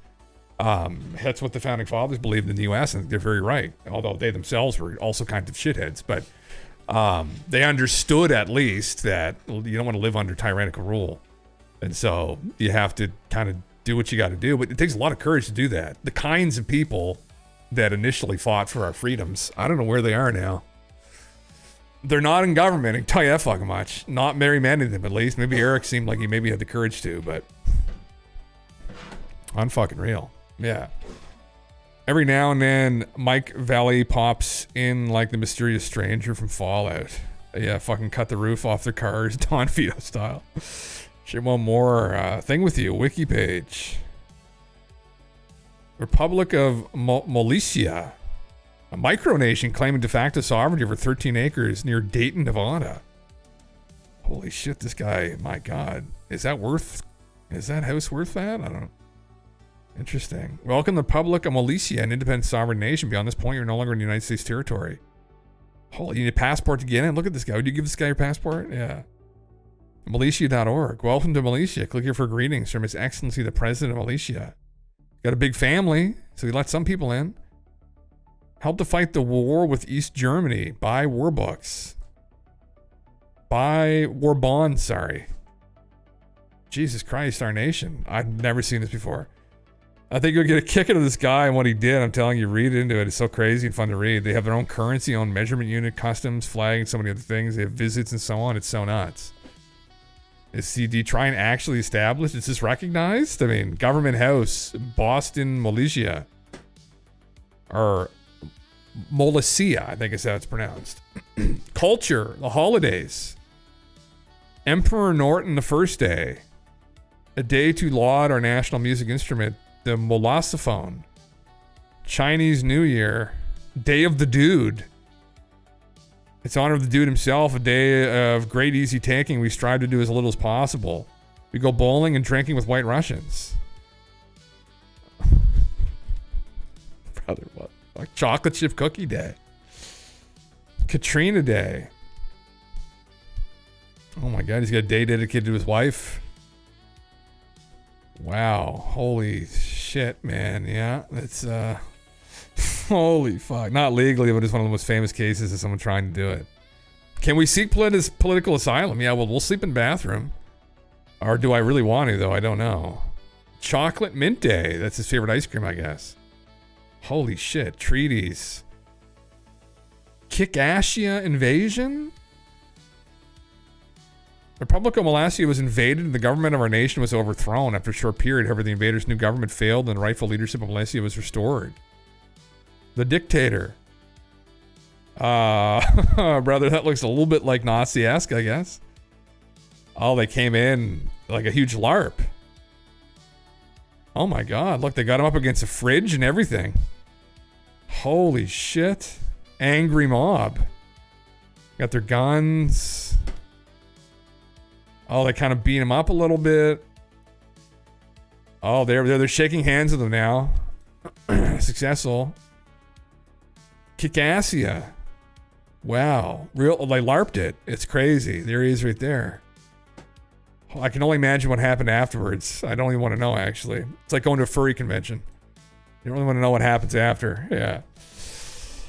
Animals buffering. I don't know. It's a good question. Am I? Is the lightning finally started? Is that what's about to happen? No. Yeah. What's going to be social policy of Russellshire? The whole place will just be a giant grow up, brother. So I don't know. Fuck, they're not really going to be any. Well, no one wakes up before 8 a.m. That'll be like, no one's going to wake up. That'll be a literal fucking rule. No one wakes up before 8 a.m. Like, just fucking no. Like, just sleep in. For Christ's sake, just sleep in. We'll be up late enough anyway, every single fucking night, that people won't be up that early anyway. But people will probably be far too hungover. But yeah. They're in the desert. What else are they going to do except make their own full-blown country? Go to the government. Go on government information and statement of sovereignty. Tells you a bit about it. Government information. Statement of sovereignty. It's a sovereign state. Has been since 1977. We entitled the rights of a sovereign nation, which includes participating in all the international organizations and maintaining normal diplomatic relations with all other sovereign states. Article 1 of the 1933 Montevideo Convention of Rights on Rights and Duties of States defines a state as possessing a permanent population, defined territory, government, passing into the interrelations with other states. So they technically they could be. He's very cleverly kind of playing around with the law, and yeah. One of the greatest powers that a nation possesses is the right to exercise inherent sovereign authority over its members and territory. It pledges itself to the maintenance of our national sovereignty. Oh my fucking god, man. Everybody gets asylum, but they have to wear American Eagle jeans for a month. Oh my god. If you rip the crotch out of them, then you're exiled from the community permanently. Yeah, that's yeah, he meets all the criteria except recognition by other states. Yeah. Rule number 2, no racist genes allowed. Fuck. Yeah, no, that's you have to, or you have to rip the crotch out of them, maybe. Yeah, no extradition to the U.S. We don't compromise with terrorists. Yeah. Fuck. This is it here. This is their own measurement system. Oh, this guy is extremely insane. Yeah. What? Sorry, what does 1 inch equal? 1 micronorton. Interesting. 1 Norton, 1 Royal Norton, 1 Fenwick, 1 Grand Fenwick, 1 Sims, 1 Pardor. I was gonna say if the inch is like some, if 1 inch equaled like 7 micronortons, I would like, brother, or even like 2 micronortons, I'd be like, brother, come on now, what are you trying to do here?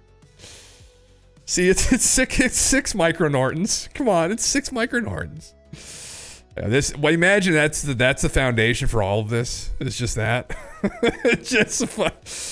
just a measurement system. You just had to have just to kind of say he has 6 micronortons. All right. And it equals, it's 2 inches. 1 micronorton's 2 inches. Fuck. Give me a break. Yeah. He's having fun with life. I guess that's exactly it, man. Yeah. Equivalent to the length of the president's hand. Yeah. Holy fucking Christ. Yeah. There you go. Holy fucking shit. What an absolute meme. God fucking damn. Yeah. I'll leave a newsletter too. You want to visit it one day? Man, fuck yeah. I wonder if he'd let you in. God damn. Oh my fucking god. Okay, this guy has to be like slightly insane. Like there's just no way you consistently do this time and again. Even as a joke, like you have to be like slightly nuts. God. He's got a whole thing about COVID-19. Rebounding and ready to get back to work. Oh, fuck, he was in the hospital for it. emergency room recovery. Imagine having the king in, the king of the fuck's the place called again? Molashia coming in. Oh, he's got his trains and stuff working on the railroad. Yeah. Interesting. He sells lip balm. Wow. The Malashian Navy. Yeah, maybe it's just kind of fun more than anything, though. I'm kind of reading through it. He seems maybe he's not too insane. Yeah. They did generate a comedy out of it with the shops and tourism, so it sustains this extremely tiny town. Yeah, maybe what sustains this town. Fuck, brother. Who knows? Yeah. Gymnadia. God damn. I enjoy Russellshire. I would love to have like a little shire at some point. It'd be so fun. We can bake sourdough bread and drink good beer, good wine, have good malt liquors and lots of weed. And have nice cigars too. We'll have someone growing tobacco.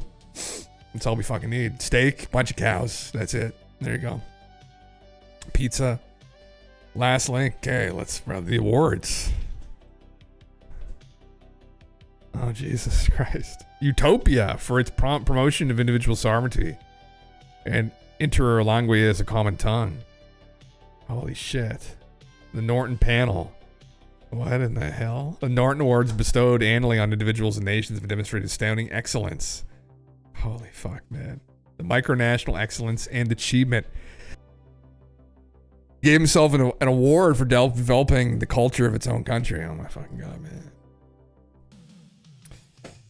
Jesus Christ. Well, you know, what can you do as an eccentric? I mean, all kinds of things, actually. You could start your own nation, right? I mean,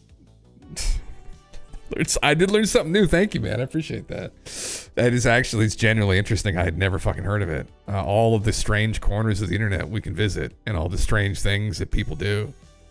God damn. Oh, 7 inches is 1 Norton.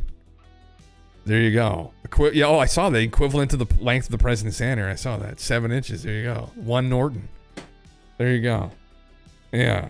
You're welcome. His delusions of grandeur. He's out there. That's for goddamn fucking sure. What a spicy meme. What a particularly spicy meme. Oh, that's really fucking interesting. God fucking damn it. Oh God. Yeah. What the fuck did I have? Oh, you're going for this. Where the fuck did it even go? Oh fuck, whatever. It's too late now. It's too late now.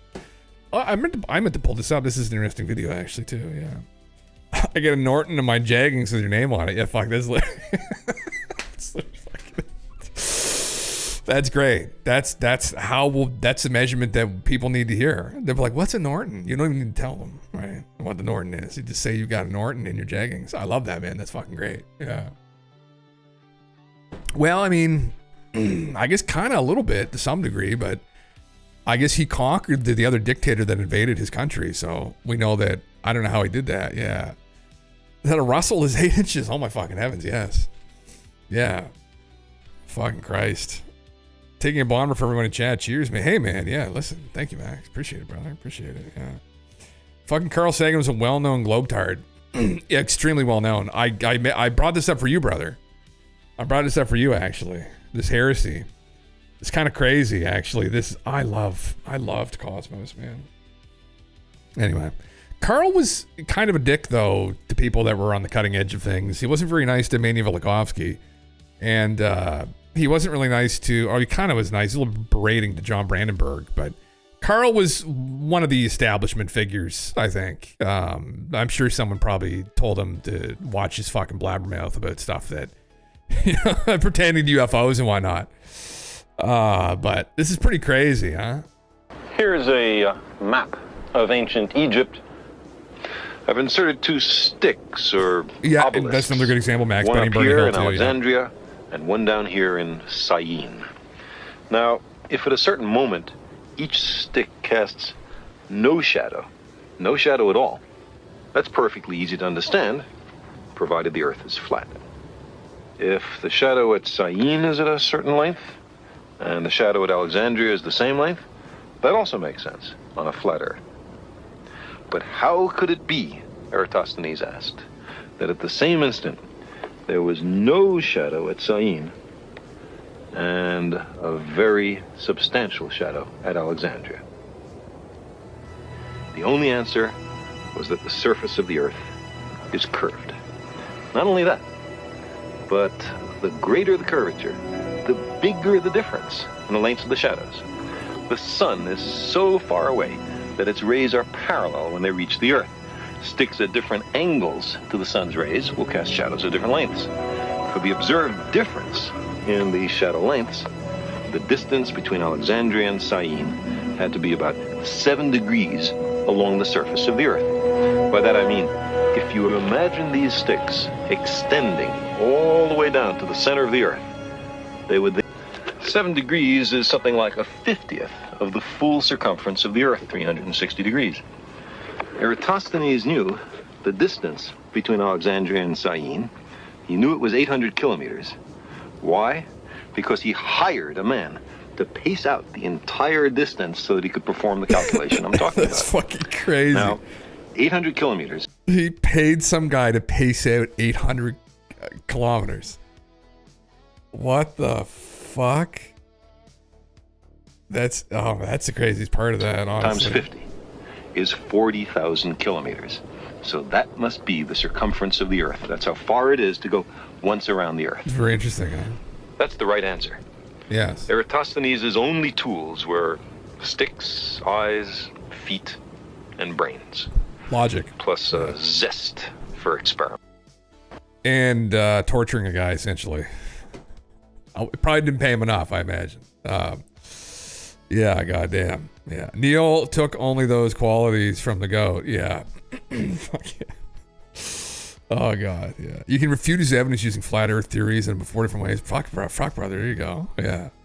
They have answers for this. I'm sure they do. I'm sure they do. Yeah. I forgot to tell you, the basic unit of currency in Malaysia is the Valora, plural Valora, which is divided into 100 futros. The Valora is linked to the value of Pillsbury chocolate chip cookie dough. 5 Valora having equal value to 1 tub. We're literally rolling in the dough. Holy fuck. Wow, that's pretty crazy. It's crazy, yeah. Damn. Making me feel dumb. My brain is breaking that message. Jesus, $0.8. What a crazy guy. What an actual fucking crazy guy. I mean, is he still alive, actually? Even if the financial system is more true than Americans, backed by something rooted in reality. Yeah, it's true. It is, though. It's not a fiat currency, yeah. Yeah. The Americans' currency is currently backed by the size of their dick on the global scale. Although that's shrinking with day by day. Dawn was trying to fix that, but it's continually shrinking, so. All I read was that you can coax Futanari with cookies. Oh my fucking God, can you? That's crazy. It's pretty crazy. We should have an alert when a flat earther comes in chat. We could set it off right now. We've got one in here, actually. We've got how many globetards right now? We've got 26 globetards in here. God damn it. There was a guy who was coming in here for very early on. I don't know. This is like maybe like a year and a half ago, and like there weren't many people in here at all. I forget what his fucking name was now, but he was like he was 100% serious, 100% serious. Like he was a flat earther, and I was just like, brother, no. I was like, brother, no. No. And I don't ever hear the most compelling argument that could drive someone insane again. You can invoke the great deceiver, or because you really can't refute that actually, which they never use, of course, because they don't want to critically think about it. But that's one thing you could invoke. But even that is like, you know, people aren't really going to spend a lot of time on that who are like material scientists. But yeah, fuck. He there was one day where I think I just kind of he was trying to meme on it. I was like, brother, no. Like we just kind of went over it, and then he's never came back. I think he saw the conspiracy tag. He's like, oh yeah, Jim's all put that flat earth. I was like, brother, come on now. Like, yeah. I mean, we know it's flat, right? We guess it is flat. It's linked to the value of Pillsbury. Yes, Max. Yeah, that is what it is. Yeah.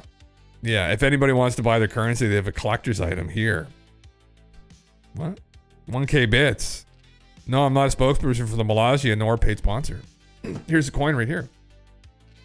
So if I send him a tub of cookie dough, will he send me money back? Like if I send him a tub of it, he'll send me a bunch of coins back. Why the fuck not? That'd be a funny thing to have around, huh? Get a big tub of it. Right? God damn. We can find out. Fuck, I guess you could find out. You add to cart. 50 Valora coins. Presidential wedding commemorative coin.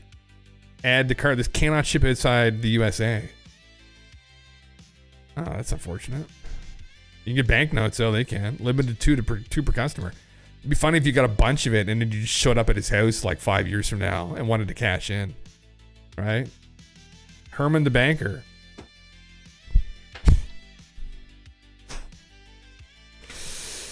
Fuck, man. Imagine if this is your dad. Like, listen, there's a lot of scenarios we've probably grown up in, but imagine you grow up in this. You're like, Dad, how much time are you spending on this again?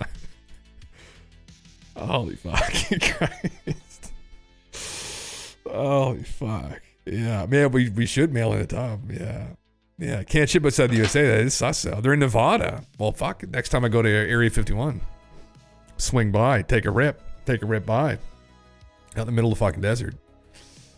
Shit. Yeah, it's unbelievable, man. Well, listen, some of you guys in the States, girls in the States, hit them up with a thing of cookie dough, see if they'll send you some coins. This could be worth something someday, right? All those historians talking about, countries on the map, you're like, there's one you don't know about. There's one you've forgotten. There you go. How many Canadian dollars? Canada dollar. Oh, what, 0.6? Wait, no. Where's the fucking... Oh, fuck. It's just a basic currency converter. Okay. I was going to say that's a euro, for Christ's sake. Yeah. What if aliens come and land in Molossia and this is how they learn about Earth? Oh, that's what this guy hopes for, I think, brother. Yeah. Yeah. I know, but your mother made us sign those forms and the United States took our passports and here we are. Yeah. Some people thought this was some joke. I was not understanding. Wild, amazing. Well, that's still up for debate, I guess, brother, how much of a joke it is, but there's only one way to find out. And the only way you're going to find that out is if you get a tub of cookie dough and you send it to him. It's the only way we're going to know. So you're going to have to do that. And then if you get the money back, let me know. Let me know. 271 times. Jesus Christ. Yeah. So the civil disruption began in Molossia. God damn. Yeah. Legally, it's not a recognized country, but every other way, it's real like a country. They have visit days. Interesting. Interesting. I mean, yeah. Well, like a lot of countries around the world, I wonder if it can be toppled. It could be toppled. You have your own intelligence operation and topple it, right? Interesting. Did they have an embassy there, actually? Do they have a Canadian embassy? Parts of the house are for different countries, like the bathrooms for Canadians, yeah. Chat can invade, we could. Yeah, I mean, you haven't heard of the invasion of Kikassia. Well, yeah, we just saw it. Yeah, man, we just saw that. Yeah, we saw the Kikassian invasion, yeah. We may have a large enough army. Yeah. I know for a fact you could get this president on the show. I probably could, actually. Would that be a meme? Where's thing again? There's probably contact, right? Contact us. Oh my God, there he is right there. Find us in Google Maps. Brother, how about I find you in Google Earth? Is he in a trailer park or where the fuck is he? Wow, 600 reviews. Republic of Molossia. Opens on Saturday at 10 a.m. He's only open on Saturdays. Wow. So it's like literally just his backyard. How fucking far away from Vegas is he? Oh, he's a ways away. He's right on the border of California. Yeah, that's a beautiful spot up there. I wanted to go up there. We didn't make it up there when I went last. Yeah. God damn. Is Red Rock Canyon that close? Okay. Shit. Well, listen, I mean, fuck, you flying to San Francisco, take a rip up there. Do it up. Yeah. Platoon of Island 49. Yeah. Might need to find him on Google Flat Earth. Yeah. God, we do need to go from 0 gas to at least 1 yes. Do they? We should actually. Let's make an amazing IRL stream. Oh God, pizza, another Malaysian favorite. Lasagna. Poutine. Borrow from our Canadian neighbors. Oh, you can have that. You can have that. Loco Moco. Interesting. He's got shepherd's pie. Spaghetti and meatballs. Cookie dough fests. Oh, God. Also competitors wanting to outshine Mollassia. War history. The beginnings. Mustachistan? Situation heats up.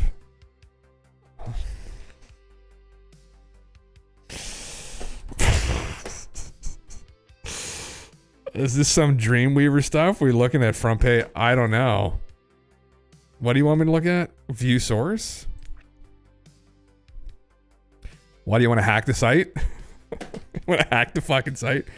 Jim finally opening a deep underground military base underneath Area 51. Oh, this guy. I've seen this guy.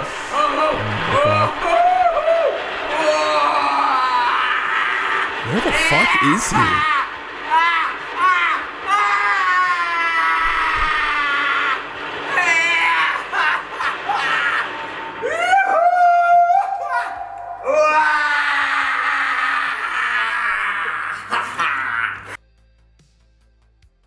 I think there is something going on with that boy. There is something going on with that boy, isn't it? Or is he's not just memeing, I don't think. Yeah.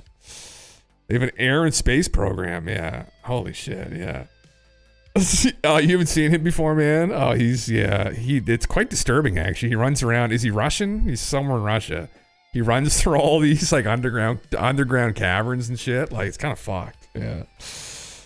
The Matrix is woven like a napkin. We could all be Neo. Holy fuck. Neo, what's up, dude? Yeah. Oh, they're doing rocket launch. That's kind of cool, actually. That's kind of cool. Cool, huh? Setting off. Oh, that's a fun part of the desert, man. Doing shit like that. Fuck. Whole rocket beam there. The Pegasus. Oh, that's cool. It's pretty cool. He seems probably like just a kind of eccentric, funny guy. Yeah. They do an annual festival called Microcon. Oh god. God damn. We could all be Neil, but it looks like we're waiting for something. Yeah. Desert Blast Fight. Yeah, man, exactly. It reminds me of Lazario in the desert. Like, that's a big meme, yeah. Summit at Sea. Dayton Valley Days. It's just, probably actually, you know what? I take that back. The kids probably had a lot of fun here.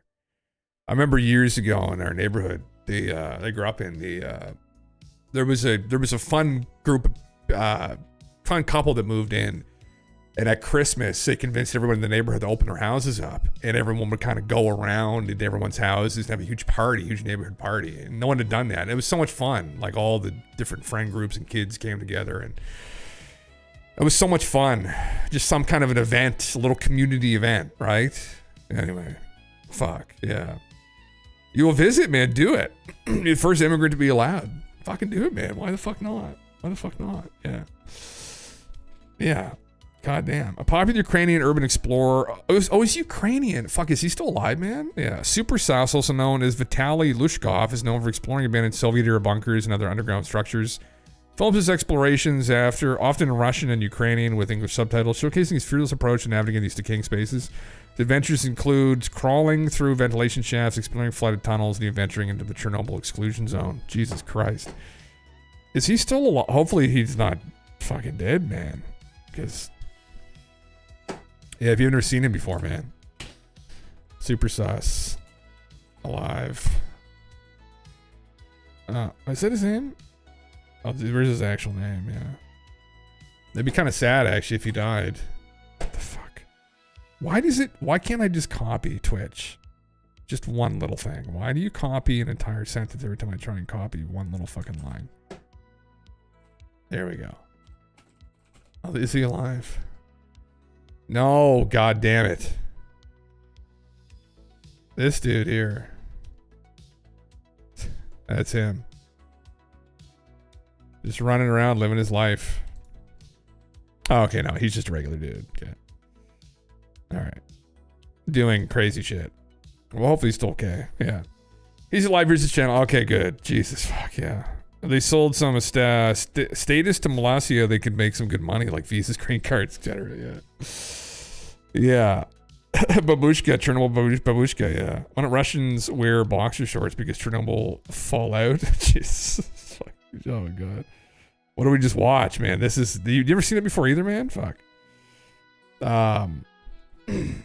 Secret cave under church. Okay, he's still kicking. Okay. He's got a big YouTube. He's got 2 million subscribers. What the fuck? Holy shit, he's super famous, yeah. Oh, he said, oh, good for him. Okay, I'm glad he's okay. Fuck, if you're from Ukraine, Christ, so many people will be fucking dead. Goddamn. Well, anyway, listen, guys. I think we might just call it there. But thanks for coming around, everybody. Hopefully everyone enjoyed the memes. Chess, thank you for that. The details on that little unknown country, brother. Yeah, that's very, very interesting. Yeah. That's like Peter Daughtry left child. Jesus Christ. Warp, dude. Everybody else watching, listen, thank you for coming around. Yeah, listen, more memes tomorrow. I'll be back on to cover some other stuff here we didn't get to. And as always, stay safe, everyone. See you later. It's 7 in the evening and everything is fine. I'm not expecting visitors, so I can stream all night. I'll take my stream deck out from where I'm playing Fortnite. We'll play until the morning. At 3 a.m. we hear him again from the sound of the submarine. It's Jim Russell, the commander of Island 49, the guardian of the ancient keys, the keys of Atlantis mysteries, Atlantean secrets, the keys. My dudes, let's follow in order to let go. Distorted echoes, the mysterious magnetic fields. Atlantean seas, Atlantean seas. We have to swim through the ocean, the periscopic deception. Ancient doorways that tremble before the subterranean castle. He calls us, my dudes, robots and erudites. 'Cause at 3 a.m. we hear him again from the sound of the almond shells. It's Jim Russell, Union leader of Sorceric Knights. And he parts in the breaking dawn.